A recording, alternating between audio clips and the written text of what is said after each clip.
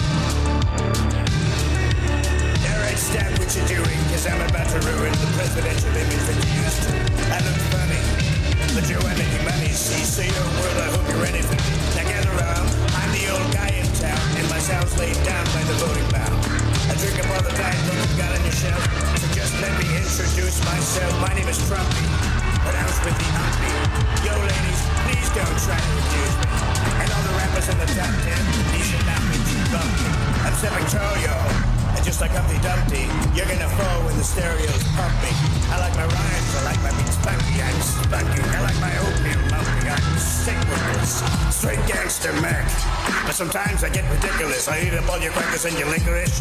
Hey, yo, Kamala, come here. You ticklish? Yeah, I thought you are. Look at me, I'm flimsy.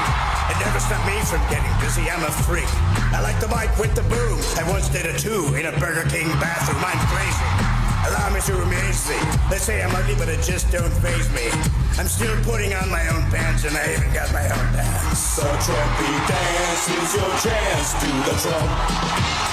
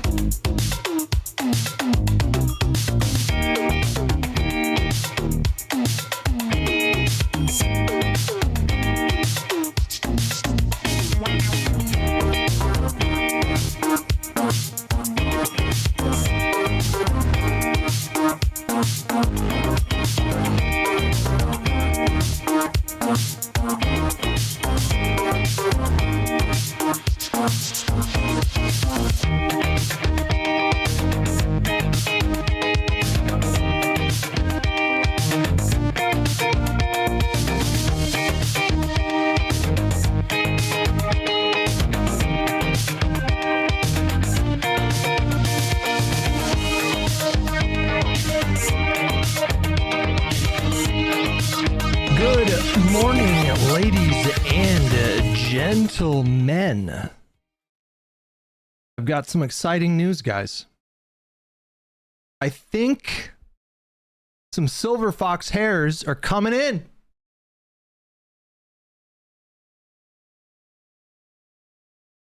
You see them? They're right there.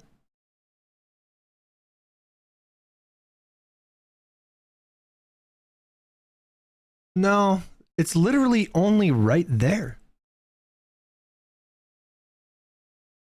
There's like a cluster of like 7 or 8 hares, like right there. Very exciting stuff. I've been waiting very patiently for my silver fox hares to come in. They've been stubbornly refusing to grow until this last month, maybe? I don't know. Excuse me. Pardon me.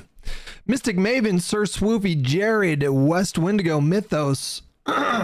Mythos, thanks again for the membership yesterday, buddy. Naughty Pup, good morning. Sarah, Chordium, Vansetu, J-Note, Lapel Duvide, Ro Kushos, Magnus, good morning. Lopsided Pixel, Kieran, Fu Manchu, General Martok, ATX Couch Potato, Mira, Extremes, All Care, and Space Limey. Good morning, guys. How's everybody doing? YouTube chat sucks balls. Wow, that was overly aggressive for the beginning of the stream. Very unnecessary. We don't need to be stoking divisions between the chats. There's no need for this division. Space Limey, thank you so much for 13 months. Harstar with 131 months. My goodness. Thank you so much, man. You got to be like a top 20, like longest subscriber, maybe even top 10. What's your stroke order? Do I even want to know what that means? I do. Tell me what it means. What does that mean? Stroke order? All of my favorite people suck balls. Huh. Huh. Interesting. Interesting indeed. To Curse, what's up, buddy? Another American, good morning. Burnt Bread, did I say what's up to you? Bomb City Broadcasting, good morning, good morning, good. Excuse me. Good morning.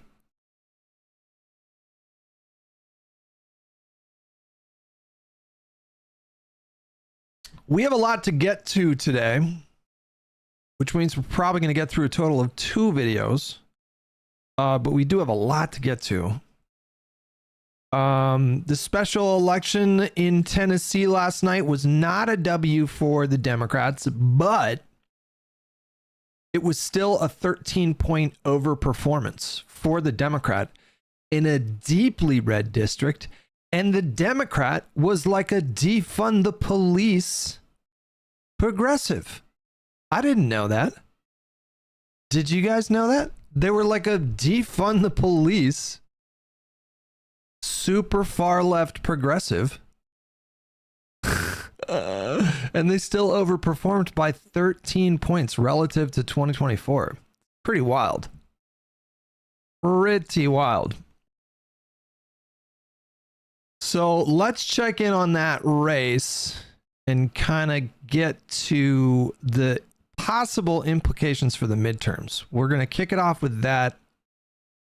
We do have to watch Casey Tron's apology.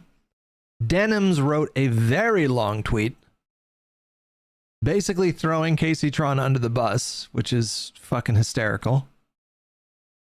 Hassan himself reacted to that, but I can't seem to find the clip of Hassan reacting. If you guys can help me find that clip, that would be awesome. If I have any Jamies in the chat. But why don't we kick off this morning's stream by taking a look at that race from last night? Broke the 20-point mark. It is Election Day in Tennessee tomorrow, a special election for Tennessee's. Wait, that's not right. Hold on. Tomorrow? Wait, hold on. Okay, here. For an open house seat in the state of Tennessee, and the Republican candidate won, and a win is a win, right? Well, still, Democrats seem to be smiling this morning. Why? Because when is a win not a win? Well, in this case, the margin of defeat was much slimmer than Republicans have been doing in that district. With us now, CNN chief data analyst Harry Enton. Let's talk about the numbers. Let's talk about the numbers. Republicans should be running for the hills this morning because the blue wave is building, my dear friend, Mr. Berman. What are we talking about here? Is it me or is Harry Enton getting more emotive? It seems like he's putting on, he's sprinkling a little pepper on everything.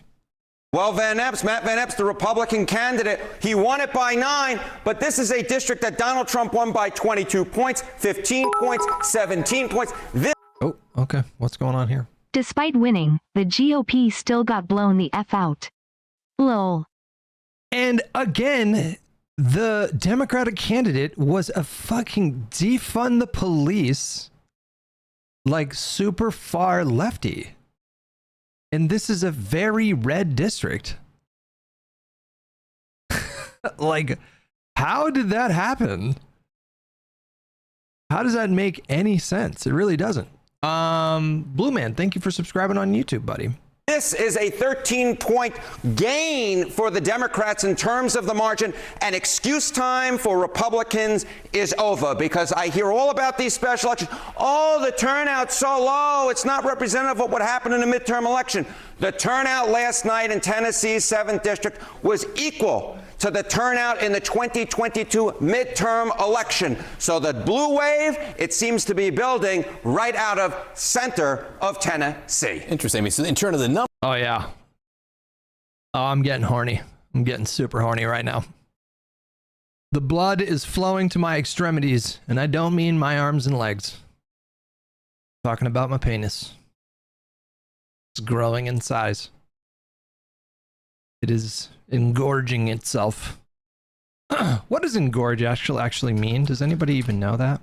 Engorge. I'm coming. I'm fucking coming, bro. Oh, I can't wait. Engorge is to cause to swell with blood, water, or another fluid, or eat to excess. Both of these things apply to me in recent weeks. Numbers, the turnout looked like a regular midterm election, not a special election. Exactly right. Exactly right. Holy shit, I'm gonna come. Naughty Pup, you found the 5-minute Hassan react. Oh my goodness. Why does it look so small on my screen? What did I do to Reddit? What is happening? Why does it look like this? Oh, okay. There we go. It's better. Like, what is this, a Reddit post for ants? Of course, we have him, what, about 11 months? All right, what have we seen in terms of trends in all the special elections the last year? Okay, you know, I wouldn't necessarily give a hoot and a hollering about one special election in Tennessee. I love the people in Central Tennessee, but Central Tennessee is nothing special compared to the rest of the country. But what we see happening is, take a look here. Okay, 2025 U.S. House special elections. Dems outrunning Kamala Harris. A lot of blue here, a lot of blue, which is what I think the nation might look like a year from now if these results hold. Arizona said. Guys. You see a 17 outperformance of Kamala Harris. 23 points in Florida 1, 16 points in Florida 6, 13 points in Tennessee 7, 28 points in Texas 28, and then 17 points in. Guys, of all the special elections for the U.S. House of Representatives that have taken place since the 2024 election, the lowest overperformance was last night in Tennessee by 13 points. Once again, and what do we mean by overperformance? We mean the margins in which the Democratic nominee performed relative to Trump's performance in those districts in November of 2024. The lowest overperformance was last night in Tennessee, and it was 13 points. The second lowest is 17 points. I also want to throw it out there that, maybe it's not a coincidence that the lowest overperformance was a defund the police far left candidate. I'm just saying, food for thought, primary voters. Maybe a different candidate, maybe, could have won that race last night. I don't know. I don't know enough about that district. I literally don't know. I'm not going to pretend like I know. But if these margins hold, my God, 2026 is going to be a fucking bloodbath. There's no way around it. If the margins hold, that's a big if. We don't know what's going to happen a year out. A lot can happen in the next year.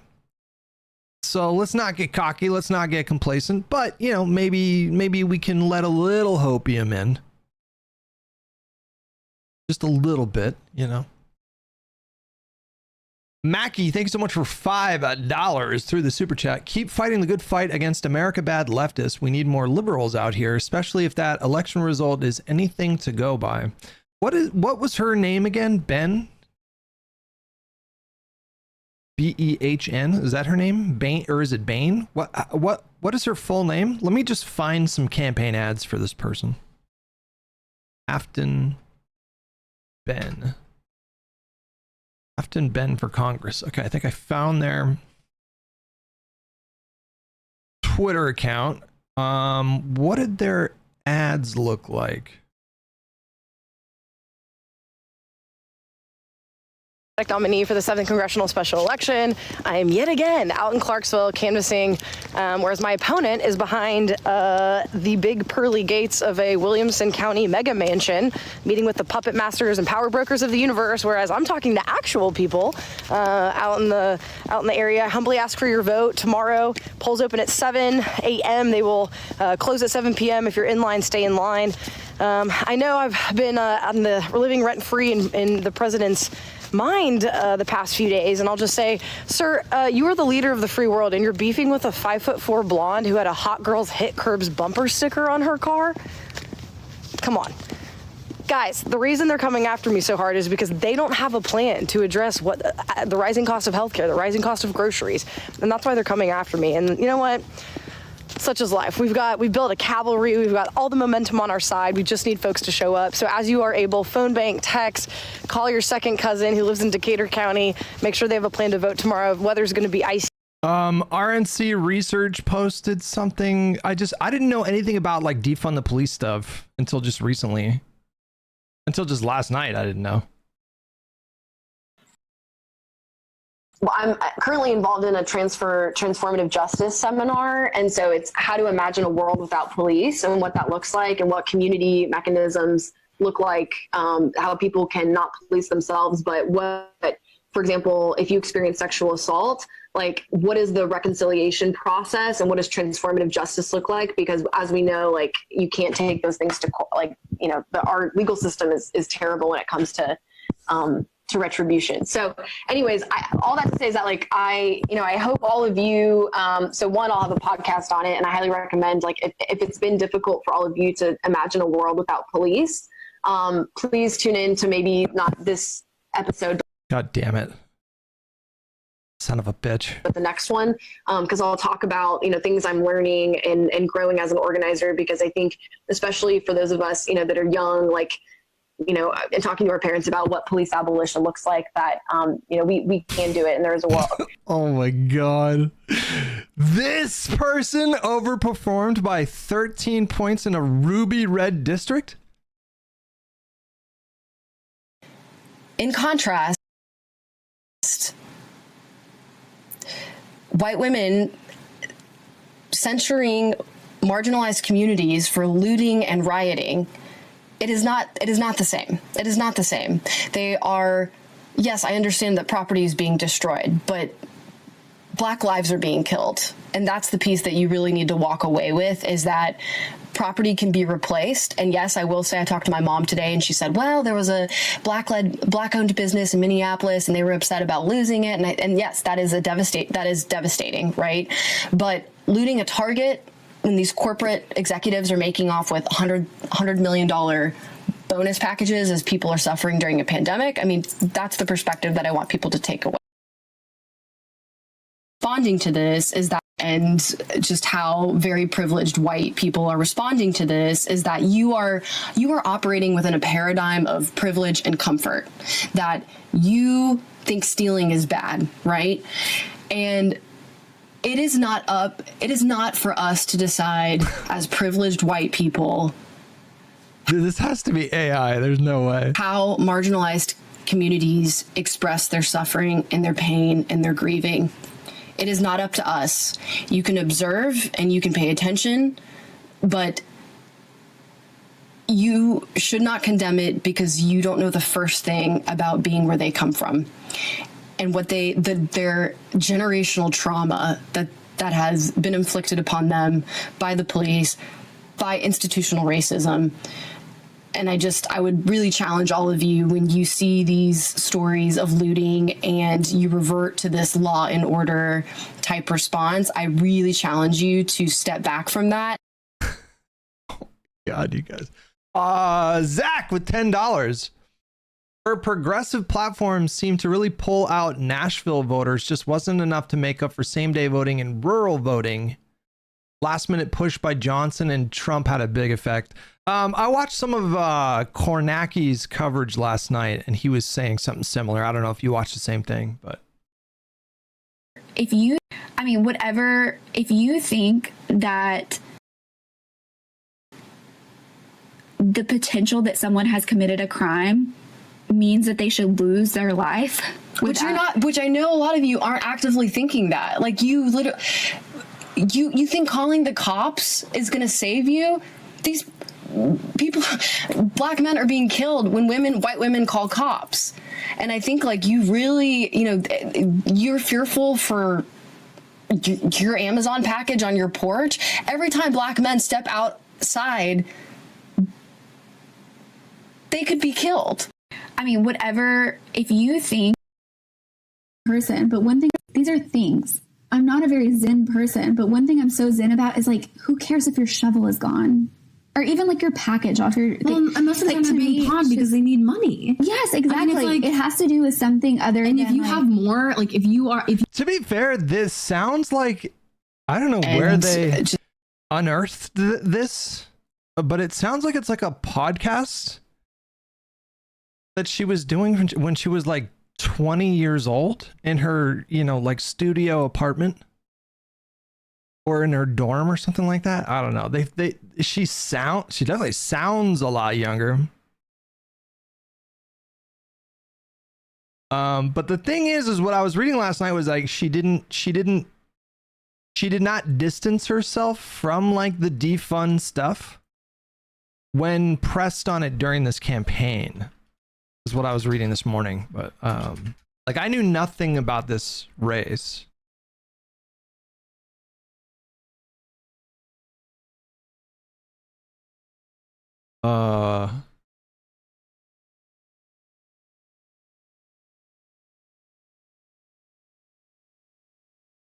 Presidential crime is, of course, also was a major issue in the presidential election, and I know there are some old posts. You've been asked about those old posts a number of times. My question for you today is whether more money for cops on the streets in the district you hope to represent would help fight crime. Would you like more money for more cops on the streets in your district?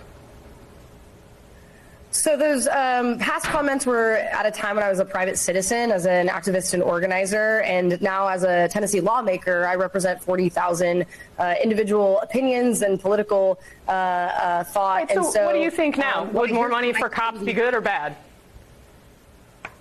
I think it depends on what the community wants. And so I've worked with communities, at least my constituents, want to ensure that there is investment in their community for community safety, community protection, mental health services.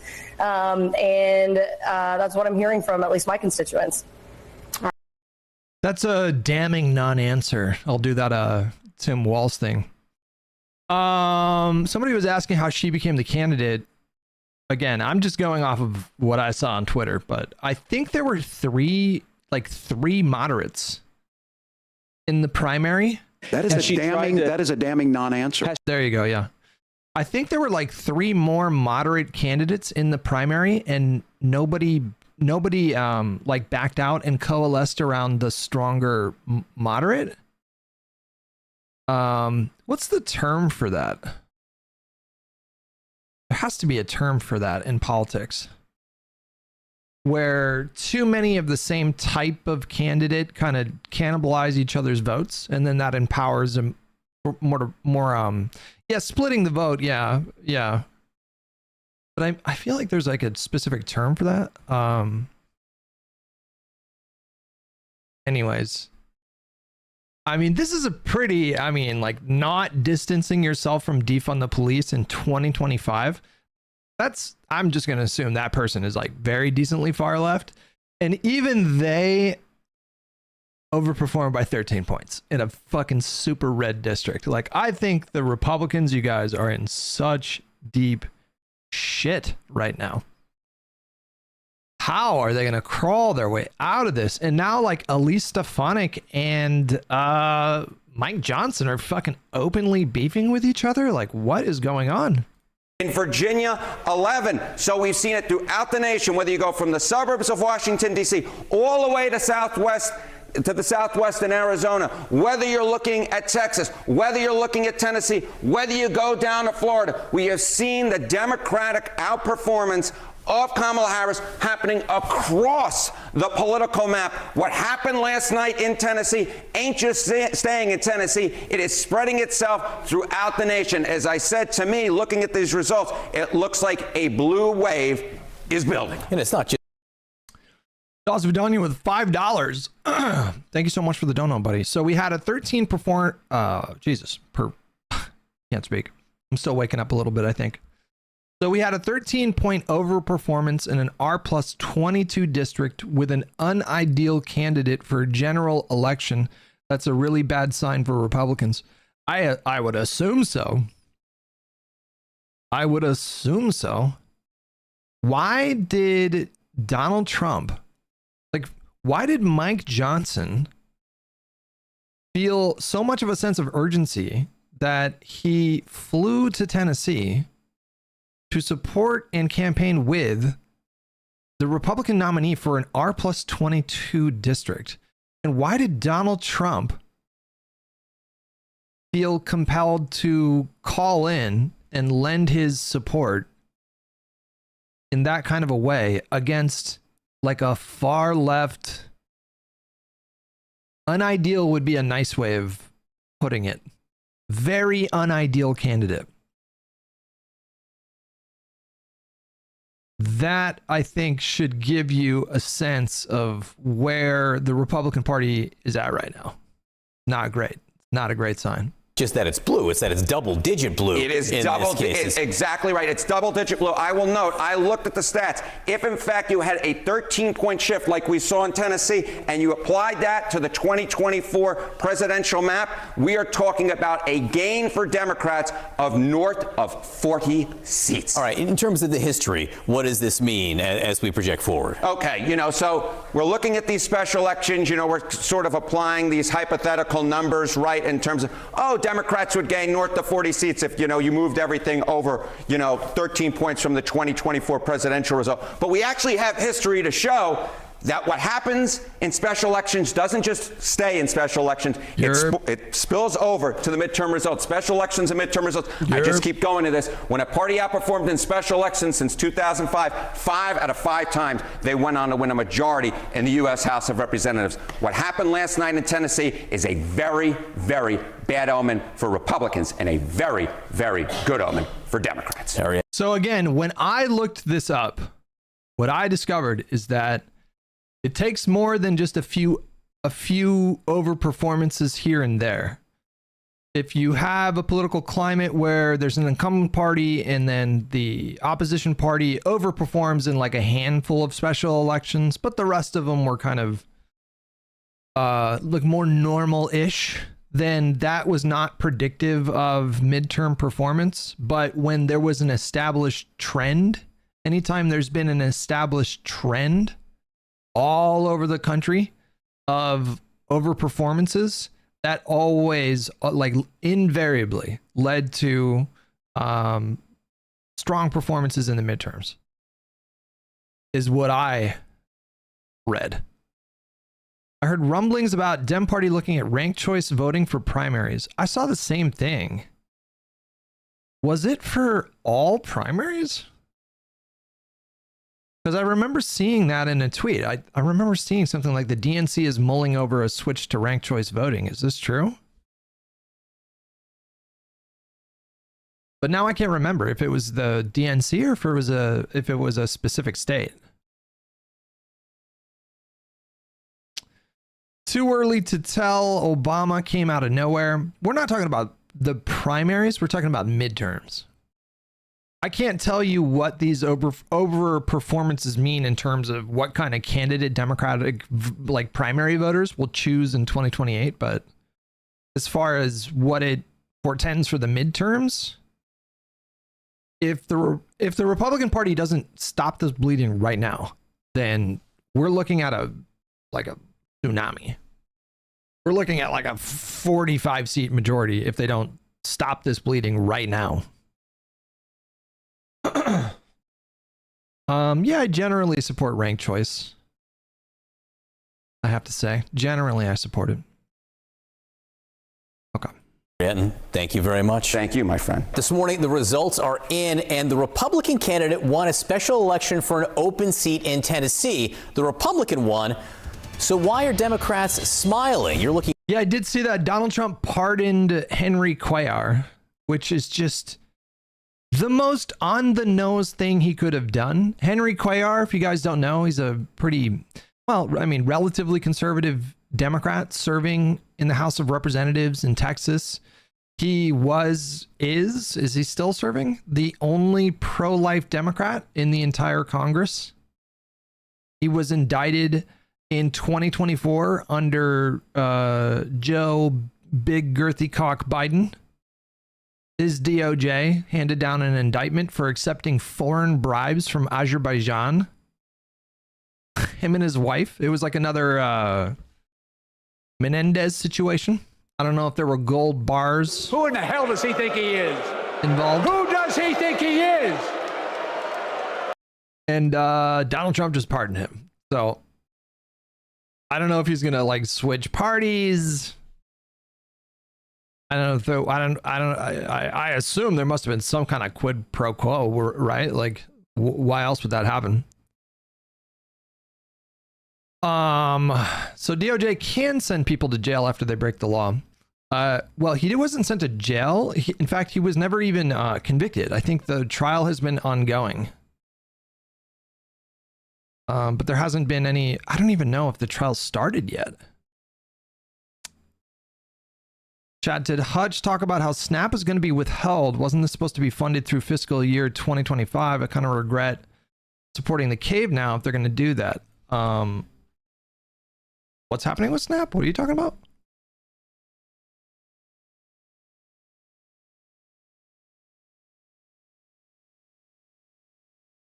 Can you give me a link of what you're talking about? I don't know what you're referring to. Might want to see this. All right, Naughty Pup, what you got here? Update. House Democratic leader Hakeem Jeffries tells CNN that the charges against Congressman Henry Cuellar and his wife are very thin, and that President Trump's pardon of the couple was the right outcome.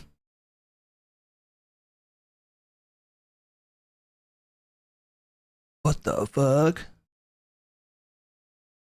To be honest with you, I don't know a lot about this. This is not a good look, but I don't know anything about the case itself. Maybe he's right. I really don't know, but that on its face is not a great look.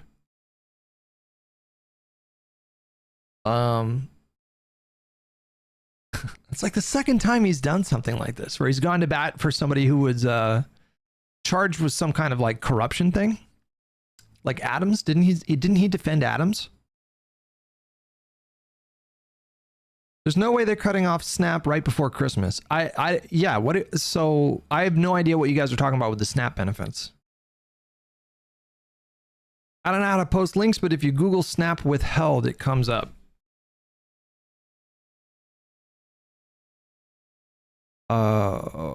Trump administration threatens to withhold SNAP 21 hours ago. Management funds from states that don't share data. President Donald Trump's administration warned on Tuesday it would withhold money for administering SNAP food aid in most Democratic-controlled states starting next week unless those states provide information about people receiving the assistance.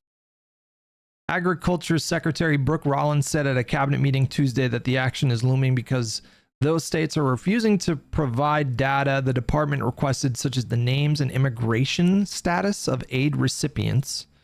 She said the cooperation is needed to root out fraud in the program. Democratic states have sued to block the requirement, saying they verify eligibility for SNAP beneficiaries and that they never share large swaths of sensitive program data with the federal government. This seems like something that'll be tossed out in court, I assume. There's no way that they can do that, right? There's just no fucking way, right?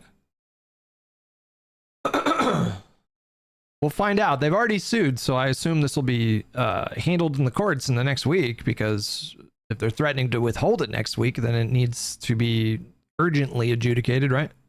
Looking at the results here, Matt Van Epps beat Afton Ben by about 9 points. But this is a really red district. It's a district that President Trump won by 22 points last year. With us now, CNN chief political analyst David Axelrod. And Ax, when we look at the list of special elections over the last year, this was a 13-point swing in Tennessee. Swings of 17, 19, 16, 12. What's really impressive is I did all that math on the fly. But what do these trends tell you? If you're in the party right now in Congress, what are you thinking? Well, first of all, a little noted fact about this election was the Republicans came in like gangbusters at the end to save Van Epps, and they were successful. What they needed to do was they needed to pump up the turnout, because the lower the turnout, the better her chances. The turnout yesterday in that district was unusually high for a special, so it really mirrored a midterm election. So let's think of it as a midterm election, and their candidate ran, 13 points behind, where even with a favorable turnout, where you'd expect a Republican turnout, where the last Republican did in the last midterms. I think they're relieved, and Democrats are encouraged. They're relieved that they didn't lose a seat. But I would not, if I were advising the Republicans, and I'm sure their advisors are telling them, we survived, we didn't thrive, and this is another. Somebody said, Jesus, how long can they stretch out this analysis? Okay, we can move on to the next thing. That's fine. I agree. We're kind of circling the drain on this one. Okay. Let's do the Casey Tron stuff now.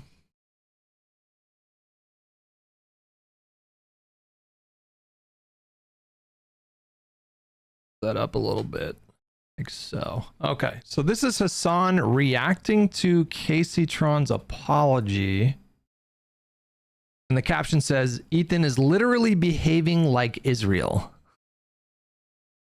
Wait, is this him reacting to the apology? The Kleins made Casey Tron apologize and say stuff about you. Oh, awesome. Is she done? Is it over? Will she no longer be haunted by the H3H3 podcast? Right. I hope she said I suck. I don't give a shit. She settled and threw you under the bus, kind of. What do you mean? Under what bus? Something about your indifference, but whatever. We shouldn't talk about this one, to be honest. No, great. She should have went harder.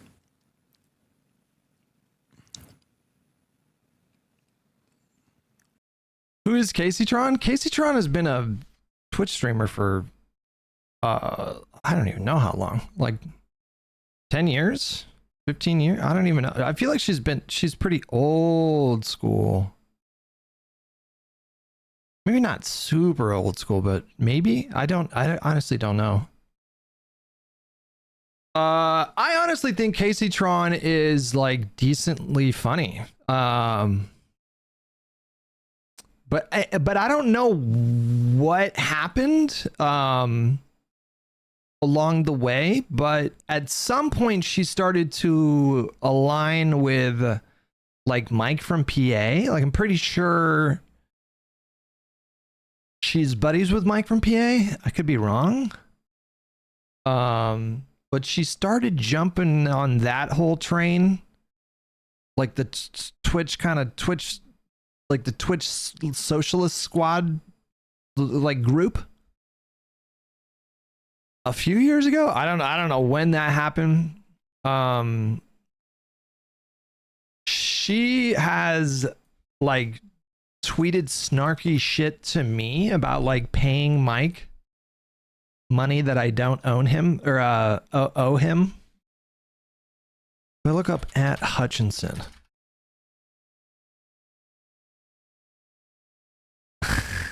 Bro.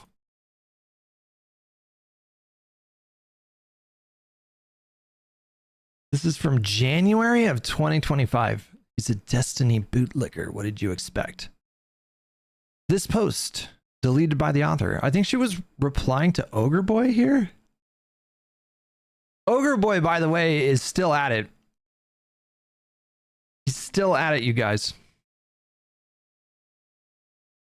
This man is still live tweeting my streams. It's incredible.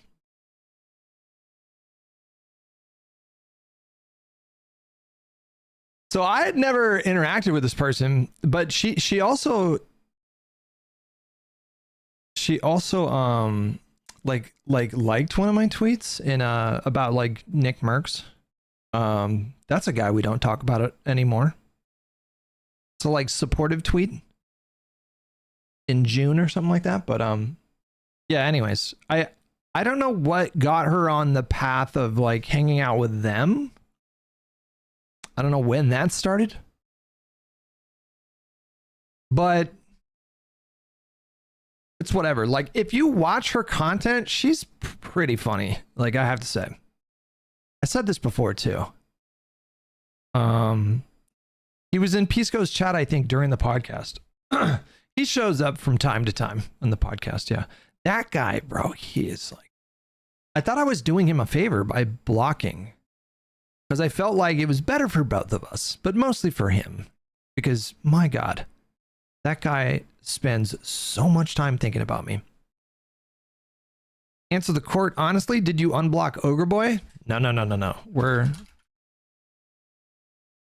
It's still in effect. It's not gonna happen. I'm telling you, it's not gonna happen. We're gonna maintain the block.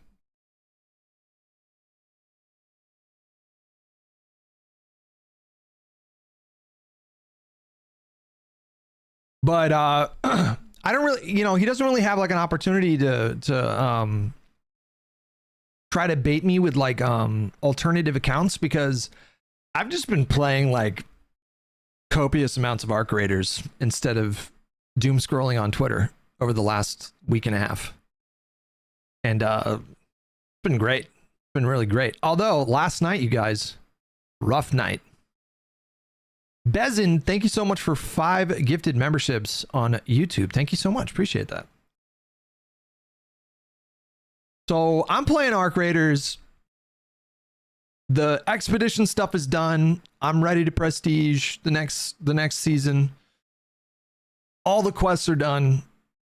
Done with all those. So basically I'm just like trying to murder people is where I'm at. Like, I just want to be a cold-blooded killer. And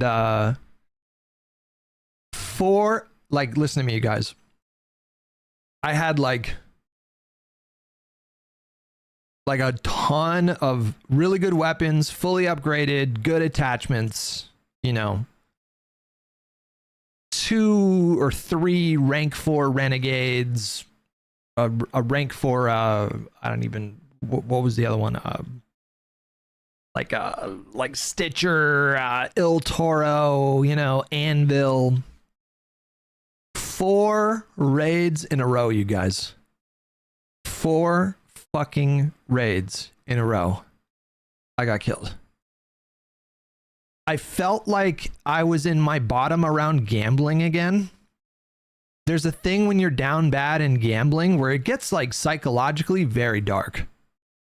Poker can be an emotionally devastating game because you'll spend 10 hours grinding $200 into $3,000 and then you just lose your whole ass in like 2 or 3 hands in a row, and then you get tilted, and then you get fucking tilted and you just lose it all. That was me in Arc Raiders last night. So like the first time I lost my whole kit, and I go in there with like a medium augment, a heavy shield, I you know, a bunch of utility, and it was I lost 4 times in a row. I was like, what just happened? I just lost like 250,000 credits worth of gear in 4 raids in a row. Fucking brutal. 80-pound gorilla, thank you so much for 65 months. Appreciate you so much for doing that, buddy. Heavy shields are not bad. They're not bad. The community is wrong about that. There was a creator that came out with a video just a few days ago that demonstrated how like the community's understanding of heavy shields is just wrong. And heavy shields have for sure saved my fucking ass more than a few times and have allowed me to like get out of that fight, get cover, reapply shields. I've killed like 10 to 15 people because I was able to survive and keep the fight going. Your gear is never your gear. It's just in your stash for the moment. That's true. Yeah. Anyways, I was playing like a rat last night. There was so much karma. There was just, I killed just innocent people as they were, you know, running across an open plain, being chased by a hornet or something like that. And I just fucking pop them with a renegade.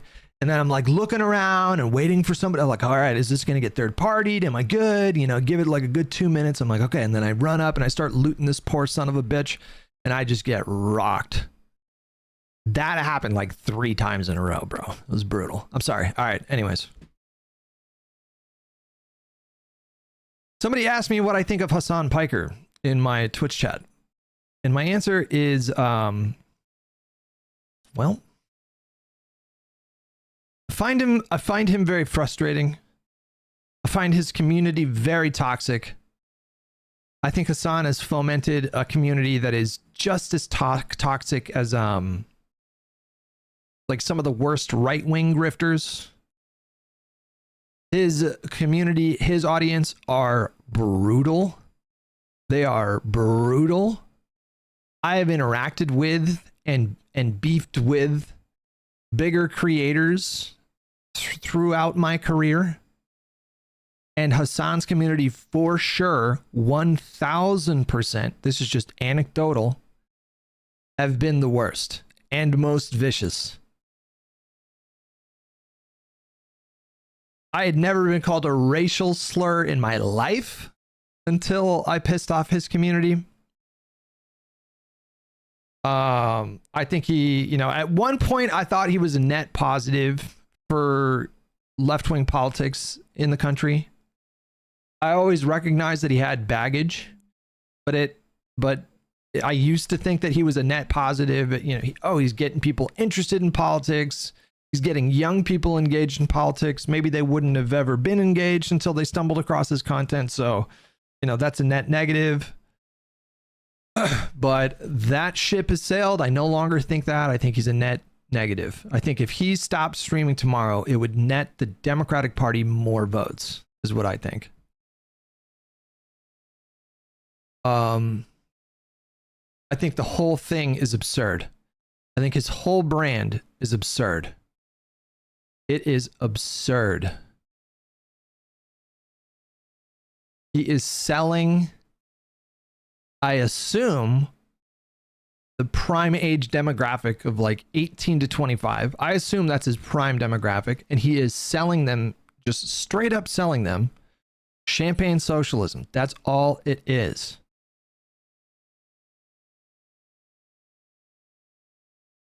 And I don't think he's dumb. Like, I think Hassan is not a dumb person, but I think he is very cunning.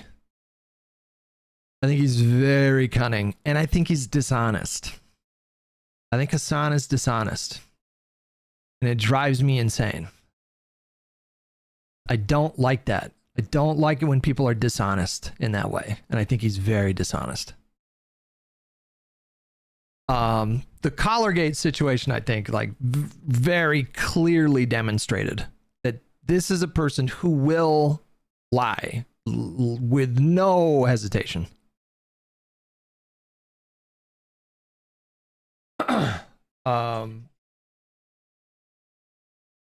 And it's interesting because it ties into this whole Ethan stuff, because it was through watching the Ethan stuff play out that I think I came to understand just how toxic, excuse me, just how toxic Hassan and his community are.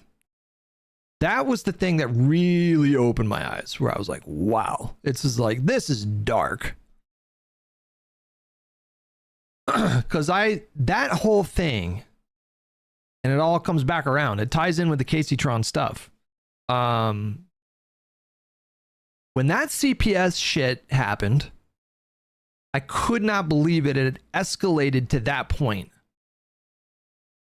I just couldn't believe it. I was like, why is this happening? I don't understand this action. How is that commensurate, or how is that proportional to what should have been a not a crazy disagreement between the two of them?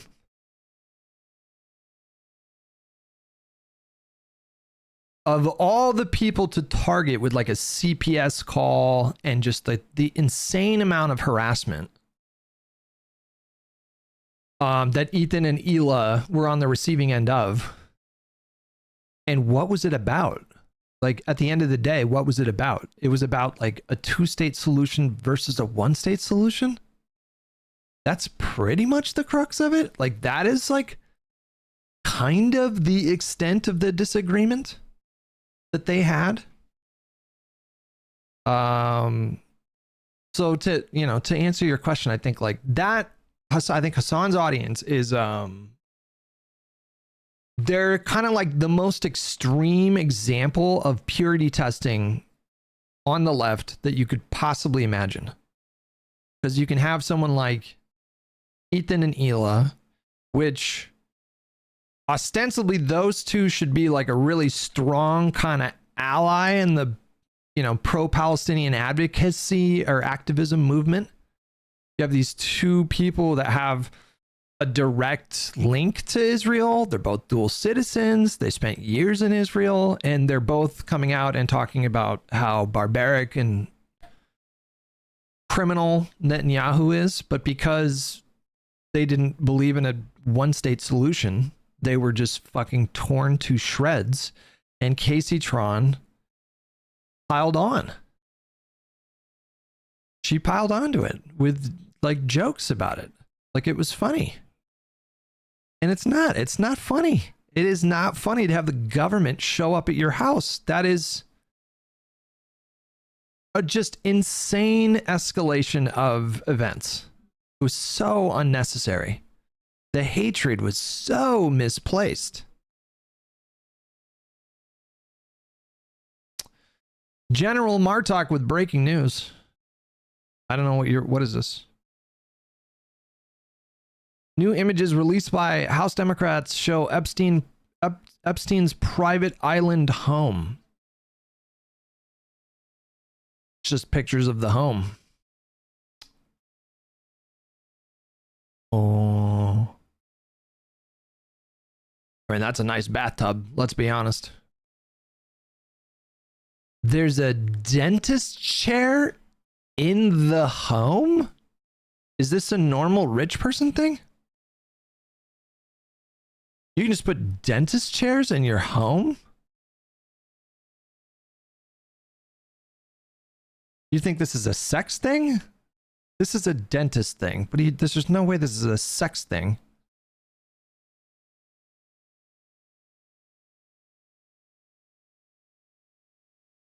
Dazvidanya with $5. It was a convo on why a lot of Jews are uncomfortable from the river to the sea in his unfollowing of Frogan after October 7 tweets. Those were, yeah.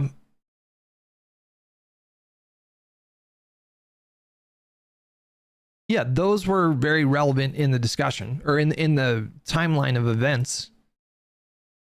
But I actually think that the thing that really kind of stoked the fires of all that was the conversation that Ethan and Hassan had about Hassan's friend or friends on the Deprogram podcast. I know this deep lore, bro. I know this lore.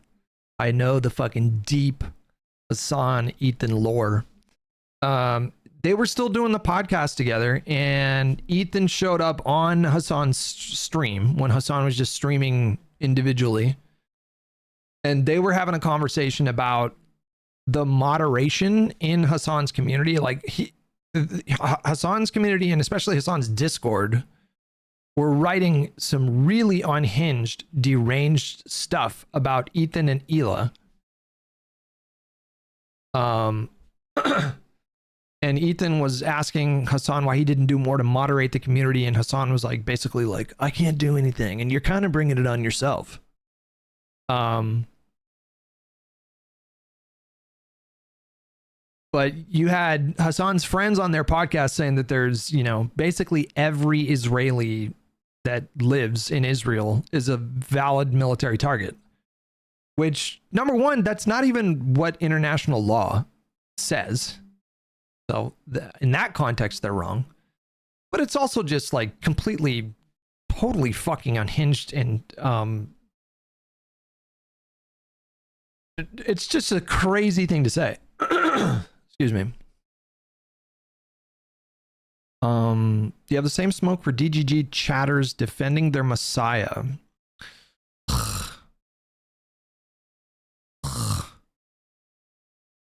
God, man. Can we have a conversation about Hassan where somebody doesn't bring up Destiny? Jesus Christ, people. God damn it. It is like, I can't even describe. It's so predictable that it's like pathetic, Like it's so pathetic that people do that. It's the most predictable knee-jerk response. Holy shit, man. I need a psychologist to dive into these communities and figure out what the fuck is going on there. The Baba Yaga. Destiny is the Baba Yaga for sure. Yeah. You're right. Chameleon says it's just a taught defense mechanism by Hassan. That is 100%. Like Hassan, here's the other thing too, guys. Like, it's kind of like a cult. Like Hassan and his audience, it is kind of like a cult. Because Hassan, for sure, trains his audience. And I think it's deliberate. I think it's conscious. I think he's doing that I think it's a very strategic, conscious, deliberate thing that he does. He trains his audience to dismiss criticisms of Hassan. And he has these like 4 or 5 or 6 kind of wells that they all go to.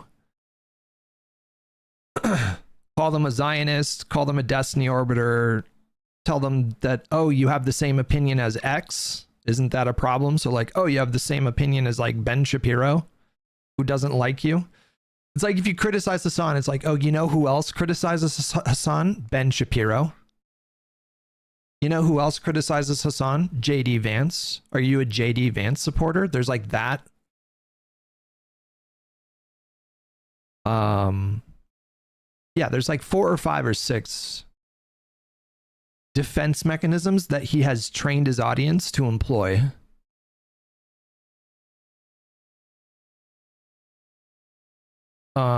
It's okay, Hutch. I'll say it for you as a Destiny enjoyer. He definitely has a sycophantic audience. He just doesn't push the same terrible rhetoric standards Hassan does. I'm just very kind of like, we've been talking about this for the last couple weeks, but the fandoms that exist, and it's not all of DGG, it's not most of DGG. It's just some people in DGG, they get really defensive of Destiny about like different political opinions. That's it. It's just like a different political opinion, and they get really defensive. And it's I am not saying or implying that I think that's most of DGG, because I don't think that's the case. But there are, anytime you get a fandom that big, you're gonna have elements within that fandom that are a bit much, you know. Okay, anyways, going back to the thing. You think I give a shit? I want this legal bullying to end. You can say whatever the fuck you want about me. If it's gonna get Ethan Klein off your ass, go ahead.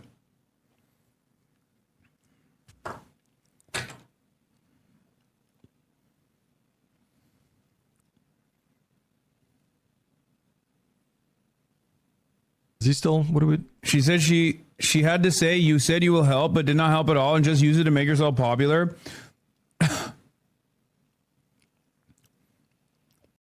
He's like, he starts the video by saying, say whatever you need to say to get Ethan off your back. I don't care. It doesn't bother me. Say whatever you got to say, man. He's like pretending to be like somebody who's like falling on a sword for them. And then we're really going to test that here. That's what they demanded in the settlement. That's so fucking sad. But hey, yeah, no, that's right. I'm a bad person. You can say whatever the fuck you want about how much of a fucking douchebag I am, how much you hate me in your settlement negotiations. If Ethan Klein is up your asshole, crawling up your asshole, hell yeah. Say I'm a bad guy, say I'm anti-Semitic. Say I'm an anti-Semitic terrorist. But that's not what she said. She said that you did not offer her private help behind the scenes, even though you strongly implied that you were going to do that. Dan Saltman tweeted out the clip last night. Let me find it. He's also admitted multiple times he wants to hurt you financially. Yeah, here's the clip. Okay. He's very obviously implying with this clip that he's going to help these creators behind the scenes. Very obviously implying that. He has also admitted multiple times he wants to hurt you financially through them, as if you were their legal guardian. No, I know. That's why he keeps saying like, oh, socialist, why won't he give these guys money? Trust me, if I offer support, you won't know about it. Okay? Beyond what I've done thus far. You will never hear about it. Very obviously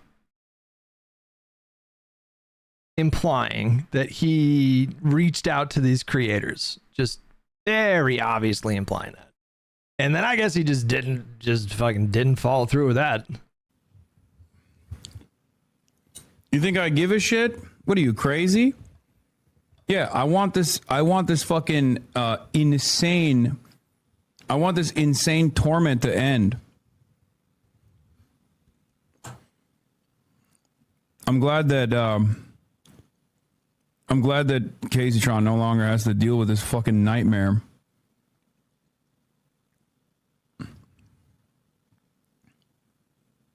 I don't know though. Like, I don't know. Like if I was in his position, would I reach out to like help all these creators financially? Well, maybe. I don't know if it should be expected that somebody in his position would do something like that, but like some kind of support, surely some kind of support, right? some kind of support would have been probably the correct thing to do. Maybe that's money, I don't know. Like, but something, right?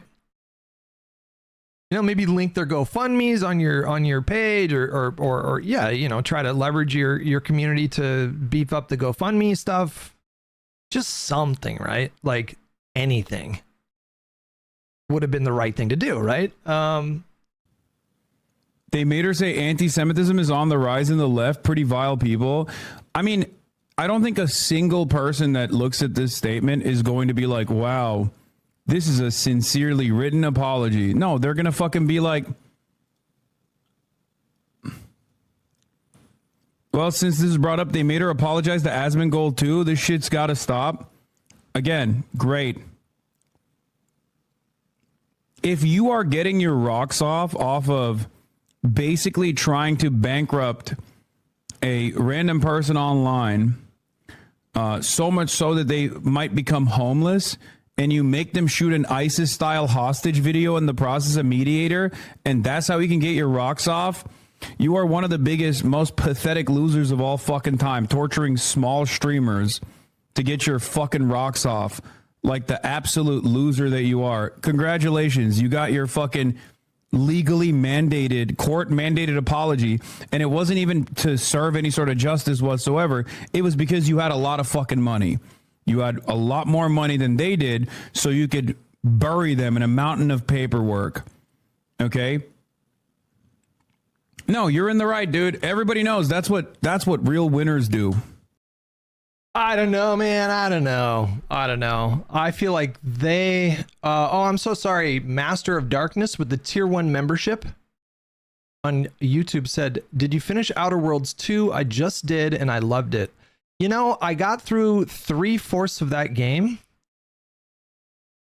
And I spent a good amount of hours. I got a lot of mileage out of that game. Let me take a look at the hours. I think I played it for like 85 hours.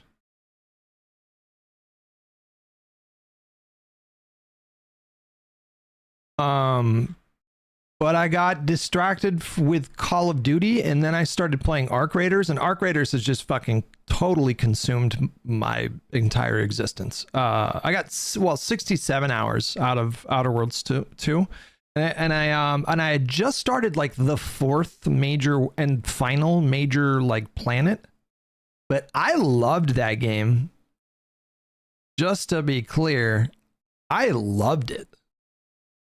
I thought Outer Worlds 2 was awesome. Like if you guys like RPGs where your decisions are very meaningful, then that's a good game to try.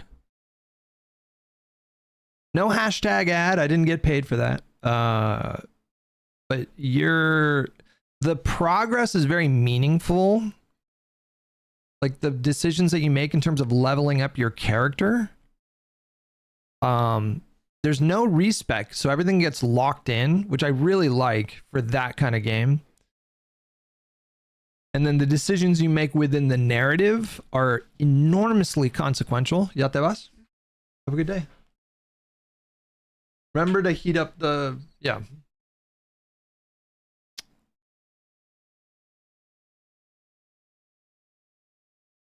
But anyways, yeah. But then Arc Raiders came along and what an incredible game. Like, I feel like what I'm experiencing with Arc Raiders right now kind of reminds me of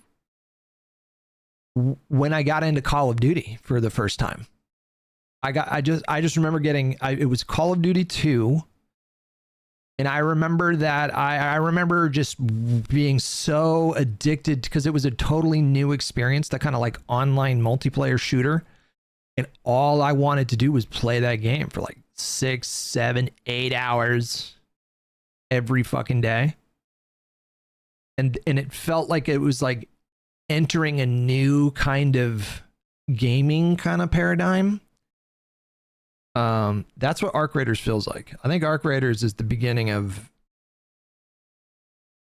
Like, I think Arc Raiders right now is positioned to be, you know, like the I was going to say like the Call of Duty of like the current era, but I don't know. There's so much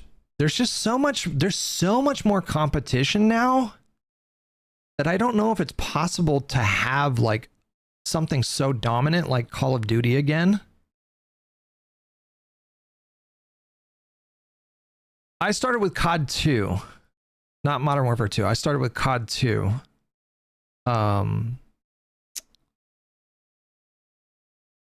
But yeah, this is really like the first year that I think Call of Duty's in a lot of trouble. I think they're in a lot of trouble right now. I think they need, like, consumers are not gonna be okay with, because what is Call of Duty? Like, Call of Duty is it's like the Madden, you know, it's like the Madden of shooters, right? Like, you're gonna get a polished product every year for sure. You know, like visually it's gonna be a really good experience, and you know, the polish of the game itself is gonna be really good. You can rely on that, but the formula is a little stale now. I don't think the Call of Duty I think the Call of Duty needs to do something really big to change things up. They need to introduce something radically different. And I think they need to really try to innovate. Call of Duty innovated like crazy in the late 2010s. The COD 4, you remember that format? Like introducing perks and like a level up system for an FPS? Like, what is that all about? They were really innovative back then. And since Modern Warfare 2 in like 2009, it's kind of been like the same thing, basically, with just really minor changes.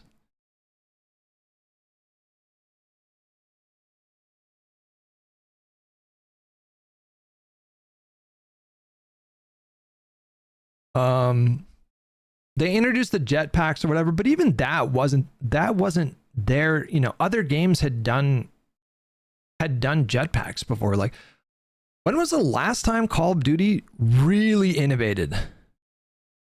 Like, Arc Raiders is innovative, you guys. The tech that they use for their game is outrageous. They're doing some really novel stuff. When was the last time COD like really innovated? I don't know. You know, that's not necessarily a bad thing, right? Like, again, like if you're Madden, it's your job to just pump out like a really polished football game every year. How much can you really change that formula? It's not necessarily a bad thing to have like a similar kind of product year after year, but I just don't think Call of Duty can afford to do that anymore. I think they have to swing really big, and I think they have to sort of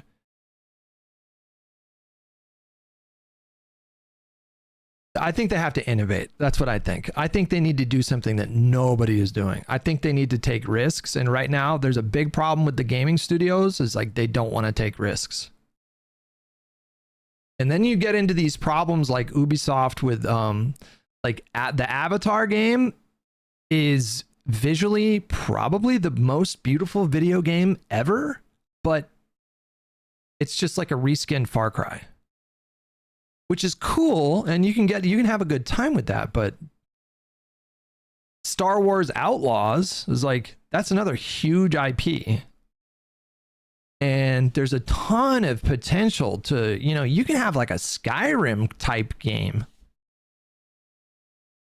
You can have like really like pack a, you know, you can really pack a war, like a Star Wars setting with just so, like, that's a game that could be rich with really interesting side characters and side quests, and just like, you can just fill that with so much cool stuff. And they just did such a formulaic thing with Outlaws where it's like, you know, it's fun, but it's not great.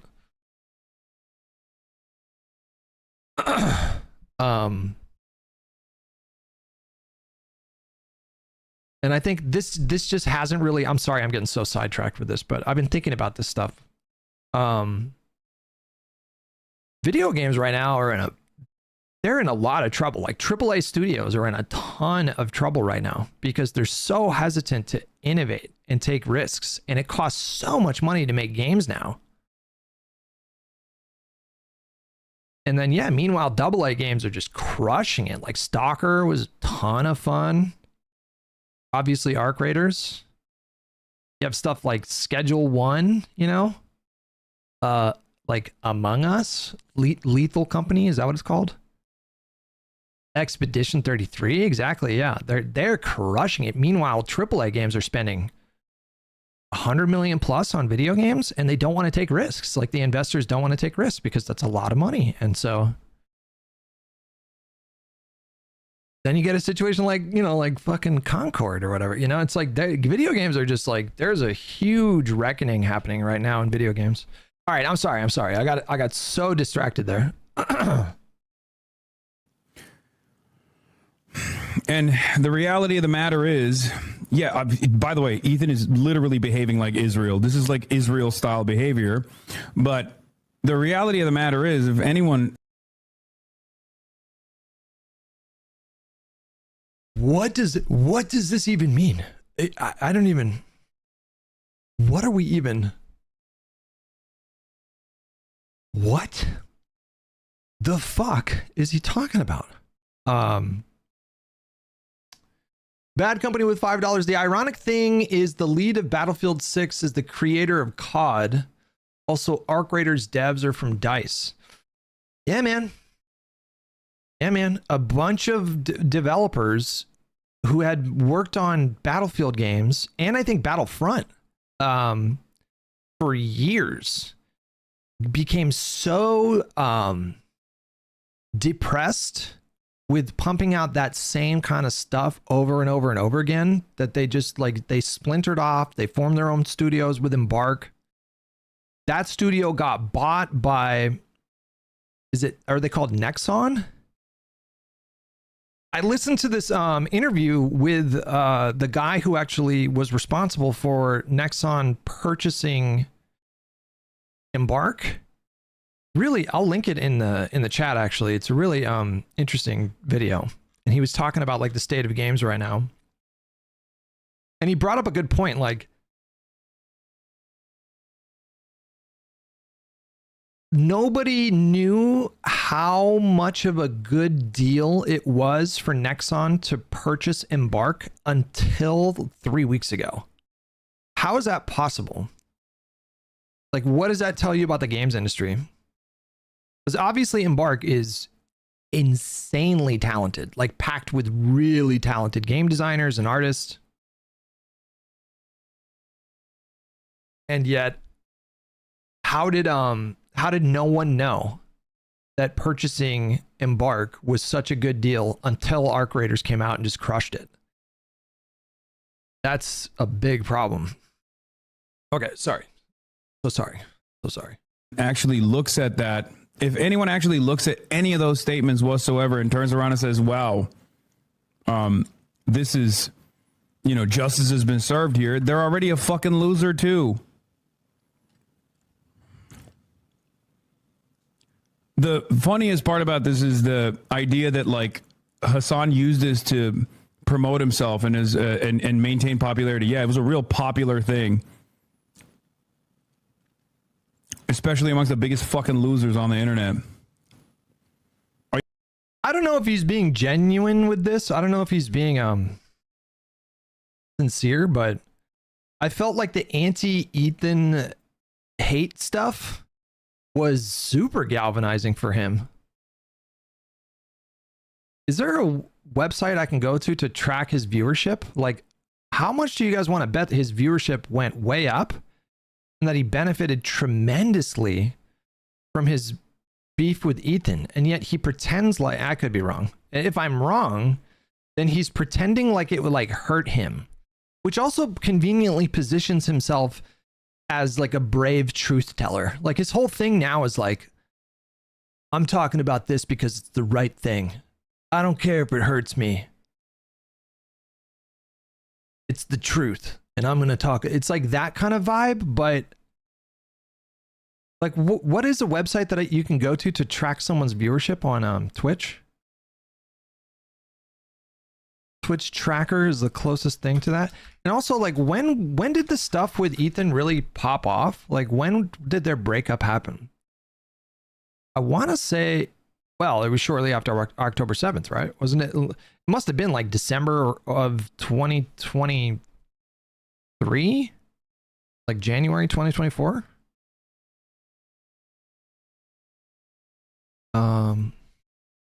Asanabi.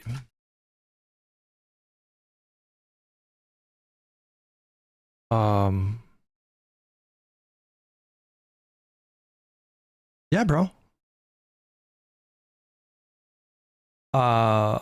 So October of 2023 would have been right here. There was a little bit of a dip because to be fair, that's kind of normal with well, these are average viewers. It's kind of normal for views to go down a little bit in December. I don't know, they actually went, I don't know why they went down. Actually, you know what? They did go down a little bit in the immediate aftermath of October 7th. That's kind of surprising. But then I'm telling you guys, like, all this right here is while he's beefing with Ethan. This growth right here is while he's beefing with Ethan. His average viewer count did trend up, and then it trended way up in July for some that would have been the assassination attempt and the bad debate, and then Kamala replacing, so that kind of makes sense. But you know what? Like, I guess I stand corrected, because I think he did suffer some short-term losses, because typically like November and December are better viewership months. Anyways. Are you worried he will ever try to sue you? No. Why the fuck would I be worried that he would try to sue me? What can he sue me over? Nothing. No, he's too busy trying to sue whoever he can that he can bury in a mountain of fucking paperwork.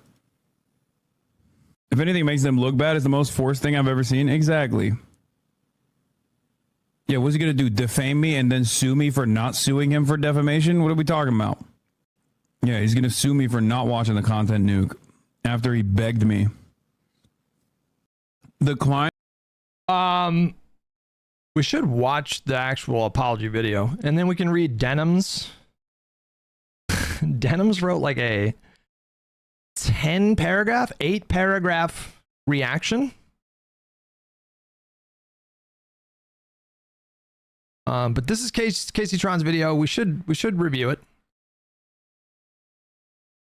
Dasvidani with $2. It feels like COD has lost its identity. I don't know if COD has lost its identity. I just don't think that it's resonating with gamers right now. COD, let's be honest, I think the reason COD was so dominant starting in the mid to late 2000s was they were offering a very smooth shooter that ran at 60 FPS. Because no other shooters were doing that. Halo 3 runs like shit on Xbox 360. I have no idea how anybody played that game. Because my intro to console shooters was Call of Duty, and they always had steady 60 FPS, which back then, that was like the smoothest kind of experience you could get. They also did a lot of cool stuff. It was like a very visually good game. And, you know, COD 4 innovated like crazy for shooters. COD 4 literally changed shooters. Just like profoundly changed shooters. That was real innovation back then. But every other game, Battlefield, Halo, Gears, they were all 30 FPS. And I don't know how, like, I just got so used to 60 FPS that anytime I tried to play a 30 FPS game, I was like, why does this feel like shit?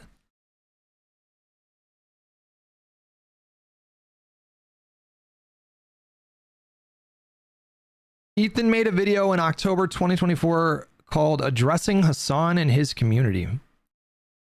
Might be valuable to go back and I'm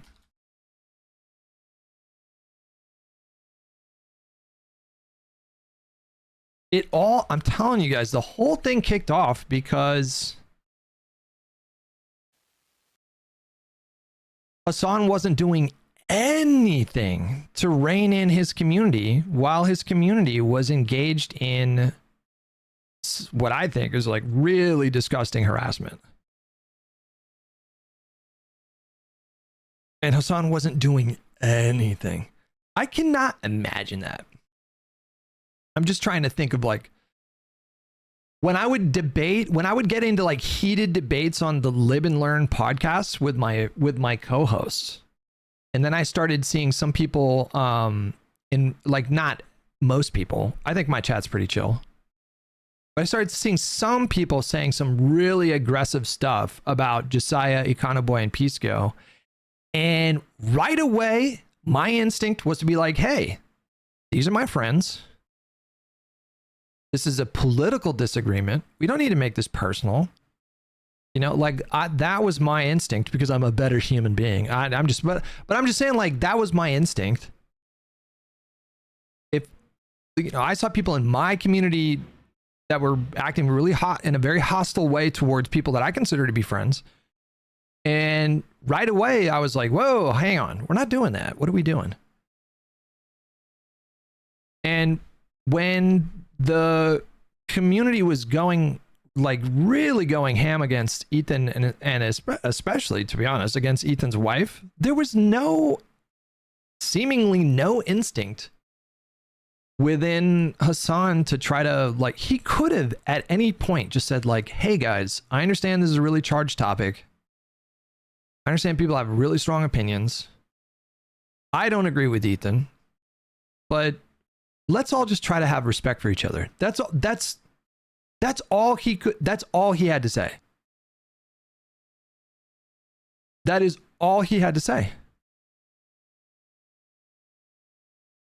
And that little gesture, you know, that small gesture, I think would have gone, that would have had a tremendous impact. That would have brought the temperature down. You wouldn't have completely eliminated the total psychopaths that were, you know, spreading animations of Ela murdering Palestinian children. Like, you can't 100% get rid of, like, weed out all those people. But Hassan could, like, just by setting that example, could have taken, that would have been a meaningful action to bring that temperature down. And he just refused to do it. And he pretended like it was outside of his power.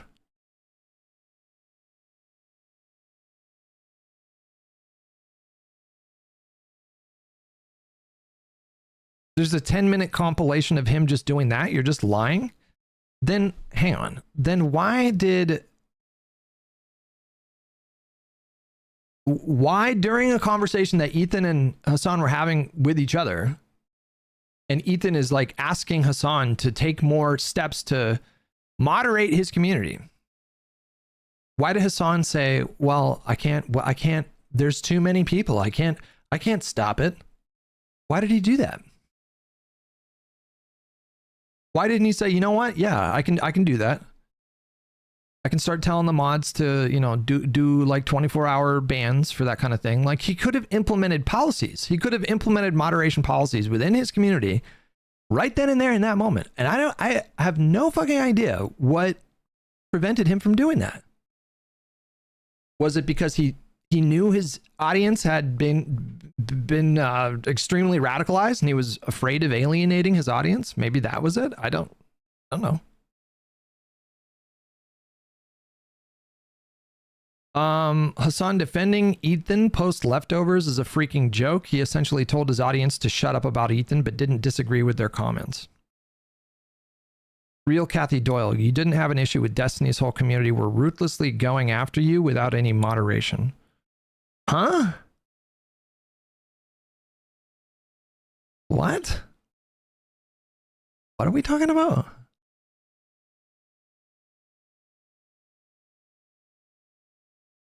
Okay, anyways, let's review the apology.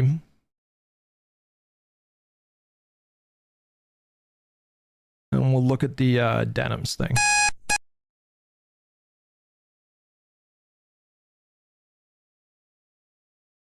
And by stating I take responsibility for infringing the content nuke.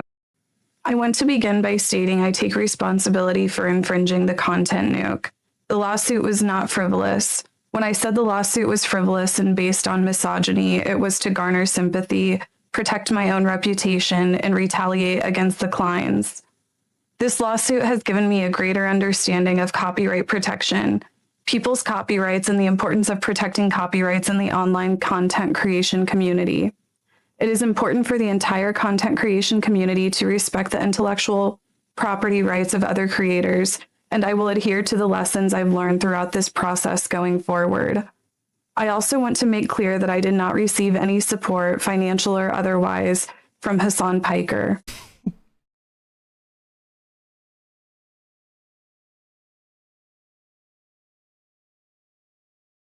Oh, man.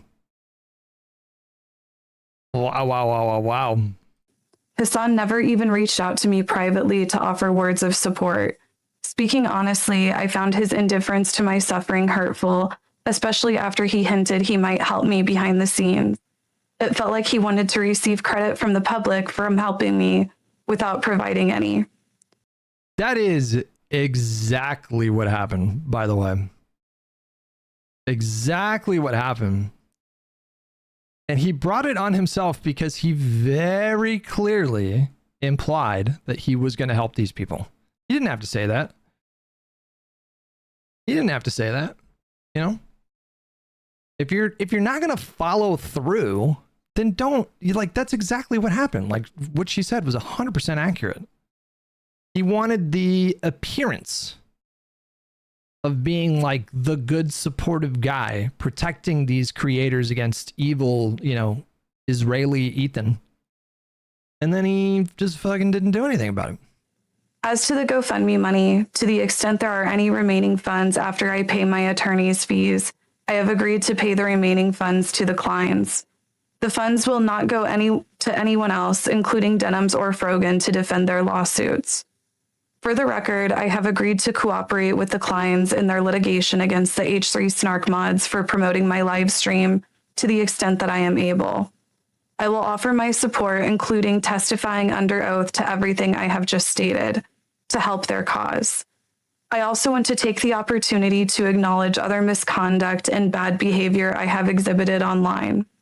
For example, weaponizing the death of Asmongold's mother was inexcusable. I should know better because I have 3 disabled people that rely on me. There was somebody else too. Oh God. Do you guys know who I'm talking about? There was another guy that is friends with Hassan. I think he has like a beard. He's like a taller, like not skinny, but more slender kind of person. And he said something about Asmongold recently that was like, whatever beef you have with someone, and however odious I personally find Asmongold's takes to be from time to time, there is such a thing as taking it way too far, bro. There is this person here. Did you guys see this?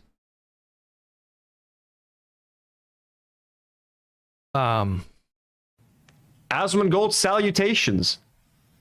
And again, RIP to your dad. So sad that he had to pass away knowing that he left behind a piece of shit son like you. Goddamn.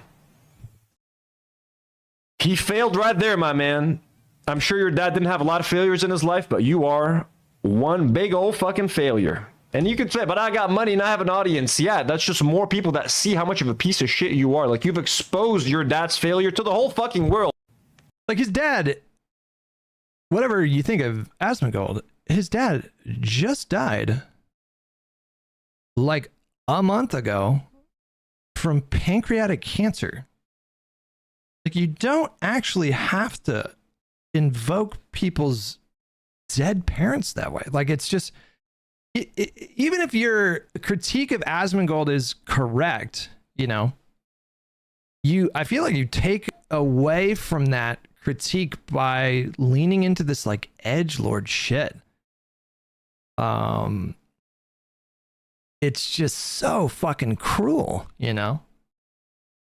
Was it a month? I was thinking 2 or maybe it was a couple months. I'm not sure, but I mean, it's pretty recently, within the last couple months. You You don't actually have to do that. And I'm well aware that Asmongold himself, I think, he can be brutal. But man, like you don't have to take it that far. The internet ruined people. They no longer have filters and don't realize thoughts can stay inside the head. And I think that social media kind of rewards people not having a filter, which is just really bad behavior. People are like, oh, what a fucking savage. You get kind of rewarded for it. You get social capital for going like really ham. But then you get conditioned from your audience who rewards you for that type of behavior. So you kind of get psychologically conditioned to just go super hard every fucking time.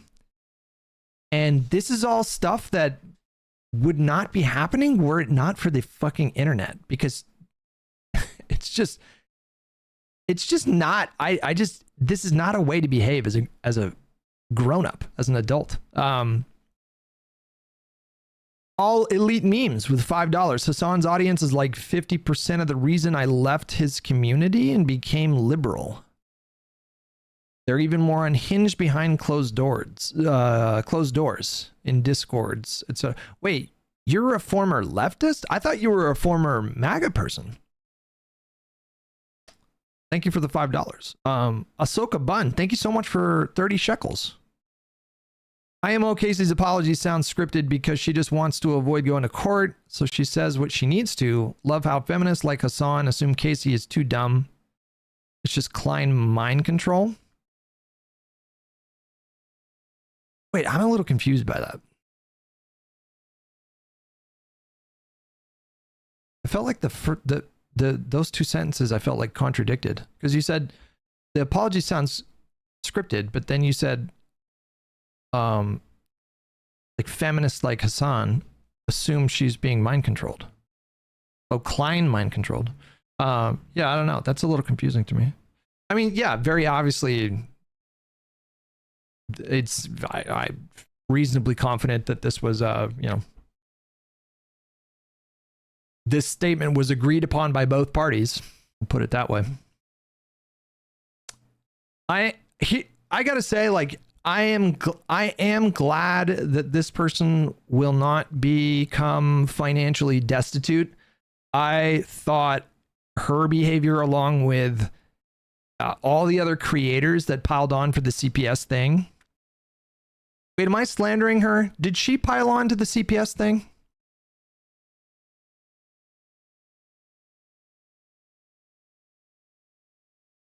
I might be making assumptions here. I thought I remembered that she piled onto the CPS thing. I could be wrong about that. I have definitely seen her have some very harsh words for the Kleins. That whole thing was such a pile-on. I felt like it was such a pile-on, and it was so unnecessary.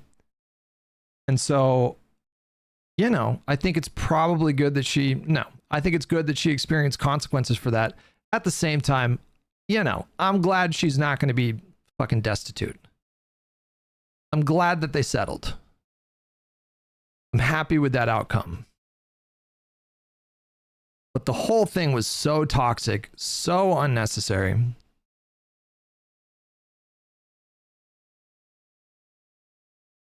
So unbelievably unnecessary. Well, hang on. I don't think she sent skulls to Ethan's house. I don't think there's any evidence of that.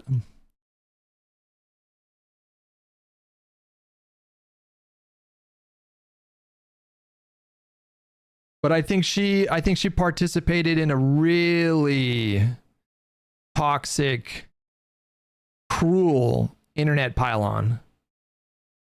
And, you know, I think it's good that there are consequences. There are some consequences for that.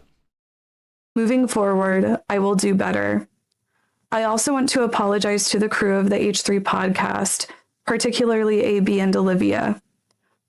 I apologize for calling them cowards for not quitting their jobs, That was a shameful attack on two people who deeply care about Palestine and Palestinian people. AB, along with his wife Lena, have done more than I have ever done for the Palestinian people, including raising over $100,000 in charity. I recognize that they have actually made Palestinian lives better, and my online antagonism and trolling has not. I apologize to Ethan and Gila personally. I have said extremely mean and cruel things about both of them, particularly my misogynistic attacks against Gila that never should have been said. I also want to acknowledge the pervasive problem of anti-Semitism in leftist spaces. It should concern all of us. I condemn it and will not participate in it. To that end, I wish the Klein's success in enforcing TED Entertainment's copyright and protecting the legal rights of online content creators.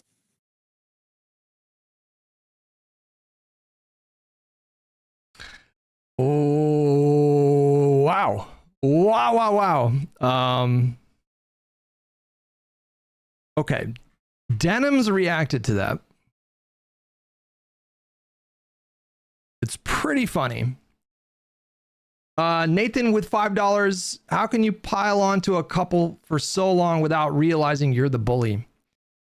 Here's what I think happened, and tell me if you guys agree. They constructed a version of Ethan and Hila in their minds. They constructed a villain, is what happened. I don't know if there's a psychological term for this. Do we call this projection? Like, what is projection in like psychology terms?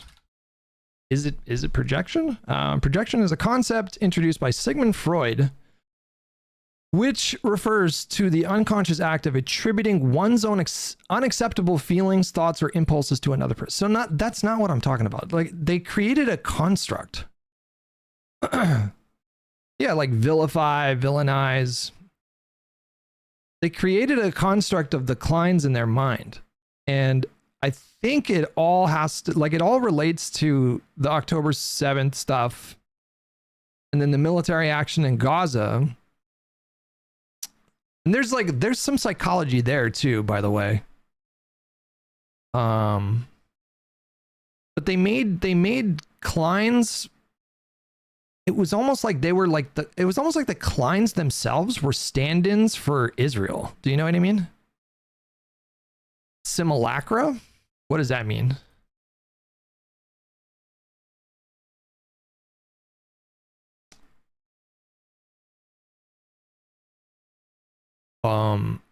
Symbols of a non-faithful representation to the original? I think we're getting close to that. Sounds close to what we're talking about.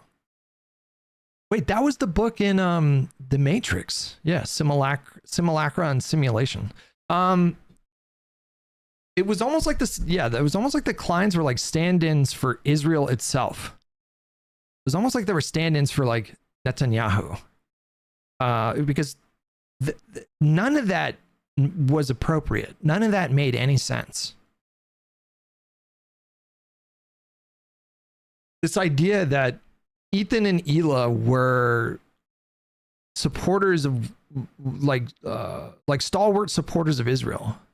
It's just not true. It's just completely made up. There was so much evidence to the contrary. They had a personal connection to Israel, and that came out when they spoke about the issues sometimes. But it wasn't like it would not be accurate in any honest sense to describe Ethan and Hila as like these hardcore Zionists. None of that was true. Hutch, chat wants you to use your voice filters for reading Denim's posts. I don't even, how do I simulate her voice? Gender. Oh, for some reason it's not working. Wait, what? That's weird. The FX thing is not working. Can't do that. Okay.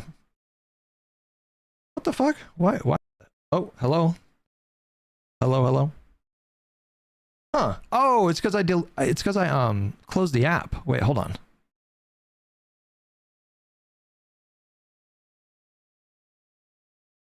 Hello? Yeah, there we go. Okay. So for wait. Hello, hello?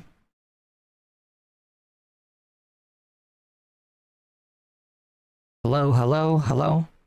I feel like that's honestly a little close to the way that Denims speaks. Denims has kind of like a...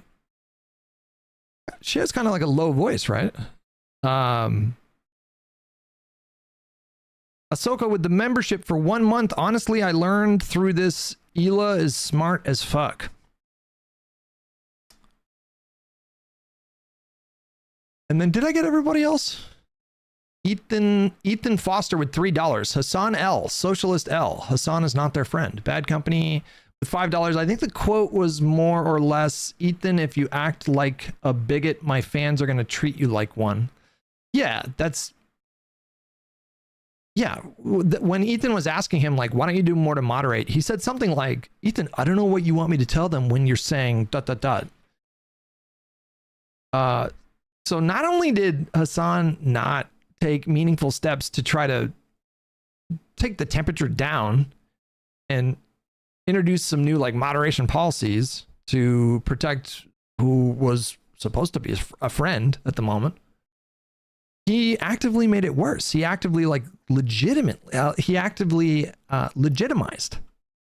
the delusional observations people were making about Ethan and Hila at the time. Like, he genuinely made it worse. Dazvidani with $5. I'm sorry I missed this. Off topic, did you ever cover the deranged Trump Thanksgiving 1 a.m. tweet? I did not, no. I was a little under the weather. All right, so Denim says... Hold on, let me take a...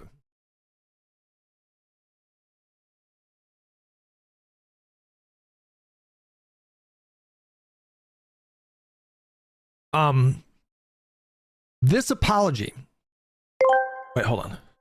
This apology. The hippie asked me, is Battlefield 6 better than ARC Raiders?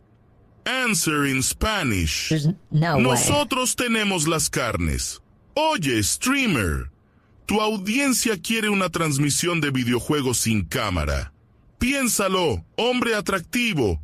Ay, caramba. My audience is asking for a video game live stream without the cam. Think about it, you handsome guy. Or I don't know what you...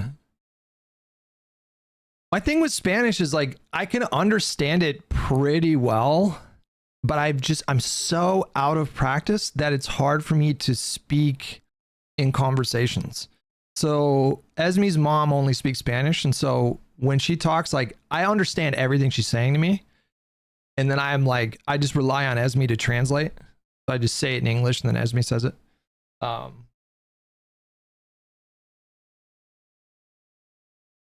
I hope Hutch sees Nicholas Diorio's dramatic reading of snark comments on the apology. It's terrifyingly hilarious. Feel free to link it. We could watch it. Why my wife and I talk in Spanish at home to train it. We should do that. I mean, Esme speaks Spanish. Like, we should do that. We should. But it's just like, it's a lot of work, man. A lot of work. I can typically understand Spanish if I get the context. Yeah, when we traveled to like Spain, less so in Portugal, I don't understand Portuguese. I understand like 10% of Portuguese.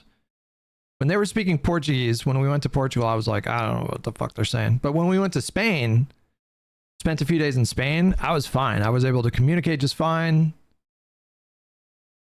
All right, we got to dial in Denim's voice. Hello, hello. That's actually pretty good, right? That's actually pretty good, right? That's actually pretty good, right? That's actually pretty good, right? Right here. I think, no, that's right here. I think that's good. He didn't say that Nasrallah was based. I think that's pretty good right there. Okay. This apology, which I can only assume was somehow forced to extract a settlement, was painful to listen to. It is absurd and ironic that Ethan accuses Hassan of being a puppeteer while LARPing as a comic book villain in this way. While it is unfortunate that Ethan appears to have been able to exert control over her in this way, I am happy that Casey Tron was given the opportunity to minimize the harm to her family, avoid the risk of losing her home, and move on from Ethan's lawsuit. I want to make several things clear. My trial date is 10/26/26, and I look forward to beating Ethan in court. While Casey and likely Frogan have caved to Ethan Klein,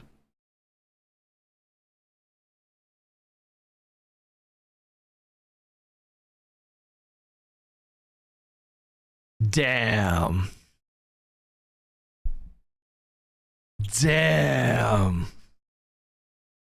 She fucking tossed them under the bus, bro. Why? What's with all the fucking thing up here? Like, I'm so glad she was able to move on from her life and da. Also, she caved, you know, like, it's so disingenuous. Like, I don't understand. This is crazy to me, man. This is crazy to me. This is fucking so crazy to me. I think these people just exist in their own kind of like their own little bubble where they're like the kings and queens of their bubble, and they just get all this validation from their audience and such. And then they end up saying stuff like this with no self-awareness. Like, when you say, while Casey and likely Frogan have caved to Ethan Klein, it just totally invalidates all of this. Like, all of this is just obviously bullshit, right? You're not happy that she moved on with her life, you know? You're not happy that she no longer has the stress of the lawsuit. You just said that she caved. Like, you didn't have to phrase it this way. You could have phrased it a different way. You didn't have to do that. You're taking a dig at them by doing that. And the other thing too is, like, she's very obviously positioning herself as like, they might have caved, but I'm gonna bravely soldier on. Like, it's all very self-indulgent and self-aggrandizing, you know? I'm the real fighter here. Yeah, that's exactly what she's doing. Settling like this is not an option for me. It's not an option for me because it would set a precedent that endangers the financial security of any streamer that creates reaction content. If you create content that involves commentating on videos on Twitch or enjoy consuming reaction content, you should be on my side. If you don't believe me, please read ahead and let me convince you. I watched and reacted to Ethan's highly anticipated content nuke shortly after it aired. Make no mistake, my coverage more than doubled Ethan's video in length. Ethan's video spanned roughly 104 minutes. I spent 230 minutes reacting to, critiquing, and commenting on his video and the content in it, during which I paused 210 times.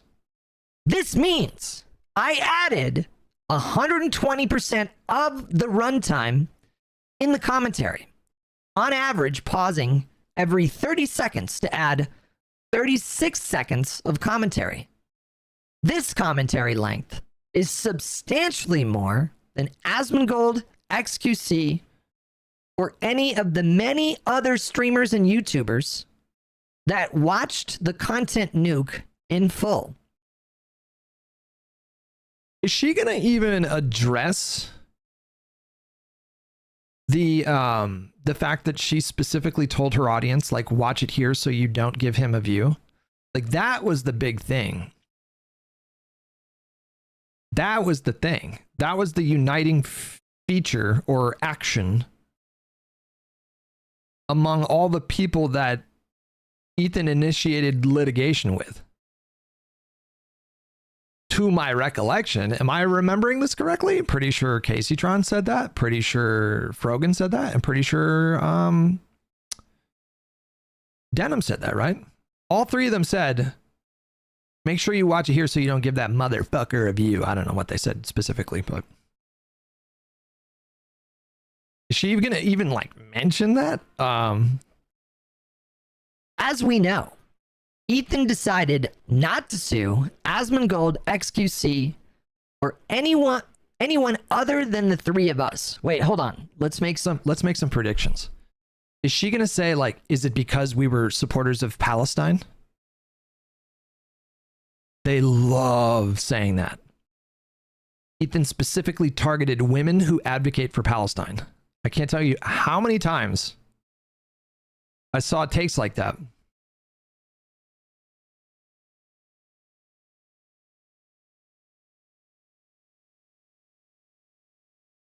Okay.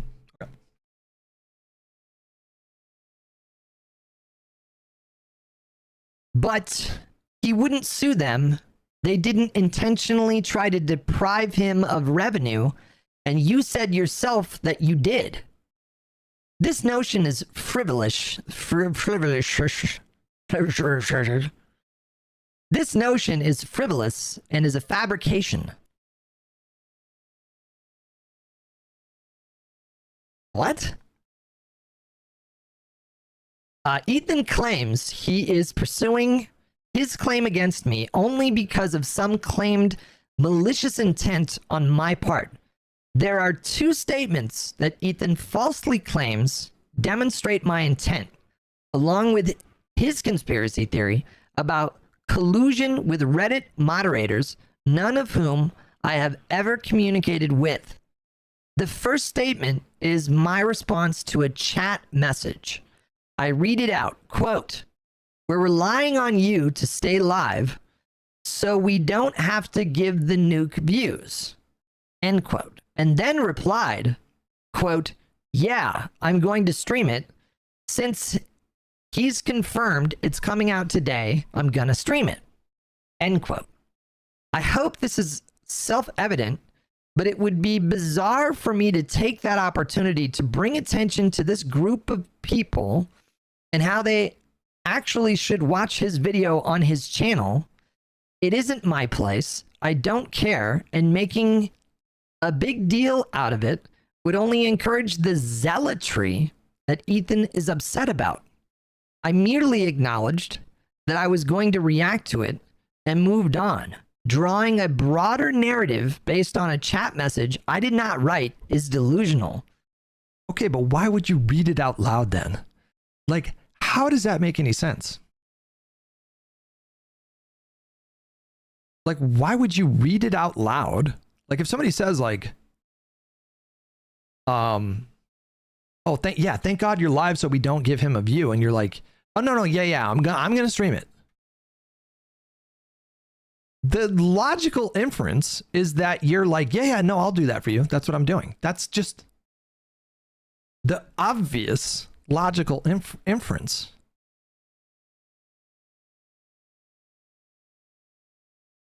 Relaxed Relic says, who gives a shit? This is so stupid. I'm sorry, this is straight up entertainment to me. I don't know about you guys, but. The second statement is a throwaway shill comment I said after the video before signing off. Quote, "Well, guys, if you enjoyed not giving any views to that terrible video, follow, subscribe, throw a prime if you like my content," end quote. As an aside, this statement is factual. Almost certainly, if someone watched my coverage, they had no interest in watching Ethan's video without the addition of critical commentary, and never would have. Regardless, this statement does not characterize my intent. At most, you can say, this is a mean-spirited comment in poor taste. Making a joke like this is too far, and that Ethan Klein deserves more respect. We can agree to disagree. Wait, hang on. What did she just say? At most, you can say this is a mean-spirited comment in poor taste. Making a joke like this is too far, and that Ethan deserves more respect. We can agree to disagree. So she said, well, guys, if you enjoyed not giving any views to that terrible video, Follow, subscribe, and throw a prime in my content. I mean, I don't pretend to know anything about copyright law, but that feels pretty malicious. Fair use is protected, obviously. That's long been established that fair use is a thing. There are protections. If you add, commentary, if you meaningfully transform the content. But if you're going out here and you're saying stuff like, and it's the combination of these two things that are not great, Like first, like reading out this comment, I don't know how she thinks she can kind of squirm out of this, because this is just so obvious. The person says, we're relying on you to stay live so we don't have to give the nuke views. And then she goes, yeah, no, I'm going to stream it. And then you combine that with like, if you enjoyed not giving any views, I mean, this is just so malicious. It's just so on its face, super malicious.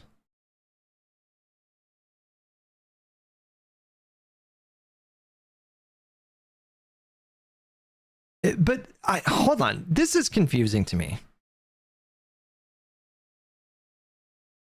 Like the last sentence of this, the last two sentences of this paragraph confuse me, because she says, at most, you can say that this is a mean-spirited comment in poor taste. Making a joke like this is too far, and that Ethan Klein deserves more respect.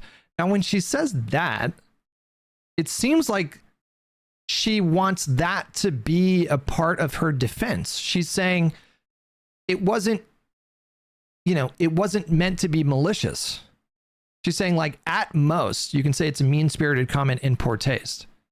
So it seems like she's saying like, well, that, it's not the malicious, like I'm trying to maliciously steal views. It's that it was a mean-spirited joke. But then she says at the end, but we can agree to disagree. So like, doesn't this undermine that defense?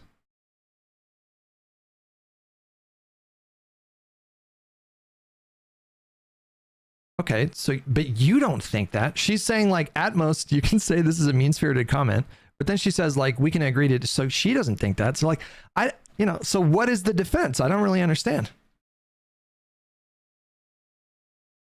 Okay, so you say like, okay, you don't agree that it was a mean-spirited joke and it went too far. So then what do you think it was then? I don't really understand. Like, Snowsource says, yes, she's playing word games as this was likely vetted by her lawyers. I mean, I would hope so, right? But like, I don't know. To me, that feels like she's undermining the defense a little bit there. There was a 100% chance this admission to guilt is going into the lawsuit, by the way. Good job, Denham's. Genius. I just like, what is her defense, right? Like, she tried to defend herself here by saying like, oh, you just misinterpreted the sequence of events up here, but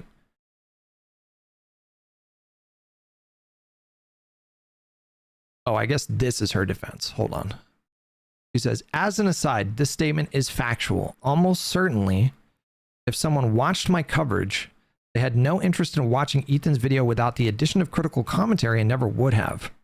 Regardless, the statement does not characterize my intent. At most, you can say that it is a mean-spirited comment. I mean, I think very clearly her intent was to hang on a second. Hang on. No, hang on. There's no way her lawyers helped her with this, because this doesn't make any sense.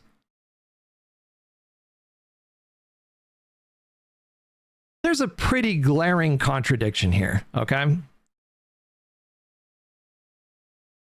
She says down here in this paragraph, she says, almost certainly, if someone watched my coverage, they had no interest in watching Ethan's video without the addition of critical commentary. But then literally one paragraph before, she references a chatter who says, quote, we're relying on you to stay live so we don't have to give the nuke views. This person is very clearly indicating that they do want to see what was in the content nuke. Hello? Excuse me?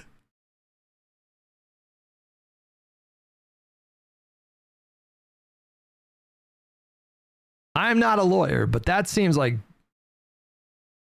a pretty silly, obvious contradiction. I guess the only way you could squirm out of this is if you were just if you could say that like, oh, the person was obviously being sarcastic. Like, I don't even know, but like, yeah, that comment alone, and the fact that she read it out loud and like affirmed it, I don't know, man. I'm not a lawyer. Do not take legal advice from me. Okay. I humbly request that we take this opportunity to question Ethan's framing of events and call a spade a spade.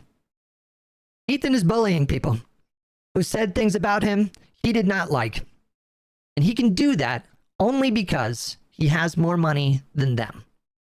In doing so, at least in his lawsuit against me, he is setting a disastrous precedent for our corner of the internet. And my hope is that others in our community with resources like Ethan's do not follow in his small footsteps. Please donate to my legal fund. Every penny has gone exclusively to court costs and fees and will go nowhere else. As stated earlier, my trial date is October 26, 2026, and I look forward to beating Ethan in court, ideally with your assistance. Thank you for your attention to this matter. I mean, I have no idea how to evaluate her chances. I have no idea. But she talks about this bad precedent.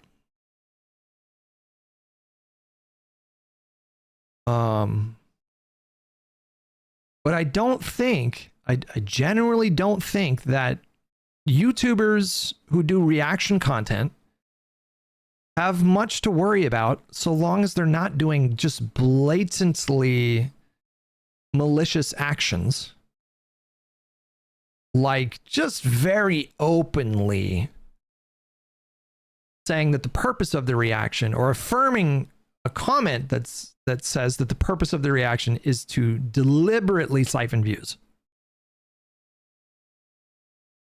Fair use is a defense to copyright infringement. Well, let's do a cursory. You know, what is fair use in copyright for React content on YouTube? I don't know. In the US, fair use allows the use of copyrighted content under certain conditions without needing permission from the copyright owner. Fair use is a legal principle in Section 107 of US Copyright Act, which functions as a limitation on the exclusive rights of a copyright holder, permitting the unlicensed use of copyrighted works for purposes like criticism, comment, and education. The doctrine aims to balance the interest of copyright owners with the public's interest in freedom of expression. A successful fair use argument is a defense against a claim of copyright infringement. Courts analyze 4 factors to determine if the use of a copyrighted work falls under the fair use doctrine: the purpose and character of the use, the nature of the copyrighted work, the amount and substantiality of the portion used, and the effect of the use upon the potential market or value of the copyrighted work. So I assume the malicious element would be relevant in the first pillar or factor, purpose and character of the use. If the purpose and character of the use is to deprive someone of a view, then that would make it malicious, right? Like, I don't know what else. Touches on top of it. It's a 4-factor balancing test, which she is going to fail.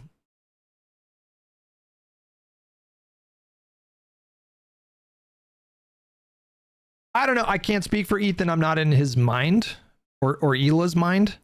So I don't know if this was about copyright or if it was about kind of like striking back against people who had, let's be clear about what it was, victimized their family with the CPS shenanigans. J-Ret says, poll just came out with Plattner up 20 points in Maine primary. Oh boy. Oh boy. Okay. All right. Okay. Is Plattner the guy? Maybe. Z to A research. What is who's that? I have never heard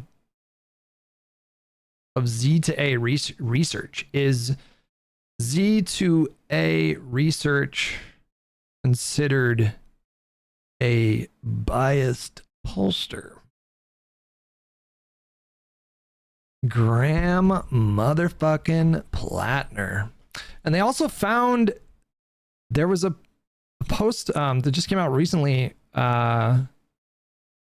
Is it a Facebook group or is it an online community for women to like discuss potential dating partners? Did you guys hear about this thing that came out? Z to A Research explicitly describes itself as a polling firm that works for Democratic leaders, candidates, unions, and nonprofits.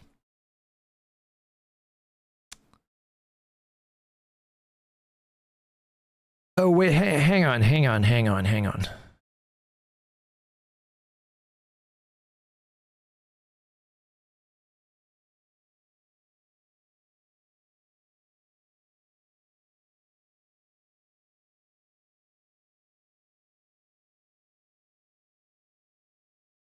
There might be serious issues with the methodology, an opt-in online poll, but they didn't link to the poll in this Twitter post, so I don't know what the methodology was. But if it's opt-in and online only, that's a trash poll.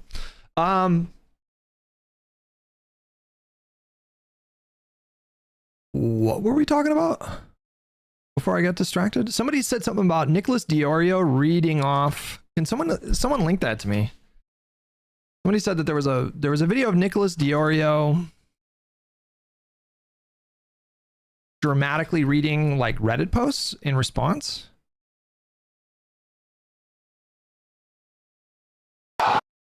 Is it this one? When I said the lawsuit was playing checkers, ultimately undermines this. Here. On gave. Holy shit, dude. But well, I really like music. I haven't done. I actually giggled. It's so much to watch. All right. This is Nicholas Diorio doing a dramatic reading of some of the reactions on Reddit. I can't begin to imagine how painful that was for Casey Tron. I hate him. I hate him so fucking much. I'm sure he'll get what's coming to him soon enough. Karma has a funny way of working like that. I actually giggled. It's so comically evil. Just started insulting me viciously. It will hurt no one but Ethan. I just said this. Super villain shit. What an absolute tool. Same lol. Man, they are fucking pissed, bro. You had negative downvotes. The disease survived. I think that this apology is going to go viral because of how... I hate him. I fucking hate him. That's an issue. That's an issue. Why do you hate, like, content creators? That's a strong word, man. That's a strong word. You might be too emotionally involved in whatever online thing is happening. I've crashed out a few times and used the word hate, but I generally don't hate people. Gotta say.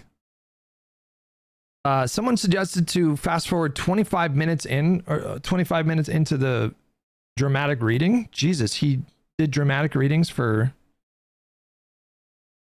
like 35 minutes. Jesus. We can skip ahead a little bit, I guess. Like 25 minutes into this VOD? Or are you talking about, I think I'm already here, right? Yeah. No, I don't hate Hassan.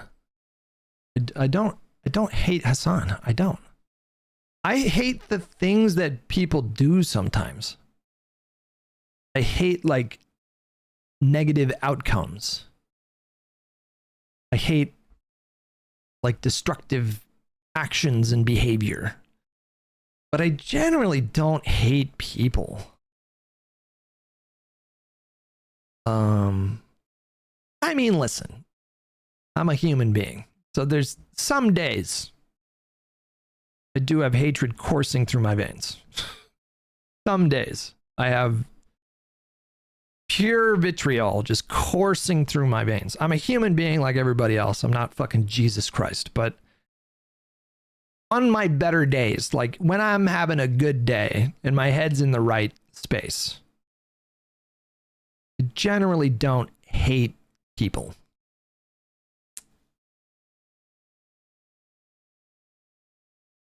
I mean, all things considered, you know, considering what Ethan could have done, to the extent that Ethan could have taken it with Casey Tron, she got off pretty fucking easy, if you ask me. A 3-minute apology? That's it? He could have pursued litigation to the point where they could have garnished part of her wages for the rest of her life. He could have done that. And instead, she had to make a video saying that anti-Semitism is a growing problem in left-wing spaces, apologizing for talking shit about AB and what's AB's wife's name again? Damn it. Lena? Is that her name?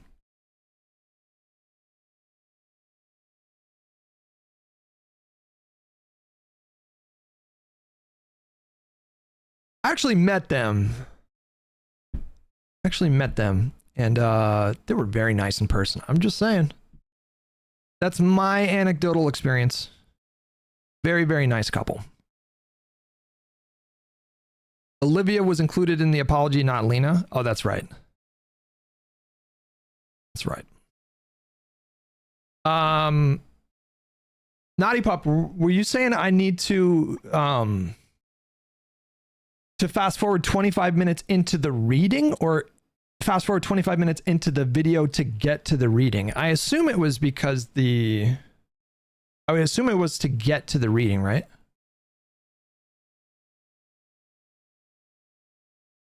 All she had to do was just apologize for like a few, like a 3-minute apology. I mean, shit, that could have,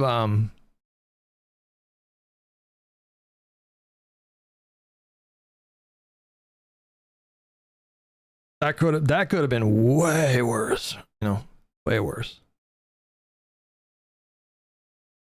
Lena was mentioned with AB regarding the T8 charity donos raised. All right. How cooked it is. I'm a pessimist at heart, but I really don't know how to see this as anything other than a win for the pedo troll. Yeah, he technically didn't win the legal battle, but he got to squeeze this woman for money and then make her read his pathetic statement. I really like you. Obviously, we can see through this bull. Are there any reactions to this from that community that have been posted yet? Like, did Denims react to it? I assume she's got to be a little careful, right? Because, you know, she's going to be in a fucking trial, right? So, like, surely she wouldn't be silly enough to react to it on the stream, right? Did anybody else? We saw Hassan's. It was only like a 5-minute reaction, but I don't know if there was more. Was there a longer video that got posted? This is the funniest, greatest hits of Crash Outs. I mean, it is just like an unequivocal Ethan W. Like, what a resounding, unequivocal Ethan W on this one. Oh, Hutch, you sweet summer child. I am sure she will. Surely she's not that dumb. I'm not even saying that as a jab. Surely she's not that dumb. Surely Denims is not that dumb that she would react to this on stream. There's no way, right? Tap Natus with $2. I hope Ethan wins just for the lulz. Thank you so much for that, buddy. Jam with 87 months. Smodge with 18 months. You're fucking bald and constantly get shit wrong about the NHS and its conception. Love you anyways, bald freak. That is very aggressive. Didn't need to do that. I saw Mike saying this was bad for Ethan because he looks bad. While I think he looks a little petty, I don't know why they see this as a win for them. I don't know why they see this as a win for them. Oh, I don't know. I have no idea. What did you think of Pisco's take? Pisco's take, I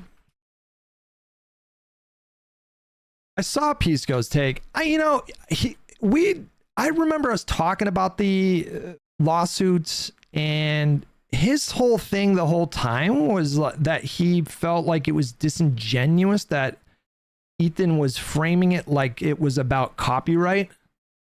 But to me, it just feels like probably the wrong thing to focus on, I guess. Kisco said, alleged Ethan Klein settlement with Casey Tron. Super Spud, thank you so much for 2 months, buddy. Mike calling Ethan Klein disgusting is just chef's kiss. I would love to. The thing is that Mike keeps his VODs. I think you have to be subscribed to watch his VODs. Oh wait, no, hang on. Did he change that policy?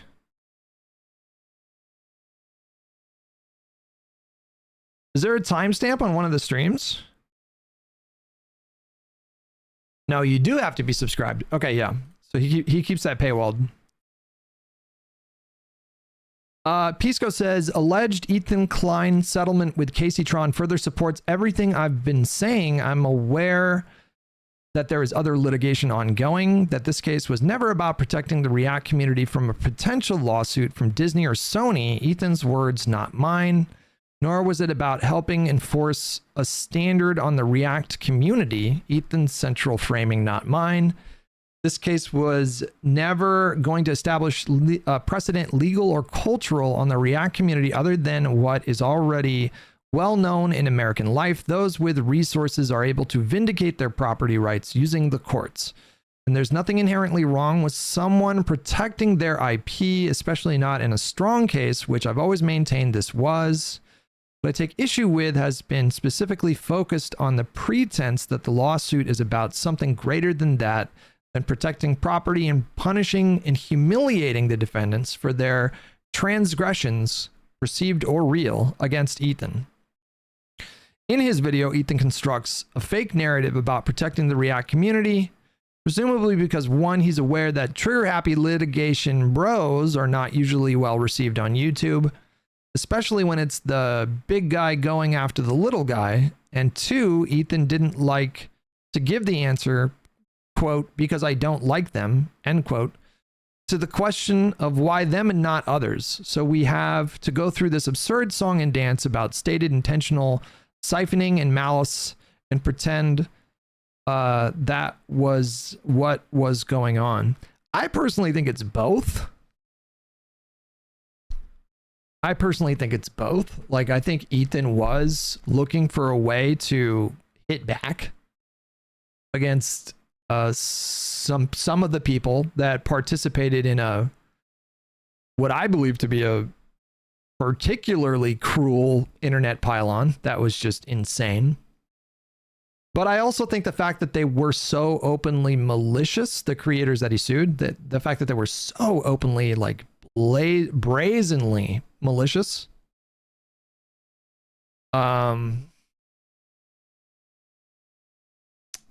did bring up like genuine anger about siphoning someone's IP like that. I assume Ethan was genuinely pissed that they were so malicious about it. But I think it's both. I think Pisco kind of, he minimizes like this part right here when he says Ethan didn't like to give the answer, quote, because I don't like them. To the question of why them and not others. It goes beyond Ethan not liking them. Like I feel like this like really minimizes the impact that was made by those creators, like doing the pylon stuff that lasted for months, not taking any like reasonable steps to moderate their communities to prevent the kind of harassment that was going on at the time. That goes so well beyond Ethan didn't like denims. Disdain. Hutch, also remember he won a suit like this from the opposite side in 2017 that rendered a very broad judgment about React content. The filings make multiple mentions of trying to create precedent to distinguish between lazy and high effort reactions. My headcanon is that he's trying to fix the prior ruling with this. I don't know much about anything really about the original case. Pisco goes on to say, just for calling that out, the response was insane delusion and deflections. Disappointing because this is unlike the stand that Ethan took when he was sued by Bold Guy, a case which was well worth defending and did produce good precedent in the SDNY. See, now you guys tell me, I don't know anything about that original lawsuit, but I have to assume that the factor of maliciousness or malice rather was not present in that. Like, was Ethan telling his audience, hey, watch this content here so you don't need to watch it there? Because that's kind of the big thing here. It's not about React content, it's about intent to siphon. And for those of you who question whether the intentional siphoning rationale distinguishes XQC and others, just look at what Ethan said about XQC's conduct before. He called it intentional siphoning too. It doesn't distinguish anything. We all know the real reasoning. The real reason, stop coping. The same. Why is it? You think it's crazy? Dude, the fact that you're using the same title and the same thumbnail is so parasitic. It's so shady. You are only doing that to siphon off views and confuse people. There's no other reason for that. Why would you use the same exact title and the same exact thumbnail? Explain that to me. So are you more upset about the title or about the content of the video itself? Well, it's the intention, dude. It's all together. You're intentionally confusing people to click your video instead of his. Why is it? Isn't it very plausible, like very plausible, that the reason why he didn't target XQC and Asmongold and Hassan and other really big creators who watched it, oh, I guess Hassan didn't watch it until after before their conversation, or after, I don't remember. But XQC didn't. I mean, like maybe the assumption was that he would have a much harder time in a court case against XQC because XQC did not tell his audience, "Hey, watch it here so you don't give Ethan a view." That seems totally plausible, right? Those people didn't explicitly show their malice.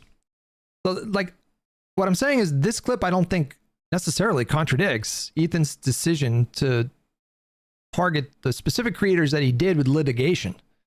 Because there is a massive distinction. Like, it is totally plausible that Ethan felt like that would be a much more difficult case to win without that element of explicit malice, right? XQC also has 1,000 times the pockets. He could prolong the case indefinitely. I mean, that's the other thing too, right? It's like, yeah. But we keep telling Pisco that, but he hand waves it away because he wants to be contrarian against Ethan for some reason. Well, so in the replies, I think I gotta be careful on Twitter, man. You never know when you click on something if it's like horn's gonna show up or whatever. But I think in the replies, Pisco said something like he was not like really aware of the lore. He didn't really understand Ethan's like beef with these creators that predated the content nuke. And it's kind of like, you know, I feel like maybe, you know, it might be a good idea to take some time to look into that, to understand like where the animosity comes from and the like the backstory to all this stuff, you know. Bullshit of a statement, but for the general audience and Peto's fans, the people who feed off the misogyny, they just care that she's saying this stuff. Context be damned. Me viciously on Twitter. Ethan really does remind me of Alex Jones now, a piece of shit human who does nothing but cause harm to the world, but will fundamentally never feel actual consequences for the damages that he causes people. Holy shit, dude. That's just because we're not there yet. You're only seeing this today, not the full trajectory. This is insane. Dude, I love this. I love this so much. This is so fucking fun, dude. I'm having so much fucking fun tonight. I just, like, but they are so fucking pissed about this. It's extremely revealing they made her put in that part about Asmongold. This whole thing has been fan service for the incel Nazis that attack her incessantly. AB and Lena using their fundraiser as Nicholas a cudgel. The goat. Thank you for the $5. Is fucking disgusting. Is this like a video game theme in the background? What is this? Much of that money was donated by the same people. Hassan takes a picture with Kaya fan. Wait, what happened? My phone with me. Can we just screen photo? Here. Yeah. Okay. Hey, free Kaya. Free Kaya. Jesus, I'll tell you what, the power of social media. Nuts. I'm a bit blown away that people are coming out to say hello to you. Well, it's great, like, it's deadly, you know, it's brilliant. Part of the world is that. Yeah. Oh dear. They call evil anti-Semitic snarkers because we're actually pro-Palestine and wanted to encourage that advocacy. Hassan gave $5,000. Yeah, 90% of that was us. The part's not related to copyright at all. It's, dude, this is so funny, dude. But will you also acknowledge the fact that like all the Creator Clash donations were because of Ethan Klein? No, you won't. You never will. Okay, all right. It's a little dark. It's a little dark to me. Just how emotionally involved people on the internet get it, but like they are seething right now. But it's so extreme, like it's such an intense emotional investment. Okay. There's some other stuff I wanted to get to today. Shoe on head, Jank. There might be others. I think there are others. Seem to be kind of open to a left-wing, right-wing populist alliance. Maybe I had the wrong impression of what this video is. Back up feeling. She made a video with Nick Fuentes and Zoran Mamdani in the thumbnail. So I don't know where she's going with it. The title of the video is "How Did We Get Here?" I don't know if we need to watch the entire video because there's also Jank reacting to being put on a list of like the top 10 anti-Semites of the year. And I definitely want to watch that clip. Kash Patel was interviewed by Laura Ingraham on Fox News. That could be a fun watch. We didn't get to the Hassan Jank debate yet, but I feel like we've done a lot of Hassan content, so we got to space some of this stuff out. There's a bunch of videos on the queue, so let's watch this. Probably won't watch the whole video. Yo Hutch, Daniel Sloss has a new joke that is spot on. Gotta check this out. Daniel Sloss, is that the who's that again? So easy, because the right wing don't really care how right wing you are. They're just happy you joined in. Do you love Trump? Yeah, love Trump. Do you hate abortion? Yeah, hate abortion. Do you hate the gays? Oh, not really. Ah, you'll learn. That's it. If you are not as left-wing as the left-wing person you were talking to, you are the enemy, man. They say they're being like, are you anti-Trump? Yeah, I'm anti-Trump. Are you pro-choice? Yeah, I'm pro-choice. Are you pro-LGBTQ? Yes, I'm pro-LGBTQ. Are you anti-racist? Yes, I'm anti-racist. Are you a vegan? No? Then why don't you go join the rest of the fucking Nazis? It is exhausting. Yeah. Being left-wing is... Yeah. True.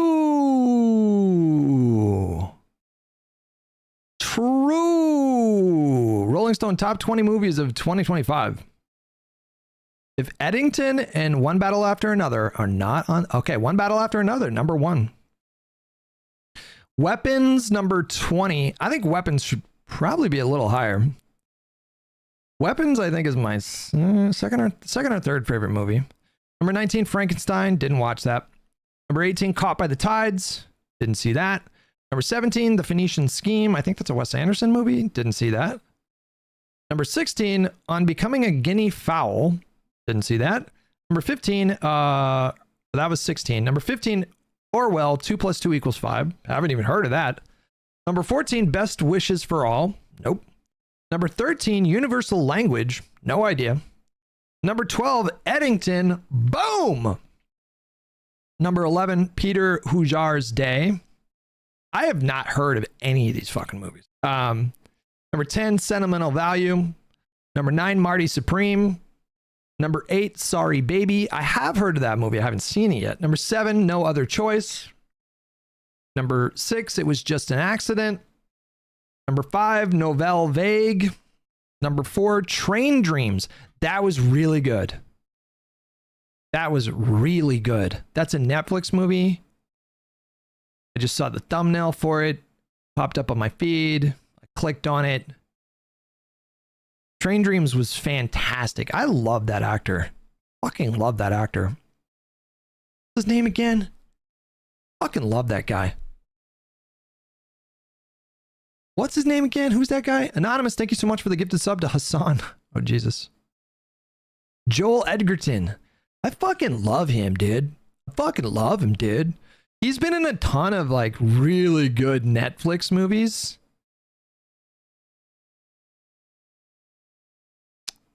Is it Edgerton? Edgerton? I don't know how to say the name. The Stranger is a movie on Netflix based on a true story about a guy who went kind of undercover and they like tricked a guy into, I don't want to give it away, but based on a true story of there was unsolved murder of a young boy in Australia. And the law enforcement did some crazy shit but it was really good. And then The King. I love The King. No one talks about it, but I fucking love that movie, man. With the twink. God damn it. Paul Atreides. Fuck is it? Timothy Chalamet. That guy. Timothy Chalamet in the King, and I think The King was like a adaptation of was it Henry VIII, Shakespeare, and Joel Edgerton in that movie is fucking goddamn incredible in that movie, or Henry V, sorry. And then the new movie Train Dreams. Just I didn't know anything about it. I suggest you do the same. Like, don't even watch any trailers. Just watch it. It's some of the most beautiful cinematography I've ever seen in my life. It is a beautiful movie, but it's really good. Number 3, Black Bag. I really like that movie. It wouldn't have been on my top 10, I don't think. Number 2, Hamnet.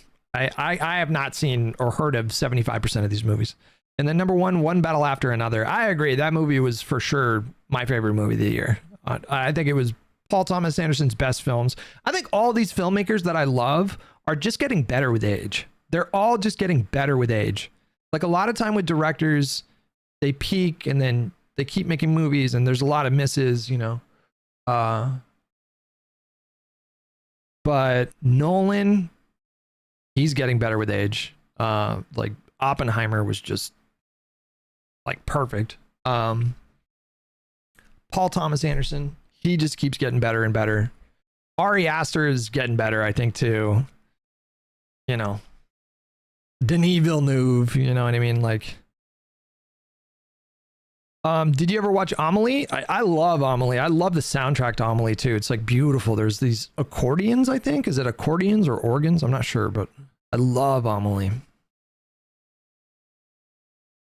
Nolan is not getting better with age. I agree to disagree.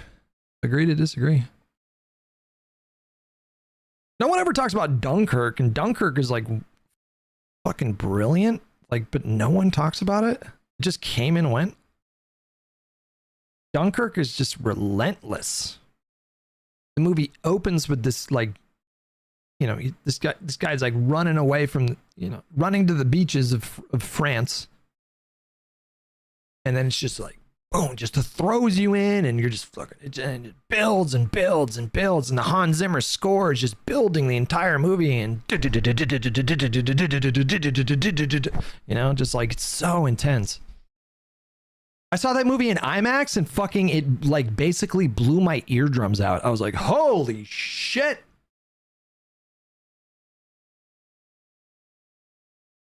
The gunshots were so loud in Dunkirk. It was insane. I still haven't seen Caught Stealing yet. That is on Netflix, I think. I still haven't watched it yet though. All right. Let's what's up, Fenton, by the way? I didn't say hi. Hello, Nick Fenton. Hello. Ladies and gentlemen, I am here to inform you that the rumors are indeed true. The Democrats have struck back. In the New Jersey governor's race, the Democrat won. In the Virginia governor's race, the Democrat won. And in the New York City race, Democratic Socialist Zohran Mamdani defeated Andrew Cuomo to become the next mayor of America's largest city. But the question on everyone's mind is, was it just a fluke? Just easy wins in blue cities and states? Or is she gonna try to give like actual political analysis in this video? I don't know if I've ever seen her do like political analysis. It's always more like cultural analysis, right? Did you see you said Bo is scared, but the movie's called Bo is Afraid. And yeah, I did see it and I fucking love that movie. It's not for everybody. Bo is Afraid is not for everybody, okay? You're either gonna really like that movie or you're gonna fucking hate it. All right. Is there something more to this? Is this a sign of things to come? Is the Democratic Party finally turning their losing streak around? Are they actually listening to the people now? Did they finally learn their lesson? No. Thanks for watching. All right, on to the next video. Last 3 videos about electoral politics were warning the Democratic Party that young men were moving right because the party f***ing sucks and was becoming the young men eat and die movement, spanking the Democratic Party for losing because they elected one of the most unlikable shittiest candidates while offering absolutely nothing to voters, and defending the voters. Wait, what? Becoming the young men eat and die movement, spanking the Democratic Party for losing because they elected one of the most unlikable shittiest candidates while offering absolutely nothing to voters, and I mean, I guess that's true that they elected her in 2020 to be the vice president. Defending the voters from the wrath of a bunch of liberal streamer. Wait, did she also say ending? Hold on, I missed it. Did she say ending a losing streak? Is that what she said? Sorry. Party finally turning their losing streak around? Are they actually? She did say that. That's not true. That's just patently false. Like, to be fair, I feel like most people don't tune into, pay attention to, or care about special elections, but they do matter. Like they matter. They obviously matter. But, you know, we've kind of like, the Democrats technically started ending their losing streak, like right when Donald Trump was inaugurated. You know? Most unlikable shittiest candidates while offering absolutely nothing to voters, and defending the voters from the wrath of a bunch of liberal streamer man children, calling the voters. God damn it. My fucking face on the picture. She calling me a liberal. What did she just call me? That's my face on the screen right there. Why am I catching strays? No, I criticized her and she reacted to that, I think. Shu does the thing where like, I am not a man child. I am a man. I am a grown up adult man. I'm not a baby. I'm going to the doctors today. Does a baby go to the doctors by themselves?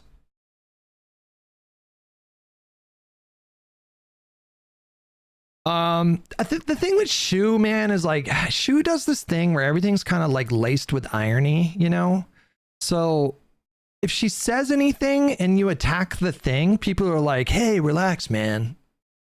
She's like one of those creators who I find to be very frustrating.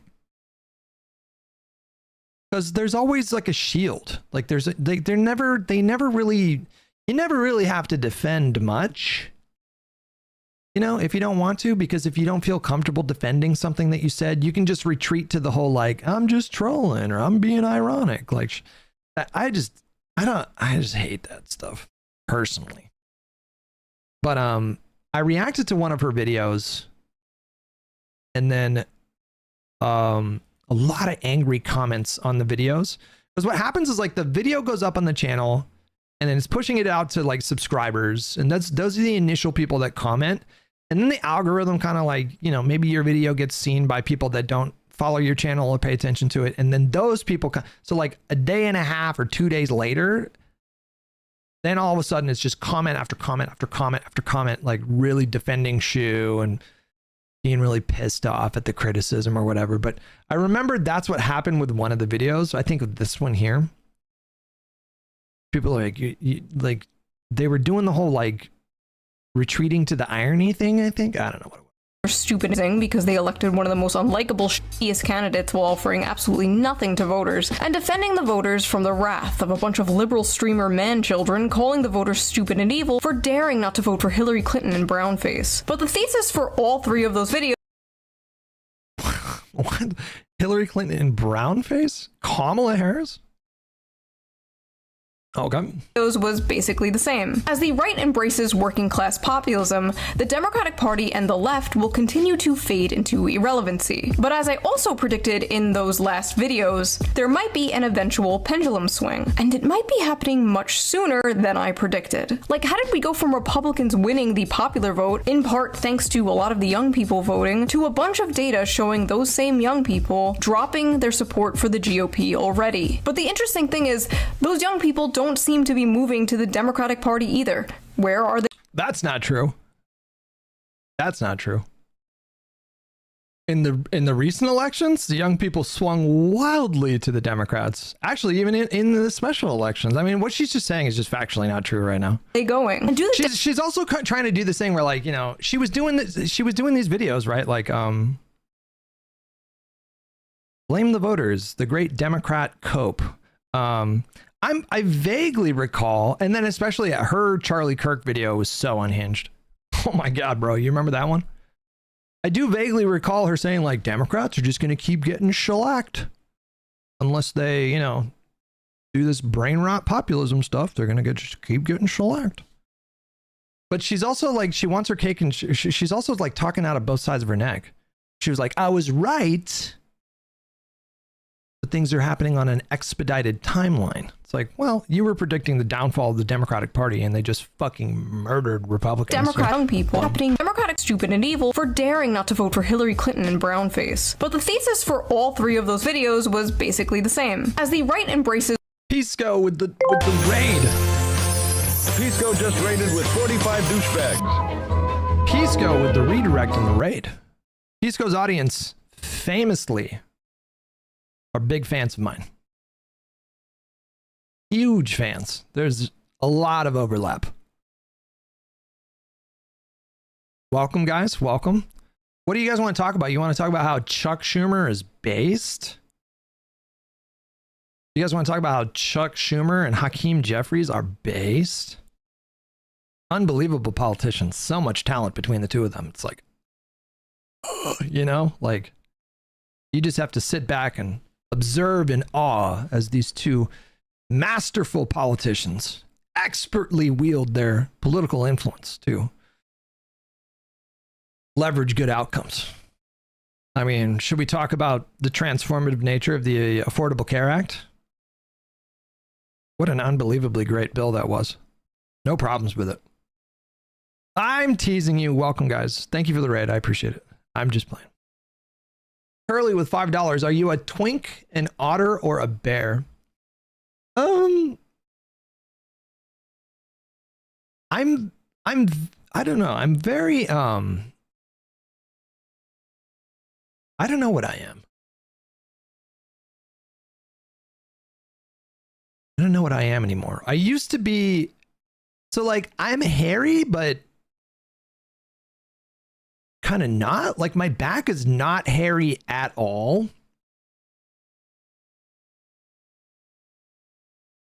But my belly is very hairy. A very hairy belly.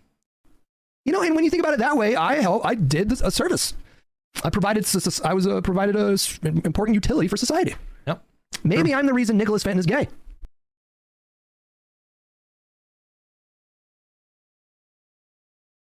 I have a very hairy belly. And a pretty full beard, I would say. Like, I do a little trimming. Like, the current vision for the beard is like a very well-trimmed mustache. And I'm getting kind of obsessive about it. I have these little scissors, these little mustache scissors. And I get in there and I spend like, I'm getting like a brush. And so I'm trying to train the hairs to go.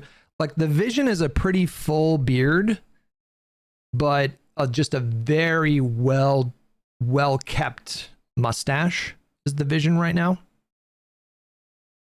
I will shave I shave these kind of dividing lines to like really highlight the very well trimmed and maintained mustache.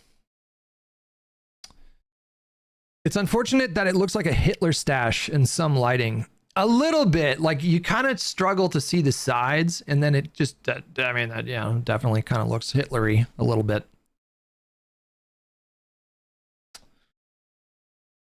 Anyways, I'd have to go back and like, so what was she watching? I feel like I've watched multiple videos of Shu saying like, this is it, you know, this is the end of the Democratic Party. They don't get their shit together. This is it. This is it. What are they gonna do? Save my brain cells. Come majestically galloping in to save us. Oh, holy shit. I know this lady. I take back the galloping part. Can I be... Oh, wait, hold on. Oh, God. This is her reacting to me.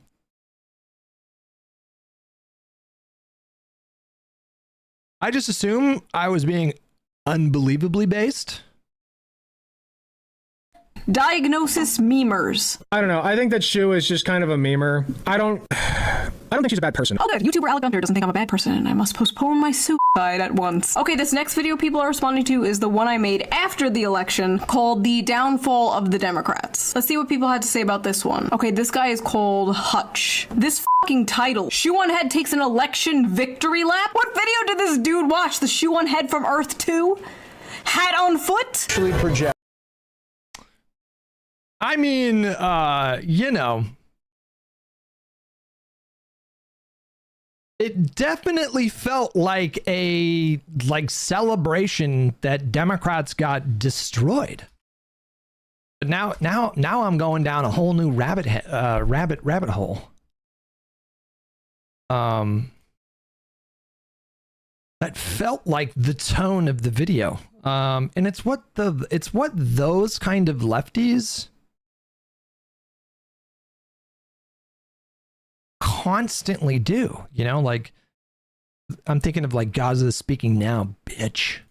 Like we're not going to get the first female president. This is what she, you know, this is what she posted after the election. We'll just skip to like the conclusion, the last few minutes of the video. Are the proletariat. They're who you should be fighting for, and they don't believe you are fighting for them. More importantly, there is a difference between being educated and being smart. IQ isn't just about how many books you've read or how many words you know. A lot of it is about pattern recognition, and boy did I recognize some patterns here. Maybe you guys should have listened to the bimbo with populist brain rot, because she seemed to be right about a lot of this. If the Democratic Party wants to win another election, they need to... it's just, how are you going to treat this as like profound insight when this was such a close election?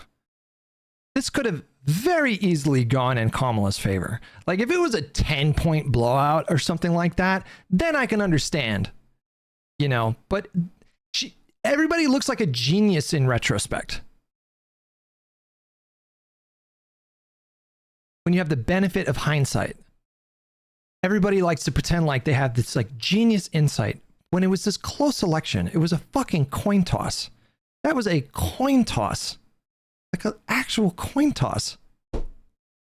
And I just want to point out, I was the one saying back then, because I was pushing back against a lot of doomer stuff that was happening in my chat about the future of the country. And I had some, you know, I had some fears. I had some concerns. I was like, oh, fuck, is Trump going to be like super popular this time around? Are people really embracing him? There were some questions in my mind, but I was cautioning people. I do that too? No, I don't. What are you talking about? Maybe I do. Do I? I don't know.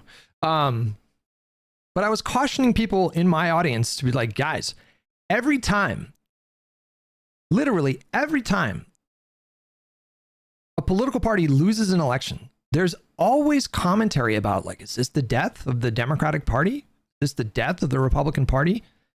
And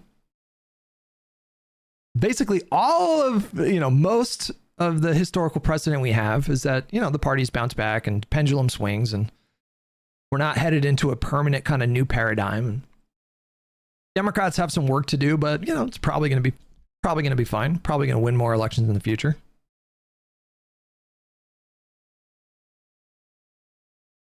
And the tone of I remember this video. I don't remember it vividly, but the tone of this video was just like, you know, the Democrats are just like they're on their deathbed. I mean, maybe I'm misinterpreting what she's Start understanding the importance of populism. Drop the divisive identity politics and focus on the bread and butter issues, or you are doomed. Become the party of Huey Long again, or you are doomed. But you know what? Maybe you're not doomed. Because if Trump fails to deliver on his promises, or we get like George Bush 3, it's totally possible that the populism vacuum will be open again. Will the Democrats take advantage of this and actually put up a good candidate? No. They're gonna put up like... Honestly, to be fair, like, you know, I think I did misremember what she said because, yeah. Although, like, I disagree with, like, it doesn't have to be populism. Like, and I don't know what she thinks populism is. Maybe she knows what it is in her mind, but I think she's conflating populism with, what would be a different word for this? Like, a focus on affordability is kind of with the Show Hutch with a shoe on his head, like the famous YouTuber Shoonhead. Politics with a focus on the economy. Is there another term? But not necessarily populism. I don't know if there's like a term for that, but like it doesn't have to be populism. Like her insistence on populism specifically is not accurate, because I don't believe, like in the case of Spanberger and Mikey Sherrill, they were running on affordability, but they were not running on populism. They were running on addressing people's concerns about inflation, increased prices, feeling like their paychecks don't go far enough, but they weren't running on populism. And just to be clear, they did better in their respective races than the populist leftists did in New York City. How is that not populism? Populism is not affordability. Populism is about the specific framing of a politician campaigning on representing like salt of the earth, salt of the ass. Like it's about a politician framing it like, I'm gonna fight for the working man who is being screwed by the elite. That's populism. That's what populism is. I'm gonna fight for the working man because there's an elite that are working to fuck the working man. And I'm going to go in there and I'm going to protect you. I'm going to be your champion against the elite. And there's right-wing populism and there's left-wing populism. And the right-wing populism, their elite is going to be not necessarily, there's going to be some overlap, but their elite is going to be like different characters. And then left-wing populism is going to have a different, like slightly different focus. But it doesn't have to be that. It can just be like, hey, here's my plan to, you know, make housing more affordable or whatever. You can do that without doing the populism.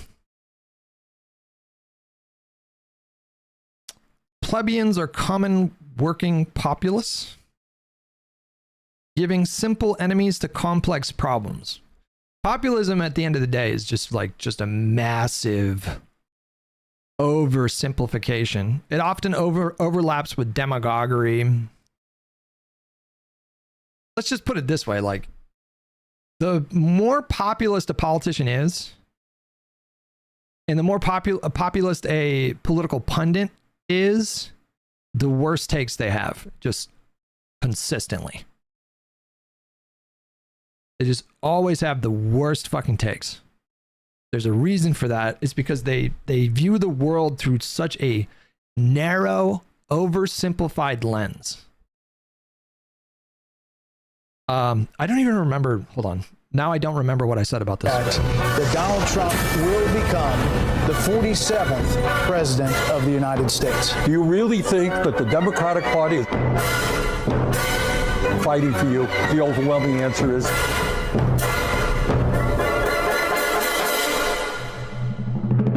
no.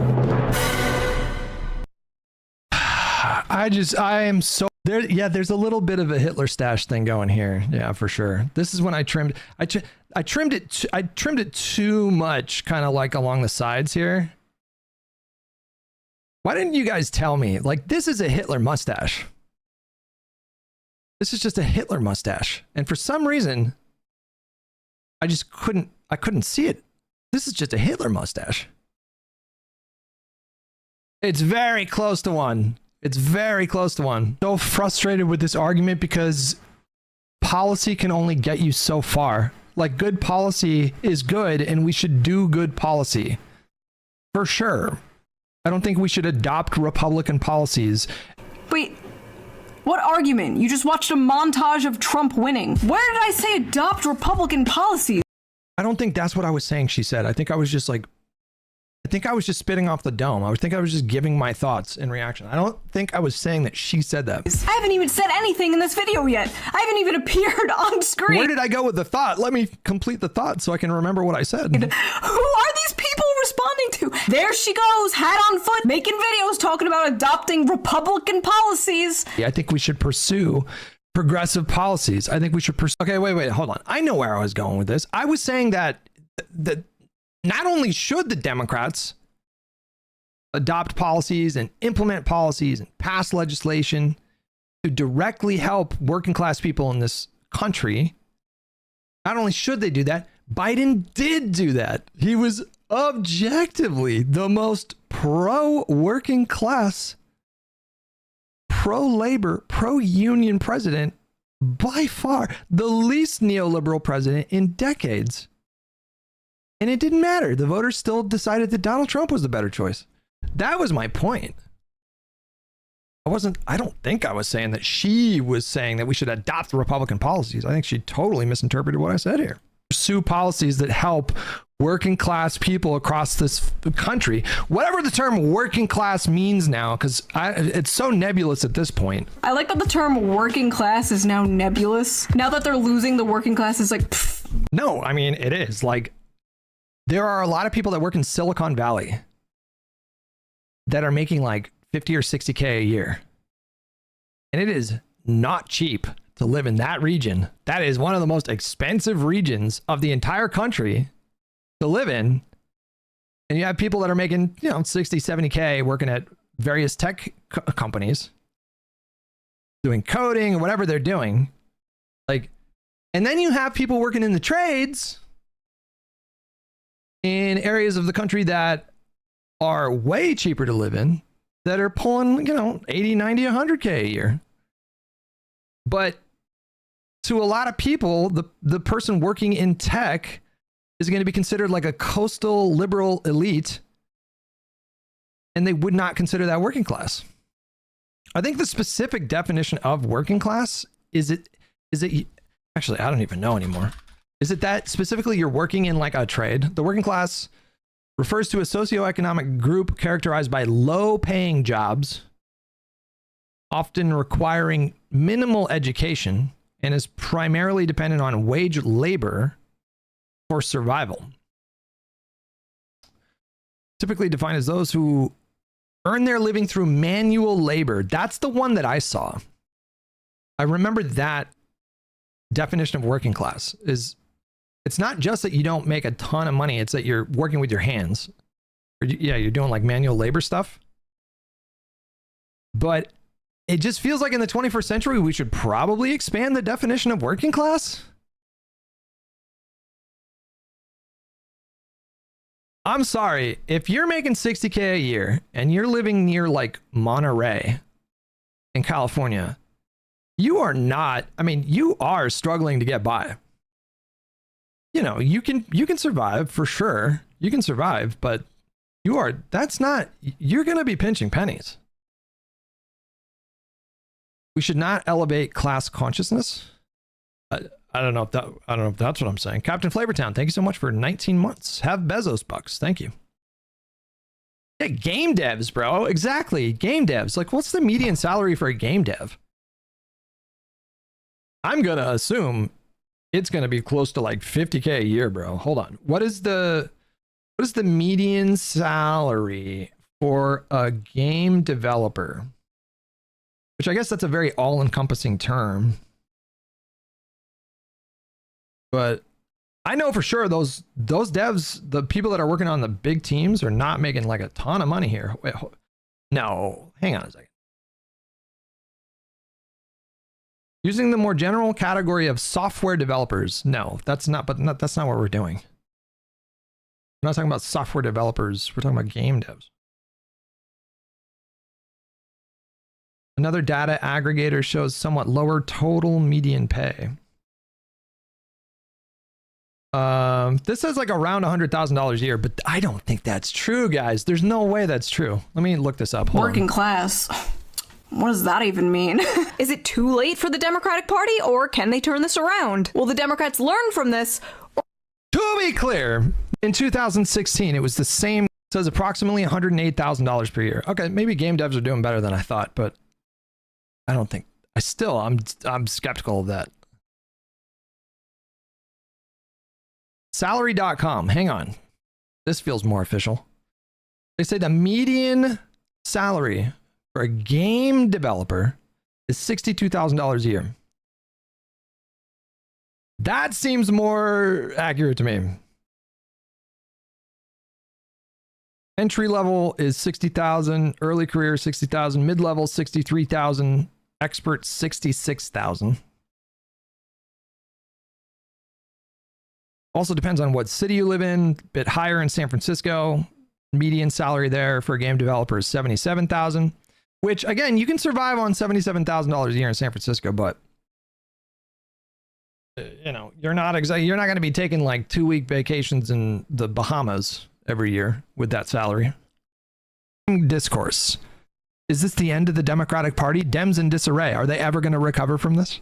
It's the same discourse every single time. Okay, but Kamala did historically bad.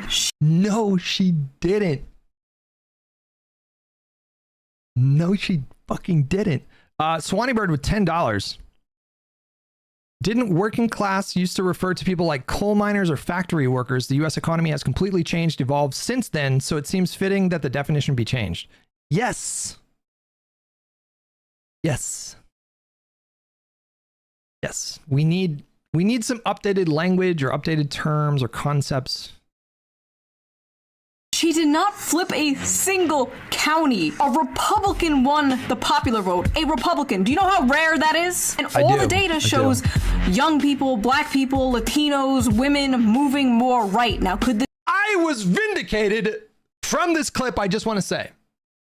Because I was pushing back and I was saying, you know, like, Every fucking time one party loses, everyone's like, this is the end. This is it. They're in deep shit. I was totally vindicated because she's like, okay, but this time it's different. Look at the young people. You look at the blacks. Look at the Mexicans. She didn't say that, but. This be a Trump-only thing? Sure. And as I said in my video, there could be a pendulum swing and we'll get like another Obama after Trump, or the Democrats wake up and actually run a good populist candidate. I don't rule this out, but to pretend this wasn't a particularly bad loss is just straight up delusional. Some people are going to call this pure cope, but this was a particularly not bad loss. That's the reality. That's the reality. For a number of reasons. Call it copium if you want. This was a particularly not bad loss, considering a couple different things. Well, a few different things, really. Well, a couple different things here. Number one, the Democratic Party performance in 2024 relative to all the other incumbent parties all over the world that were suffering electoral losses as a result of the post-COVID economic contraction and the global inflationary pressure that was being put on goods and services and oil. Our losses were actually pretty fucking good compared to the rest of all the other incumbent parties in the world. That's number one. You do have to consider that. There are other factors at play across the entire world that influenced the politics of every country in the world and every incumbent party in the world. That's number one. And then number two, quite frankly, I forgot as I was getting animated with that question. What was number two?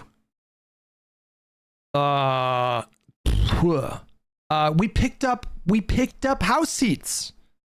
We won house seats. You can't call it a historic loss. You can't say that Kamala Harris did and the Democratic Party did historically bad when she lost by, what was the final margin? 1.5% after 2 years of inflation? And we picked up seats in the House? How is that a historic loss? 2016 was a worse loss when you look at the House, the makeup of the House. The Congress that was sworn in 2017, Republicans had what, like a 35-seat majority in the House? 30-seat majority? How is that a historic loss? Excuse me? After 2 years of inflation, guys, that should have been a bloodbath. 2010 was a bloodbath.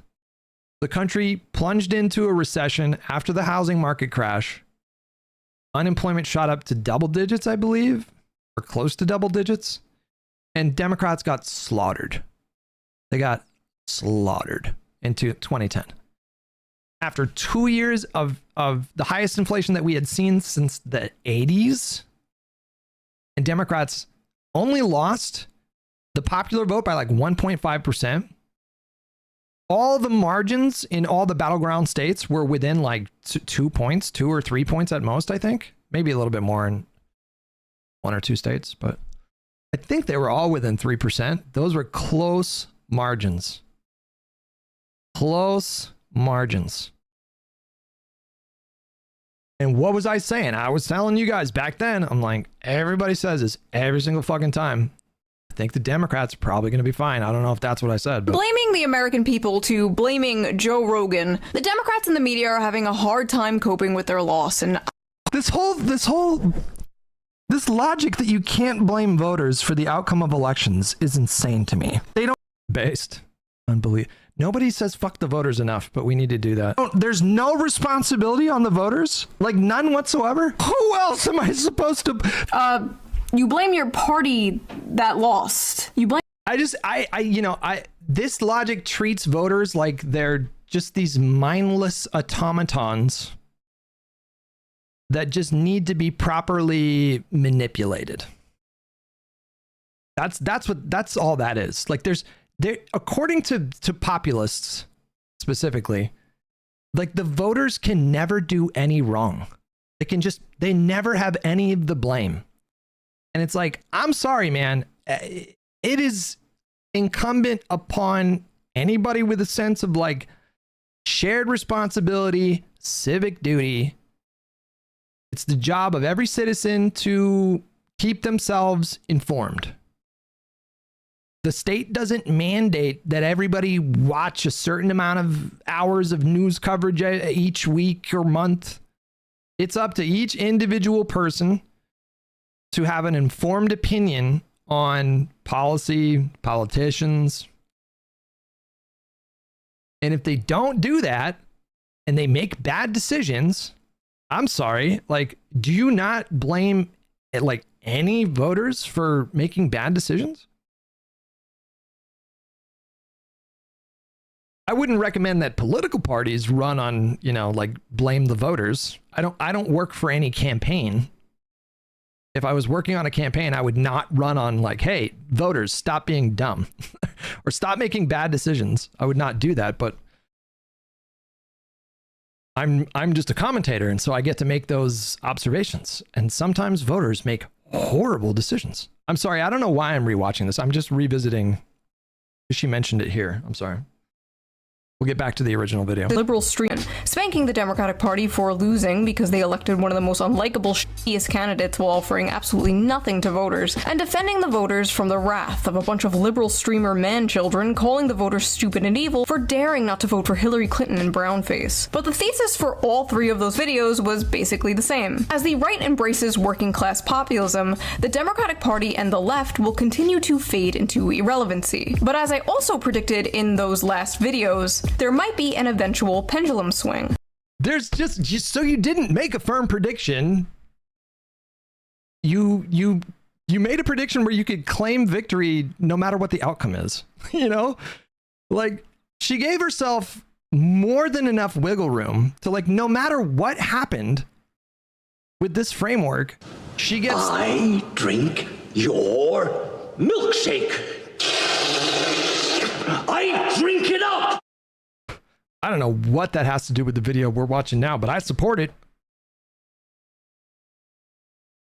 If the Democratic Party would have just totally collapsed in 2025, they just completely fell on their face with all these special elections. If they had a horrible night a few weeks ago or a month ago for that election night, she would have made a video saying, see, I told you that would happen. That didn't happen. Democrats have been fucking murdering the Republican Party politically or electorally over the last year. And so now she's swinging back and saying, see, I was right. I told you that the pendulum could swing. You didn't make any kind of firm prediction. Like you didn't actually. You gave yourself a way to claim victory no matter what, bro. All elite memes with $10. Dems moved left on so many issues. It lost them favor with the middle, but gained them no favor with the left. Dems won't cater to left-wing issues as much due to this, and it's the fault of lefty voters. I don't know how true that is. I do think the Democrats are going to earnestly try to pursue policies that remedy the problems of the economy. Like, I actually do think they're going to. I hope they do. I don't know. We'll see. But thank you for the $10. E-money with $67. Swanee Bird, I think I already got you. I think I'm all good. Okay. And it might be happening much sooner than I predicted. Like, how did we go from Republicans winning the popular vote, in part thanks to... You didn't predict a timeline for the pendulum swing. All you did was say it could swing back in the direction of Democrats. That's all you didn't... it might have been... This might be happening sooner than I predicted. Like, when did you predict? When did you make a firm prediction? To a lot of the young people voting, to a bunch of data showing those same young people dropping their support for the GOP already. But the interesting thing is, those young people don't seem to be moving to the Democratic Party either. Where are they going? And do the to the Democratic Party? What are we talking about? That's what the exit polling data showed from the election last month. The Democratic Party, the young voters did swing wildly to the Democratic Party. I don't understand what she is basing this analysis on. Democrats have a plan to scoop these people up. Yes, they do, and they called it, I'm not kidding, Deciding to win. This is not the Democrats. This was an independent, like, centrist think tank. This wasn't sanctioned or funded by the Democratic Party. Deciding to win, as if the whole time they have just been simply deciding to lose. It was a choice, guys. They changed their mind and they want to win now. In this video, I will talk about why I think Zoran Mamdani won. We will go through the Democrat Party's plan to decide to win. We will briefly talk— It's not the— okay, whatever. About the rise of the political commentator Nick Fuentes, the MAGA Civil War, and what I like to call the inevitable rise of shoesalism. If that sounds interesting, stick around. If it doesn't, you can leave. It's not like I'll miss you or anything, but Baka. I know a lot of you are not very interested in politics. You come here for the— Excuse me, Hutch, deciding to win was not centrist. I'm pretty sure they were. Hang on. Are they not? What think tank funded the deciding— were they not funded by, like, the Third Way? Who funded funded the deciding to win Democratic Party proposed strategy, I guess. Proposed strategy.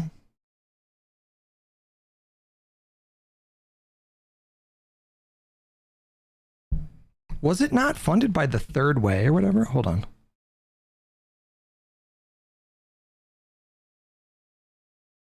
It was produced by Welcome Pack.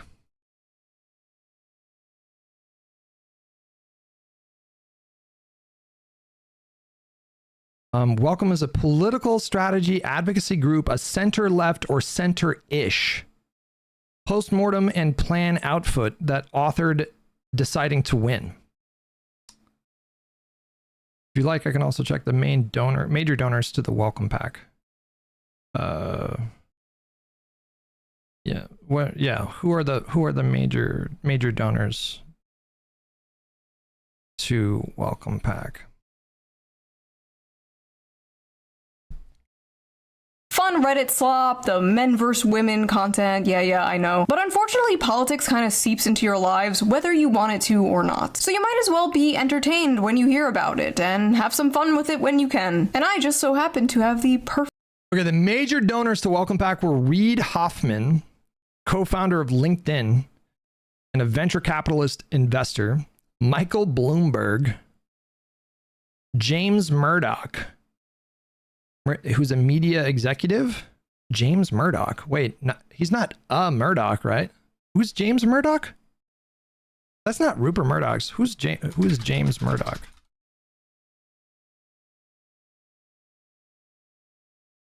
He is, dude. He's the youngest son of media mogul Rupert Murdoch. And then members of the Walton family. Who are the I'd recognize. Who are the Walton family? Wait. Isn't that the aren't they like a pharma? Oh no, Walmart. Collective fortune is derived from Walmart. Okay. Perfect app for that. So before we get into this political deep dive, let's quickly give a shout out to today's sponsor, one of my favorite specs. The White Wings are offering a customized sponsor. First of all, true, actually fewer for not skipping the ad. Right. Whoops. Now let's get back to the video. For those of you familiar with the Shoe on Head channel, you know I've harshly criticized the Democratic Party for all my career. Some say too harshly. Frankly, I don't care. And some say I'm not harsh enough on the Republicans. First of all, true, but let's be honest, that's not why you come here. You go to Kyle Kulinski for that, just like you go to Destiny to see opinions you can hear on CNN, or to Hassan for dog training tips. You come here to hear, golly gee willikers, I'm left-wing and the Democrats have gone crazy. That's the shit you're here for. But are the Democrats actually getting their shit together? Her post Charlie Kirk radicalization thing, like she walked about as close to the line of why I left the left that you could in that spot without just fully committing to it. That's what I recall from her Charlie Kirk shit that she did.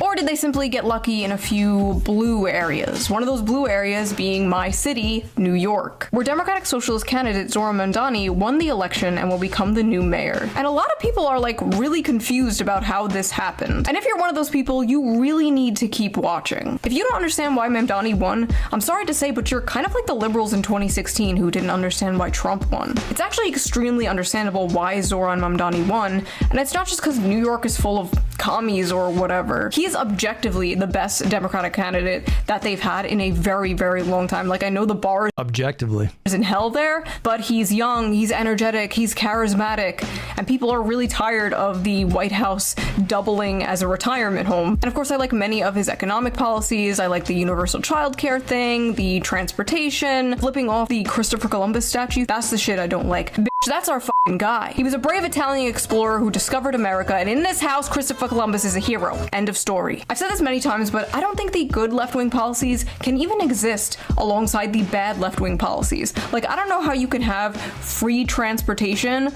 but also be soft on crime. Like, I don't know, like, in what world does that work out? You can't have nice, clean, free transportation if a bunch of drug addicts and violent felons are going around stabbing people and setting them on fire. You can't have nice things if you don't have rules to enforce those nice things. You know what I mean? It's always such a breath of fucking fresh air when I go back to visit my family in the suburbs of Long Island and I go to the CVS and the fucking toothpaste is free from their plexiglass prisons. I shouldn't have to wait 10 minutes for some poor wagey to come unlock the cagey so I can buy fucking shampoo. We don't have to live that way. Maybe he'll do great, or maybe he gets into power and immediately cucks to the establishment like some other people.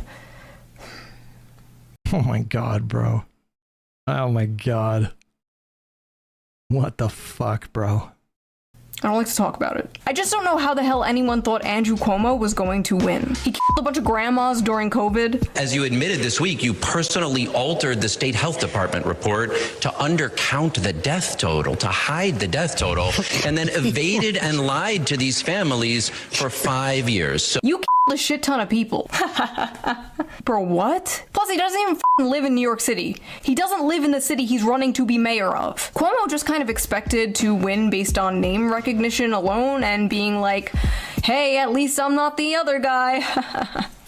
Sound familiar? Trump actually offered a vision. Make America great again. Mamdani offered a vision. A New York City you can afford. So people took a chance on him. People wanted something different. Andrew Cuomo, he had no vision or anything. Oh man, I love tuning into a debate about New York City and 80% of it is about another f***ing country. Is she gonna even comment on the Mikey Sherrill race or the Abigail Spanberger race? Is she even talk about those two candidates who just objectively did much better than he did? The first foreign visit by a mayor of New York is always considered significant. Where would you go first? First visit, I would visit the Holy Land. I would go to Israel. It's just the narrative is so disconnected from reality.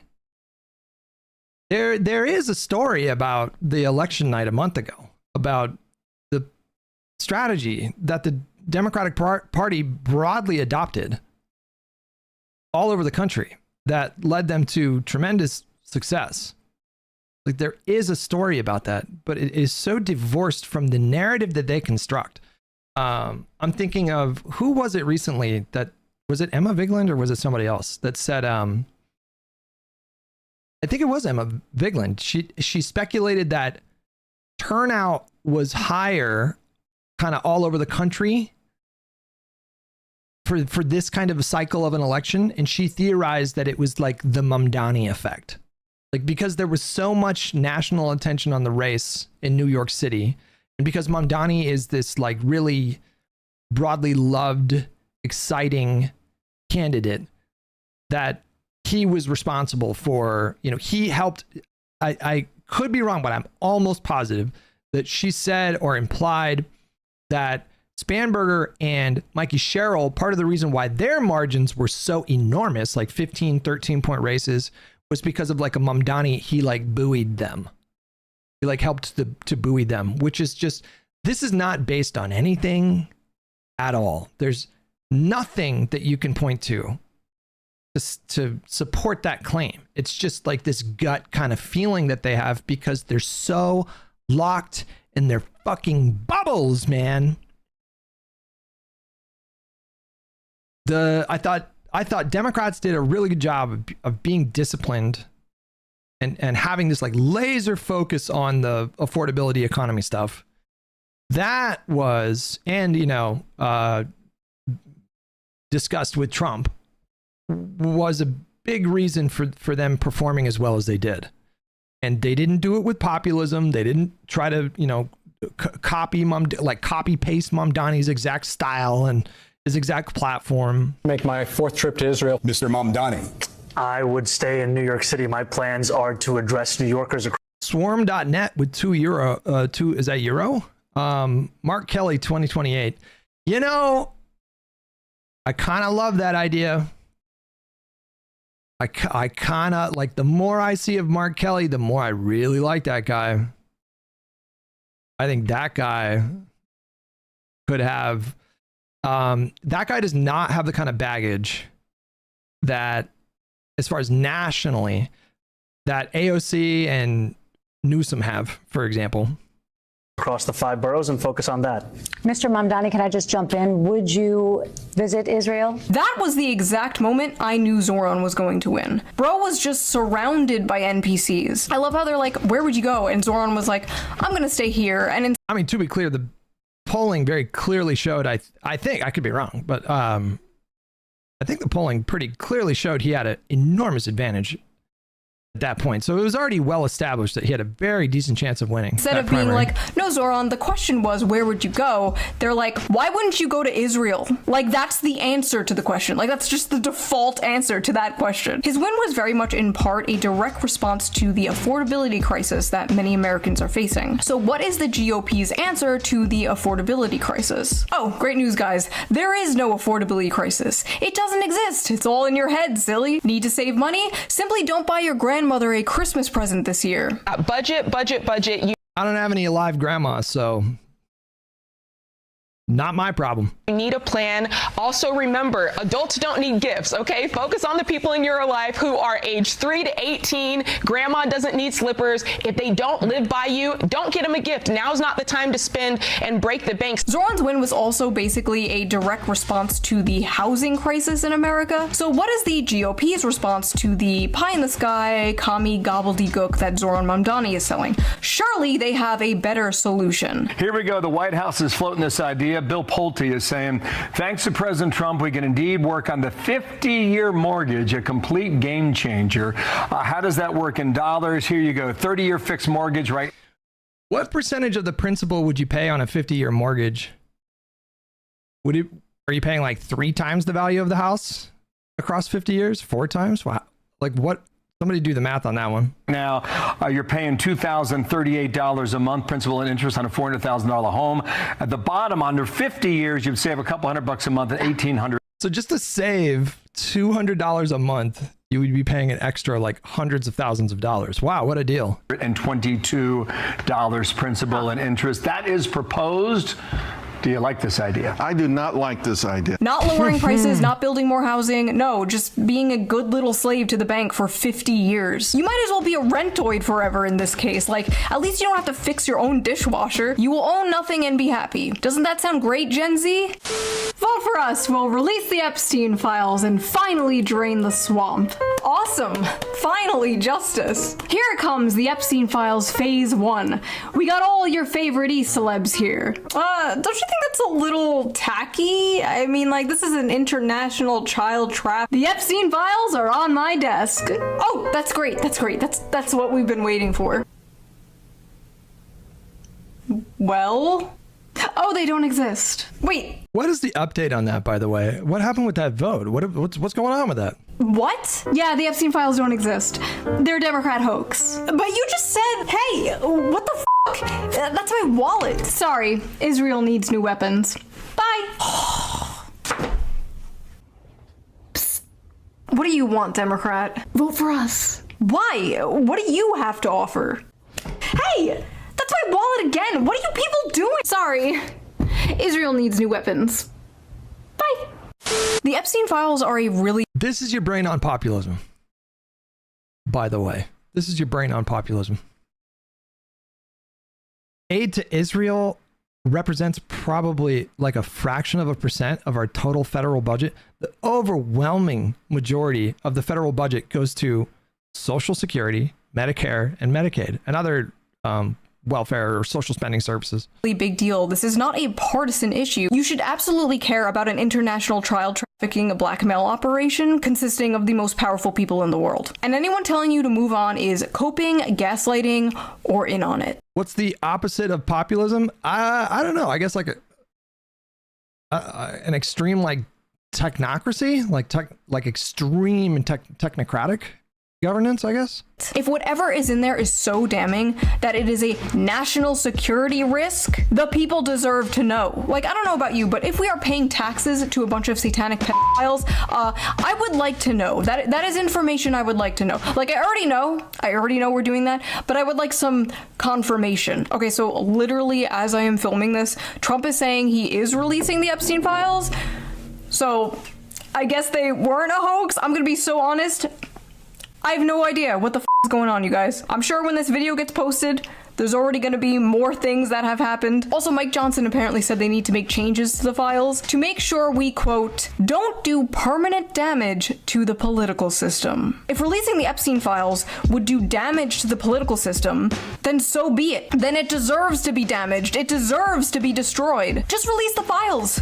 After all, if you have nothing to hide, you have nothing to fear. Isn't that right, government? But it wasn't just the Epstein files thing that has MAGA feeling a little demoralized lately. Does that mean the H-1B visa thing will not be a big priority for your administration? Because if you want to raise wages for American workers, you can't flood the country with tens of thousands or hundreds of thousands of foreign workers. You also do have to bring in talent. When we have plenty of talented people here. No, you don't.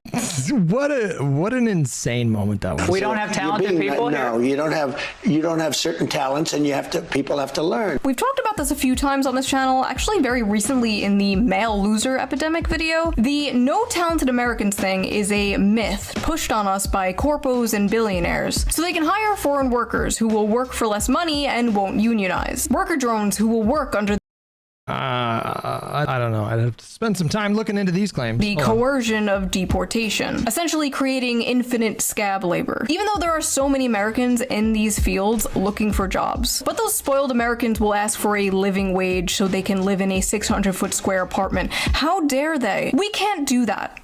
So import 1 billion immigrants. After all, it's good for business. That's the other thing too. She's not only populist, but she's also protectionist. So folks are not thrilled about this idea of hundreds of thousands of foreign students in the United States. If we were to cut that in half, which perhaps makes some people happy, you would have half the colleges in the United States go out of business. So what? And it's not that I want them, but I view it as a business. Unfortunately, America does feel like nothing but 3 corporations in a trench coat. But America is not a business. America is not a corporation. It is a nation. The contrast of what Trump is saying here compared to how he used to talk is staggering. Republicans embracing populism, at least rhetorically, is what gave rise to Donald Trump and fundamentally changed the way Republicans do politics in America. If you go back and watch the debates of Donald Trump in 2016, it's crazy. We should have never been in Iraq. We have destabilized the Middle East. But all of this is like purely surface level. So rhetorically, Donald Trump broke with the Republican Party on a number of issues, but it was fucking bullshit. Like, he billed himself as this anti-interventionist, anti-war candidate, and both times he was elected during the first term and certainly during his first year, he has been anything but interventionist or a non-interventionist. He pretended to be economically populist. He pretended to give a fuck about working class people. That was the rhetoric. How has he, like, in terms of policy, how has he radically changed the Republican Party so far? What did they do both times in terms of like the big legislation? Tax cuts. They just did tax cuts. They cut social spending. They cut Medicaid and tax cuts. They've been doing that for decades. He got them to back off of like trying to privatize Social Security, I guess, but I don't know how in terms of policy, like actual policy that they implement when they have power, I don't know how radically different they are this time than 20 or 30 years ago. They lied. Okay. They said there were weapons of mass destruction. There were none, and they knew there were none. There were no weapons of mass destruction. All right. I remember being like, damn, that's not how politicians in general really talked at that time. Like, You should have known that he was a fucking con man. You should have known. Like this reminds me of when Dave Chappelle kind of gave it was almost like a compliment to Donald Trump when he recounted how Donald Trump talked about how, you know, he basically manipulated the system to get more favorable like tax liabilities or whatever. He's like, man, he really got up there and he told the truth. It's like, no, he's been a fucking con man this entire time. His whole brand is a fraud. He is a con man. we would see it from Bernie Sanders and maybe like Ron Paul, but to get up on stage in a Republican debate in front of Republican donors saying that kind of shit was unheard of. Bro was getting... I'll Google what the alternatives to populism are, because what the hell? You don't have to like massively oversimplify structural problems, economic problems. Like offer people a really like easy, simple kind of scapegoat for all of your problems. Like populism, when you really get down to it, is just about lying. Like populism is just about like lying about, you know, lying either by omission or there's a lot of lying by omission with populism, because they just leave out so many relevant factors to consider. You don't have to do that. You can level with people in a different kind of way. Getting booed. Trump won in 2016 by decrying the bloodlust and warmongering of the Republican Party, but also by speaking to the economic woes of the average working class American. Basically saying, I see you, to people who felt like they haven't been seen. Populism is also, there's also like a lot of false promises with populism. Which I guess that's not necessarily limited to populism, but populism is always going to lead to disappointment. Actually, you know what? This is going to be put to the test in New York City. We'll see. We'll see if he ultimately disappoints the people that support him. He seems to be already disappointing a lot of the people that supported him. He's not disappointing me. It's the opposite. Like he's actually very much impressing me. By either party in a very long time. Like I saw people in my life, my neighbors and stuff, that were all like Obama voters, like just flipped to Trump, and now like all of Long Island. Long Island is like the Florida of the Northeast, bro. It is like Trump country there now. Before Trump... Oh, my nuggies are here. My nuggies are here. One second. I must go get my nuggies. It's nuggie time. 34-year-old woman, by the way. Mother, by the way. Before Trump, the Democrats basically relied on talking about how the Republican Party didn't care about the working class. But eventually, the problem for Democrats was the working class didn't care about them. But now it seems like the Republican Party is going back on all of that and becoming the Bush-era neoconservative party again, right as they're winning, embracing freaks like Lindsey Graham. So I just want to say, I feel good about the Republican Party. I feel good about where we're going as a nation. We're killing all the right people and we're cutting your taxes. Trump is my favorite president. We've run out of bombs. We didn't run out of bombs in World War II. Republicans, is that what you want your party to be? Lowering taxes and killing people? We tried. He did that his first term. Donald Trump did that his first fucking term. He dropped a shitload of bombs. He was fucking lying when he said he was going to be like the dove president. He was obviously lying. That already. To many Republicans, the solution to the affordability crisis wreaking havoc on Americans is simply trusting the free market, working hard, and if that doesn't work, they bust out all reliable. If you're a young person and you can't afford to live here, then maybe you should not live here.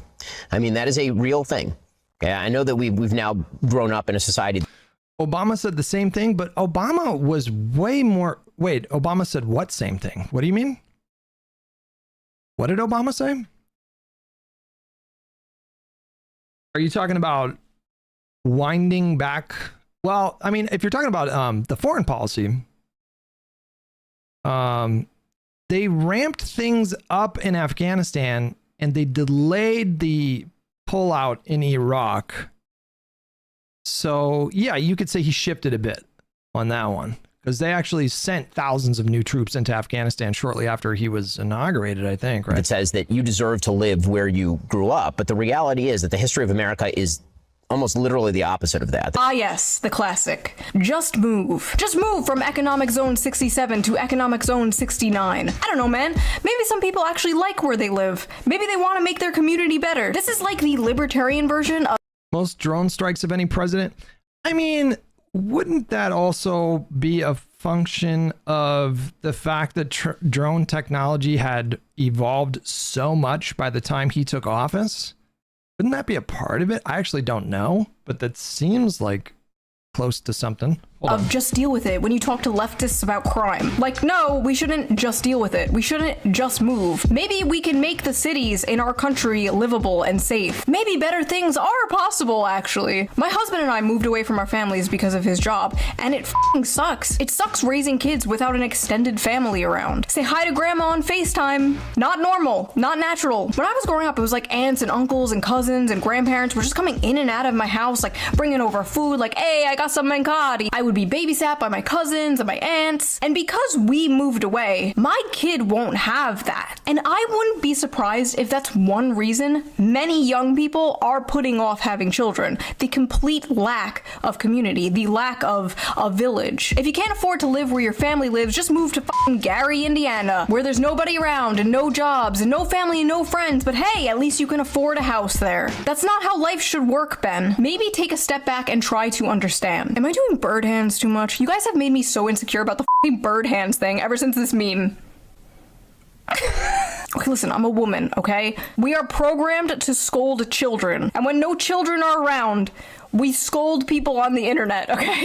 Anyway, Nick Fuentes is a far-right commentator and a controversial figure to say the least, but his main topic he covers is Israel, which is an extremely hot topic that many other right-wing commentators seem to not want to touch. And the rare times they do touch it, it's them telling you not to talk about it, questioning why you care so much, or shape-shifting into the woke mob they fought against for so many years, calling you names, calling for you to be censored. What's funny is they didn't care about any of Nick Fuentes' rants on, like, race or women. They only started caring when his rants on Israel were blowing up. Nick recently did an interview with Tucker Carlson, which completely ignited the MAGA civil war that was brewing on the right for some time now. I actually don't know. Is she going to be sympathetic to Nick Fuentes here? I'm going to lose my mind, bro. That's so ridiculous that even Chuck Schumer went on the Senate floor and called for a disavowal of Nick Fuentes. Sir, with all due respect, none. Why do politicians need a resolution in the Senate to disagree with a citizen? Hello, I have gathered you all here today to disavow Hitler Bussy 420. People can't afford groceries, Charles. Ben Shapiro, in particular, has spent the last few months extremely confused and angry about Zoran Mamdani and Nick Fuentes becoming popular in the mainstream, all while his numbers continue to drop. I honestly don't think he understands what is happening here, so I am going to explain to you, Ben, what exactly is going on here. The American dream does not exist anymore for most people. Young people followed advice that worked for older generations, and it got them nowhere. Young people are tired of this stale, moldy, old dead consensus that has dominated American politics for a very long time, the one that dragged us into all these foreign wars and sold us out for some cheap plastic shit from China. Young people are tired of being told to sit down and shut up and pledge allegiance to the free market in a country that seems to not give a shit about them, as well as a foreign country they have absolutely no connection to. For so long, establishment hacks and establishment shills looked at the issues bothering the people and just kind of dismissed them. Can't afford to live where you grew up? Just move. Don't like that the toothpaste is locked behind plexiglass? Just deal with it. Think it's kind of fucked up how you work 40 hours a week and still can't afford to pay rent? What are you, some kind of communist? You don't like funding a genocide with your tax dollars? What are you, anti-Semitic? If you don't address the issues of the people will gravitate towards those who are addressing those issues. It's not Mamdani's fault he won. It's yours. It's not Nick Fuentes' fault he's popular. It's yours. The tragedy of Ben Shapiro is that he led a life worshipping the free market, only to lose in the free marketplace of ideas. Now, with all this neocon rhetoric coming out of the GOP, are the Democrats going to pick up the populist ball that they are fumbling? Are they actually going to get their shit together? Well, they are trying, because they have written an article called Deciding to Win, where after interviewing over 300,000 American voters from both parties, they may have finally discovered the secret to winning. To give ourselves the best chance to win, we recommend the following changes to our approach. Oh boy. Democrats need to, 1. So many people got so outraged over this study that basically was totally in line with basically every post-2024 like post-mortem dissection of that loss. You know, there was really not anything new in this study. Like they just, you know, they were saying the same things. You know, Democrats and liberals need to back away from some of the more extreme rhetoric that is turning off a lot of centrist voters and basically moderate in terms of like the national party platform. But at the same time, it didn't suggest that the Democratic Party essentially become Republican light. That's not what the study suggested. Focus our messaging on an economic program centered on lowering costs, growing the economy, creating jobs, and expanding the social safety net. 2, advocate for popular economic policies. Moderate our positions where our agenda is unpopular, including on issues like immigration, public safety, energy production, and some identity and cultural issues. So basically it took you guys 10 years, millions of dollars, and dozens of Microsoft team meetings to come to the conclusion that everyone has been saying forever. You wasted a decade worshiping at the altar of mentally ill Karens, and now you're acting like, hey, what if we were normal is a groundbreaking political discovery. F you. I could have told you all this for free. It is a bad sign that it took you over a decade to come to the same conclusion that my audience has come to like a decade ago. And they're all retarded. Please reflect on this, I beg of you. Also, what do you mean you had unpopular positions on public safety? Like, why would you even say that out loud? Yeah, let's vote for the party that admits it was wrong about the issue of crackheads shanking people in the street. I love this quote from Nancy Pelosi, randomly shoved in here. Winning an election is a decision. You make a decision to win, and then you make every decision in favor of winning. How deep, how thought-provoking. Thank you, Nancy. What would we do without you?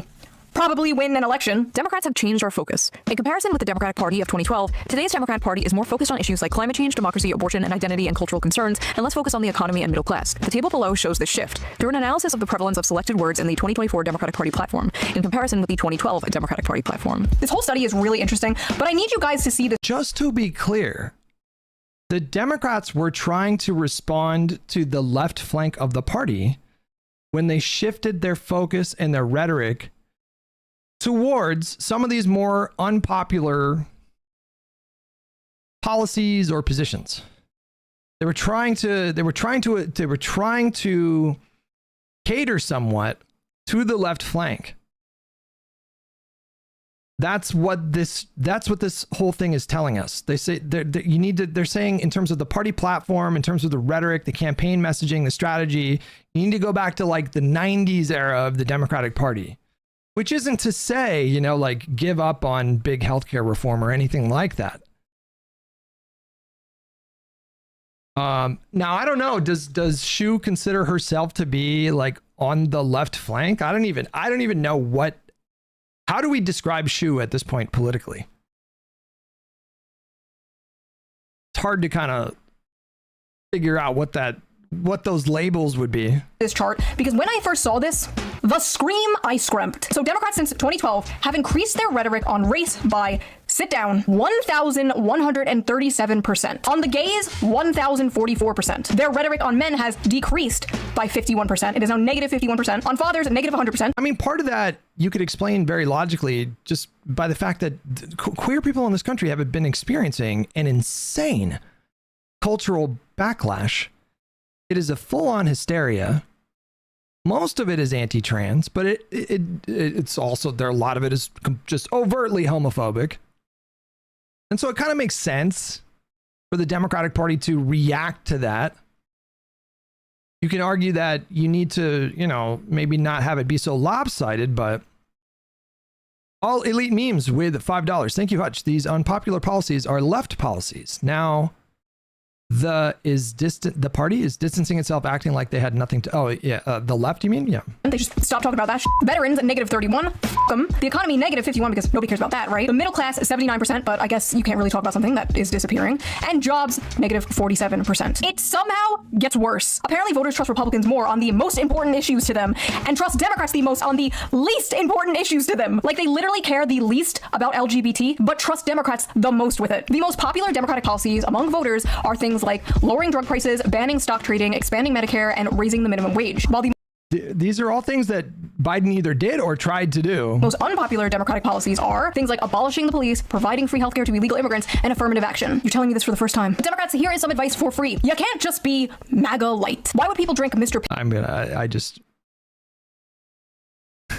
That is not what the study suggested. The study did not. The deciding to win that study did not suggest that Democrats become Republican light. But to people like Shu, and I don't know if you would I don't think you would put her in the same category as like Hassan, but I would probably feel comfortable saying she's on the left flank.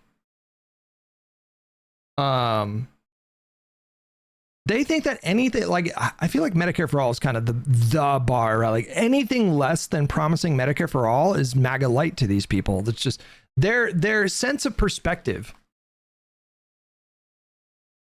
about like the Democratic Party. Like, how could you look at the party's platforms, not just like nationally in the presidential race in 2024? You could just stop there and there's enough of a contrast, but like all over the country, how can you look at the policy platforms of these candidates on any number of issues, like basically any issue, almost every issue? Look what the Republicans are proposing and look what the Democrats are proposing. And 9 times out of 10, there's going to be an entire universe in between these policy prescriptions. Trump is live right now with some weird announcement. I don't care. It's bro, it's always like standards that impose expensive restrictions and all sorts of... It's about fuel standards. ...problems to automakers. And we're not only talking about here, we're talking about outside of our country, because nobody could do it. I don't care. I'll wait for the recap. I'm not watching this guy fucking live anymore. I'm not doing it. Fuck this guy.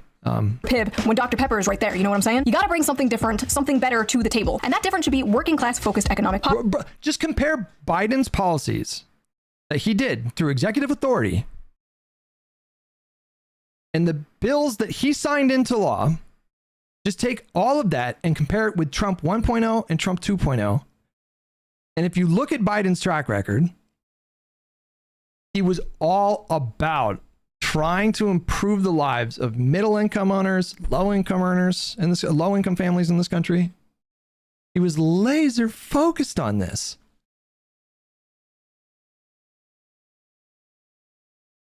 He did the thing. He did that. He fucking did it. But he, you know, he had a 50-50 Senate and was greatly limited in how far he could go with these bills. And she's calling Joe Biden Republican. Like, is that what she's implying? You know, like it didn't fucking matter. It didn't matter. Not all of that, just like none of that mattered to enough people to swing the election in Kamala's favor. Populism. I don't just want 2 neocon parties, okay? But all this is pointless when it's clear the Dems are not changing at all. They're just gonna... Joe Biden was a neocon? Excuse me? How the fuck? Like, what? Change their messaging. They're putting pretty wrapping paper and a bow on a big fat smelly turd. There's a chance that the Democrats may win based entirely on Orange Man bad again, which means they might... That's not why they won in 2018. Joe Biden didn't run on Orange Man bad. He ran on, you know, his policies aggressive. I mean, he talked about how Trump was bad, but he ran on competent government COVID policy or competent federal government to coordinate with the states to administer the vaccine. Who, you know, they wanted 100 million people in 90 days. They did 200 million people. They just crushed it. And then Delta happened and all that stuff. But he was running on super pro-labor policies. In 2018, Democrats didn't have a blue wave election because Orange Man bad. They were running on healthcare. They weren't running on impeaching Trump. They were running on healthcare. The election night that we just had a month ago, they were not running on Orange Man bad. There was a little bit of that, but Donald Trump's an unpopular president. So of course people are going to bring that up. You know, if you have an incumbent president, he's unpopular. You're going to talk about how unpopular that president is. You're going to talk shit about that president. But Abigail Spanberger, Mikey Sherrill, Zohran Mamdani, they won because of affordability stuff. That's why they won. Get into office by learning absolutely nothing. Again. Then the voters will go, oh my God, nothing has changed, and then they'll vote for a Republican. American politics is just a revolving door of villains, isn't it? Rest assured, whoever wins, we lose. If you're actually going to do this shit, if you're actually going to do what you're saying in this... That equivocation is fucking insane. Like, no matter the outcome, you know, like... she's doing the thing where it's like, it doesn't really... she's doing the thing where, like Hassan does, where there's only marginal differences in outcomes. When Joe Biden was elected versus when Donald Trump was elected, you know, everything is kind of basically the same. Like, everybody is equally fucked. Which, how could you possibly justify such an asinine, idiotic claim? Equivocation is not the word. This is the second time I've been equivocation. Hold on. Equivocation. Meaning. Have I been using this word Well, to use the use of ambiguous language to conceal the truth or to avoid committing oneself. Yeah, I guess I had a totally different understanding of what that word means. What's a word for drawing an equivalence? Or would you, equating or conflating? I guess equate. Yeah, equate. Oh, what word am I looking for? I guess there's a few different words you could use. But I think equivocating actually kind of, I accidentally kind of stumbled in, because I think there's some element of that here as well. Little article. You better be going whole hog, not just a tip. I'm talking embracing shoe-socialism.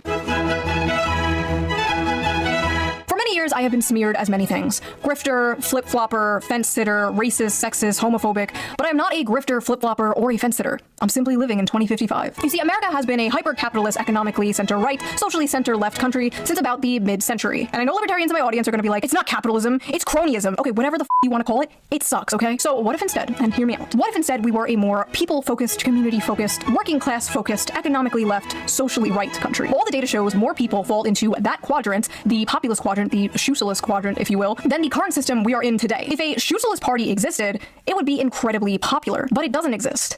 And that's probably by design, honestly. The Social Democrat Party of Denmark has passed many progressive policies that liberals in America would only dream of. Protection from rent hikes, free college and healthcare, carbon taxes, and a very strong protection from rent hikes. Denmark? What kind of rent control policy did they have in Denmark? What kind of... Did she say Denmark or Norway? What did she say?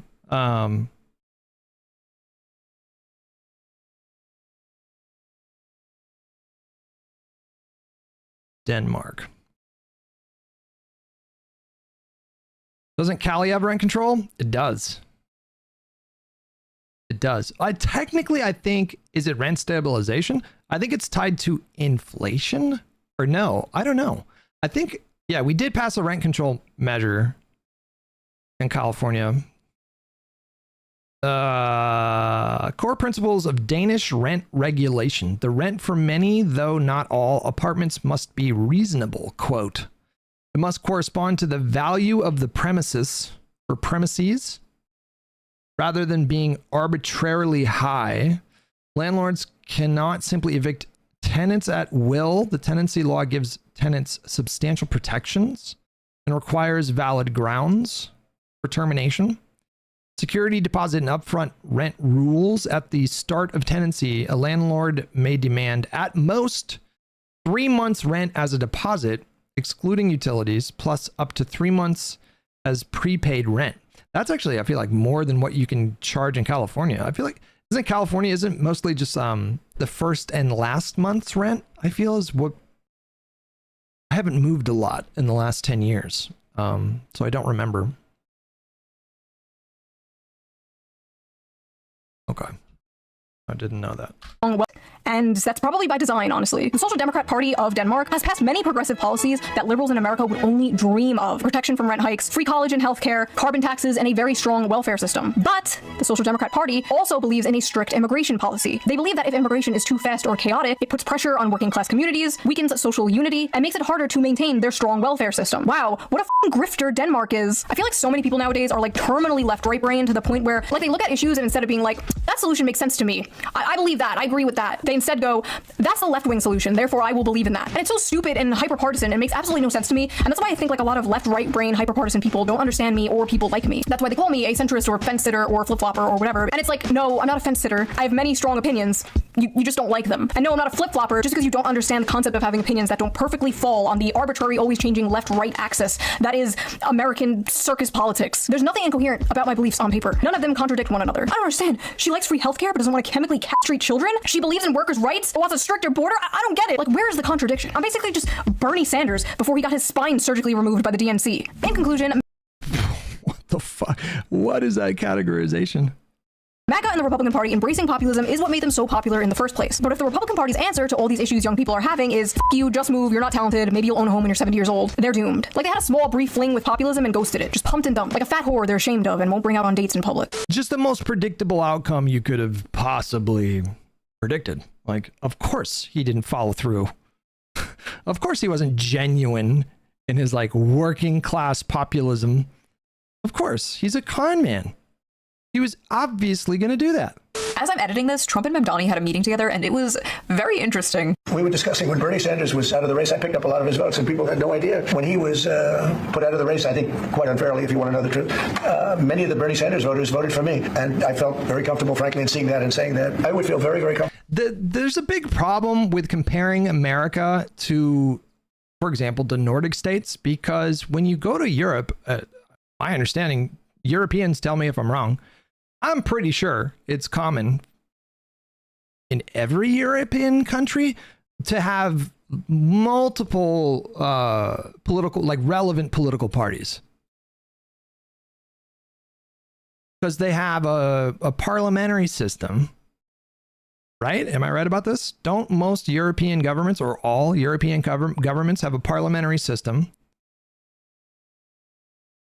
where you form a government by establishing like formal political coalitions?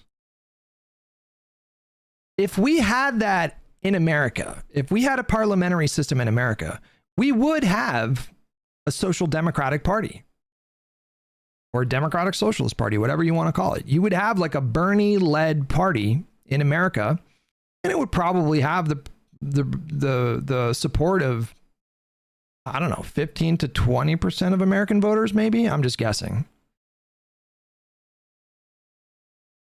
And I think I know that is one of the reasons why there is so much tension and friction internally within the Democratic Party, is because it's a very forced coalition. And progressives kind of always feel like they're getting the short end of the stick because they get far less concessions because their numbers are smaller than the rest of the party. They represent a minority of the party. If we had a multi-party parliamentary system, they would have a stronger sense of their own identity. They wouldn't, I don't think they would feel as much that they're forced to constantly make concessions. They could just have their identity be their identity. They could just say, like, we are the Social Democratic Party.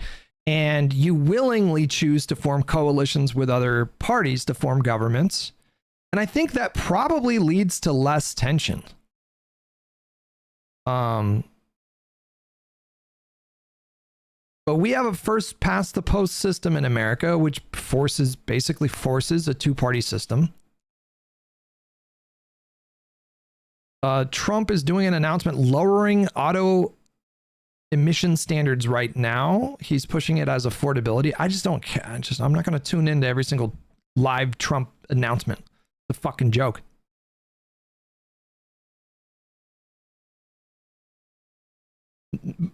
For my YouTube recap, is that live on YouTube right now? I'm sure it's like Marvel movie rumors. I watched like 3 or 4 Marvel rumor like videos every day. I'm like such a fucking nerd about that. Check your YouTube recap. How do I do that? I do watch New Rockstars. Yeah, I do. I like that channel a lot. I like Den of Nerds. I like his observations. Like, dude, I know so much about Doomsday. Like, I'm not going to tell you, but I know like a lot. We haven't even seen a trailer, and I know basically the first, second, and third act. I know how the movie's going to end. There's a lot that I don't know. You know, it's like multiverse stuff, so I'm sure they're going to have like a lot of surprise characters show up, but I know a lot about that movie. Josh from Den of Nerds, he crashed out over Star Wars. Yeah, he has, you know, he's a bit of a chud. I think he called himself a chud, but I just like his commentary. I think he does. I think he has fun videos. I don't always agree with him, but and Europe produced Berlusconi and Thatcher and Putin. Yeah, like, so anyways, going back to that thing, I'm like, I don't think switching to a parliamentary system and a multi-party system would like fix America's problems. I think that is misguided. There's a lot of people that think that so much of America's political problems would be fixed if we just had a multi-party system. And I'm like, I don't understand the logic here. I mean, but I do think that there would be less tension between the Bernie wing of the party, the left flank of the party, and kind of quote unquote like the establishment, if the Bernie wing had a stronger kind of political identity. Because I think a lot of them, and you tell me if I'm wrong, but I don't think I'm wrong, I think a lot of people in that wing feel resentful at calling themselves a Democrat. I think they really don't like that. I think that a lot of those people would never call themselves or identify as a Democrat. So they call themselves Democratic Socialists, for example. I think it really bothers them. And it makes them feel like they're constantly being fucked, right? But if we had a parliamentary system and their numbers were more kind of defined, right? Because if you have your own political party, then whatever percentage of the country supports you, that's your party. That's the size of your movement. And because we don't have that, and those people are absorbed in the Democratic Party, they get to kind of like inflate their numbers a bit. I feel like they really make a habit out of inflating how popular their politics are. And it's kind of unfalsifiable. Like we don't have like official numbers for, not like you check a box to say, I'm in the Bernie wing. Multi-party would also destroy Republicans. Well, I don't know. I mean, I don't know how much it would destroy them, because like, you know, you have the parties get together and create a formal coalition. Like that's just how other governments do political parties and do government. Dem socialists have called themselves Dems under FDR. The issue is the party was ripped from the Dem socialists by union busters and media corporations. I think that is a massive oversimplification. Massive oversimplification, because the strong labor element of the Democratic Party going back decades was fueled by Southern racists.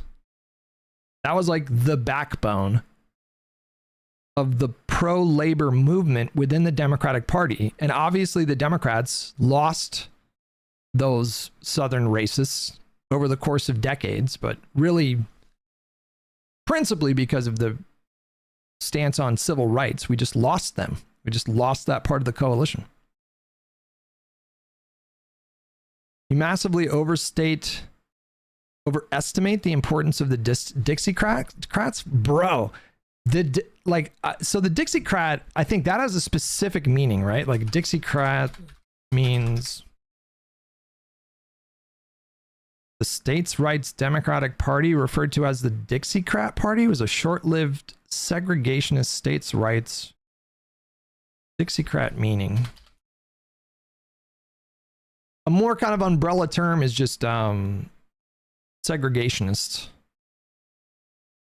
Any of the Southern Democrats who seceded from the party in 1948 in opposition to its policy of extending civil rights. So I'm not just talking about that specific group of people. I'm talking about the entire kind of racist, segregationist, Southern bloc of states and politicians that were reliable Democrats, a firm, reliable member of the coalition of the Democratic Party for decades.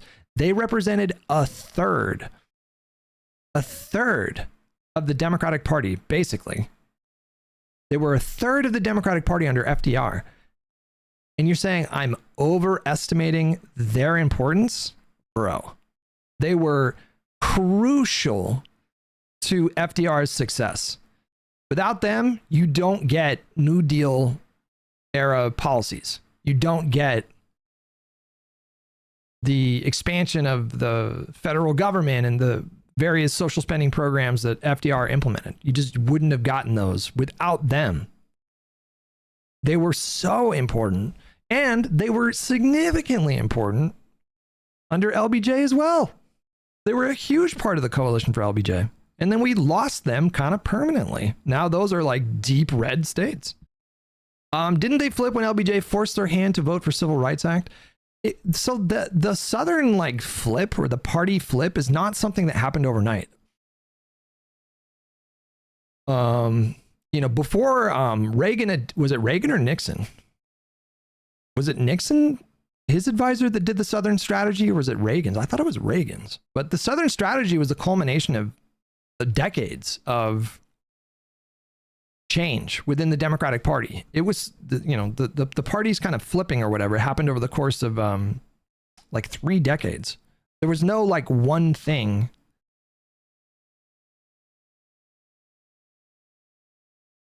It had a lot to do with Barry Goldwater as well. I know less about him. I know a little bit about him, but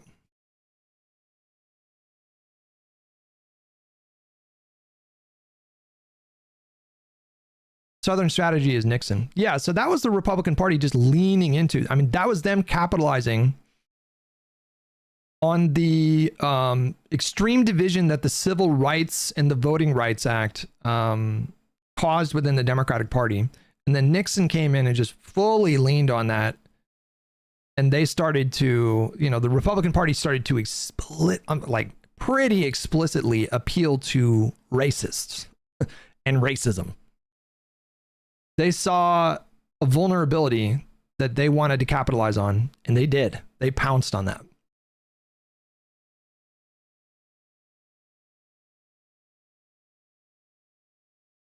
So like today,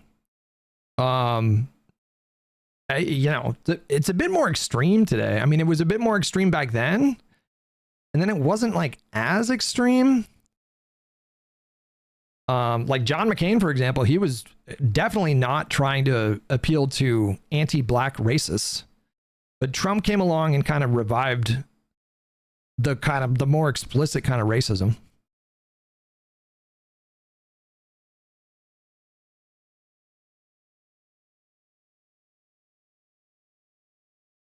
Teddy Roosevelt was progressive running for Republicans until Taft and the big corpo conservative Republicans took over the party. Teddy tried to make the progressive party. Wilson and FDR carried the torch. Gotcha. There's some interesting documentaries about Teddy Roosevelt on the Lucasfilms channel. Have you guys ever checked out the Lucasfilms channel on YouTube? They have a ton of really cool documentaries. Teddy Roosevelt's story is wild. This guy got married pretty young, and then he gets a call. I think his wife was pregnant, and he gets a call. She's in labor, but he couldn't leave for some reason. He was in the New York state government, I think. And he gets a call from the hospital saying, you got to get down here. Your wife's in trouble. And so he shows up. And then when he was en route to the hospital, his mother just coincidentally at the same time, had some kind of catastrophic health event. And so she ended up in the hospital.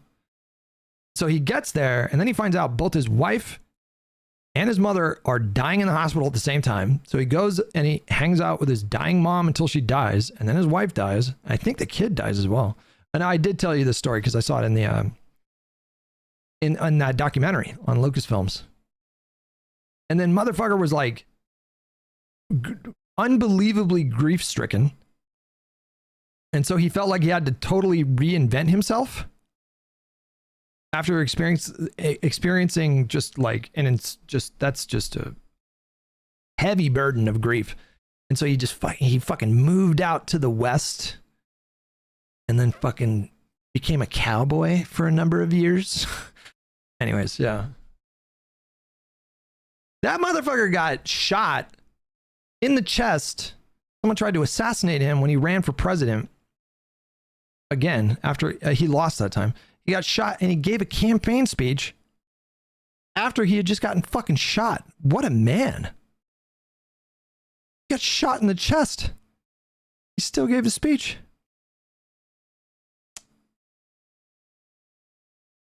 There's, Teddy Roosevelt, there's a lot of awesome shit that he did. He also led conquest of the Philippines. That wasn't great. Before he lost his close family, he also spent time living in the wilderness in Maine with trappers. Gotcha.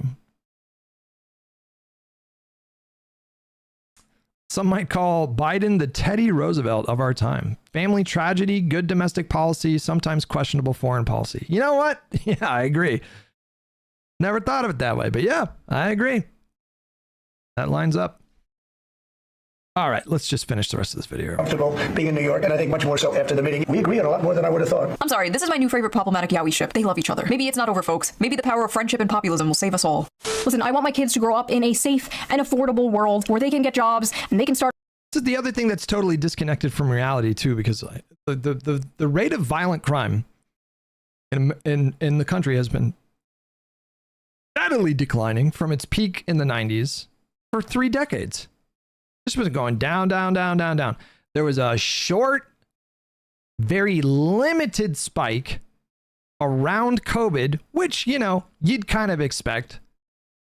An event in human history that disruptive, you know, you would expect to see some kind of a spike in crime, which happened, but it was a very, very mild spike and a very short-lived spike. Because violent crime went down year over year over year, every year of Biden's presidency, as far as I understand. And yet, I think it's just because everybody has cell phones now, so everybody can pull out their phones and record. You used to read about stuff that happened in terms of crime in the paper, and you know the paper didn't cover everything. But now everybody has phones, so we're seeing crime a lot more. Like the amount of crimes, violent crimes that we are all witness to now with our own 2 eyes has probably gone up like 100,000% because of social media and cameras on people's phones. So people open up their Instagram, their Twitter, their YouTube, and they they see a Ukrainian woman get stabbed to death by a paranoid schizophrenic who is in a psychotic break. And then they attach all this political meaning to it. And then, so she's like playing into, I agree that Democrats should not, obviously Democrats should not be running on police or prison abolition. That is fucking insane. But what Democrats were doing that besides the one who lost last night? Like, the party was not leaning into defund the police. The party was like rejecting defund the police rhetoric very broadly in 2020. Certainly Biden was rejecting defund the police. He ran on funding the police, and he did that.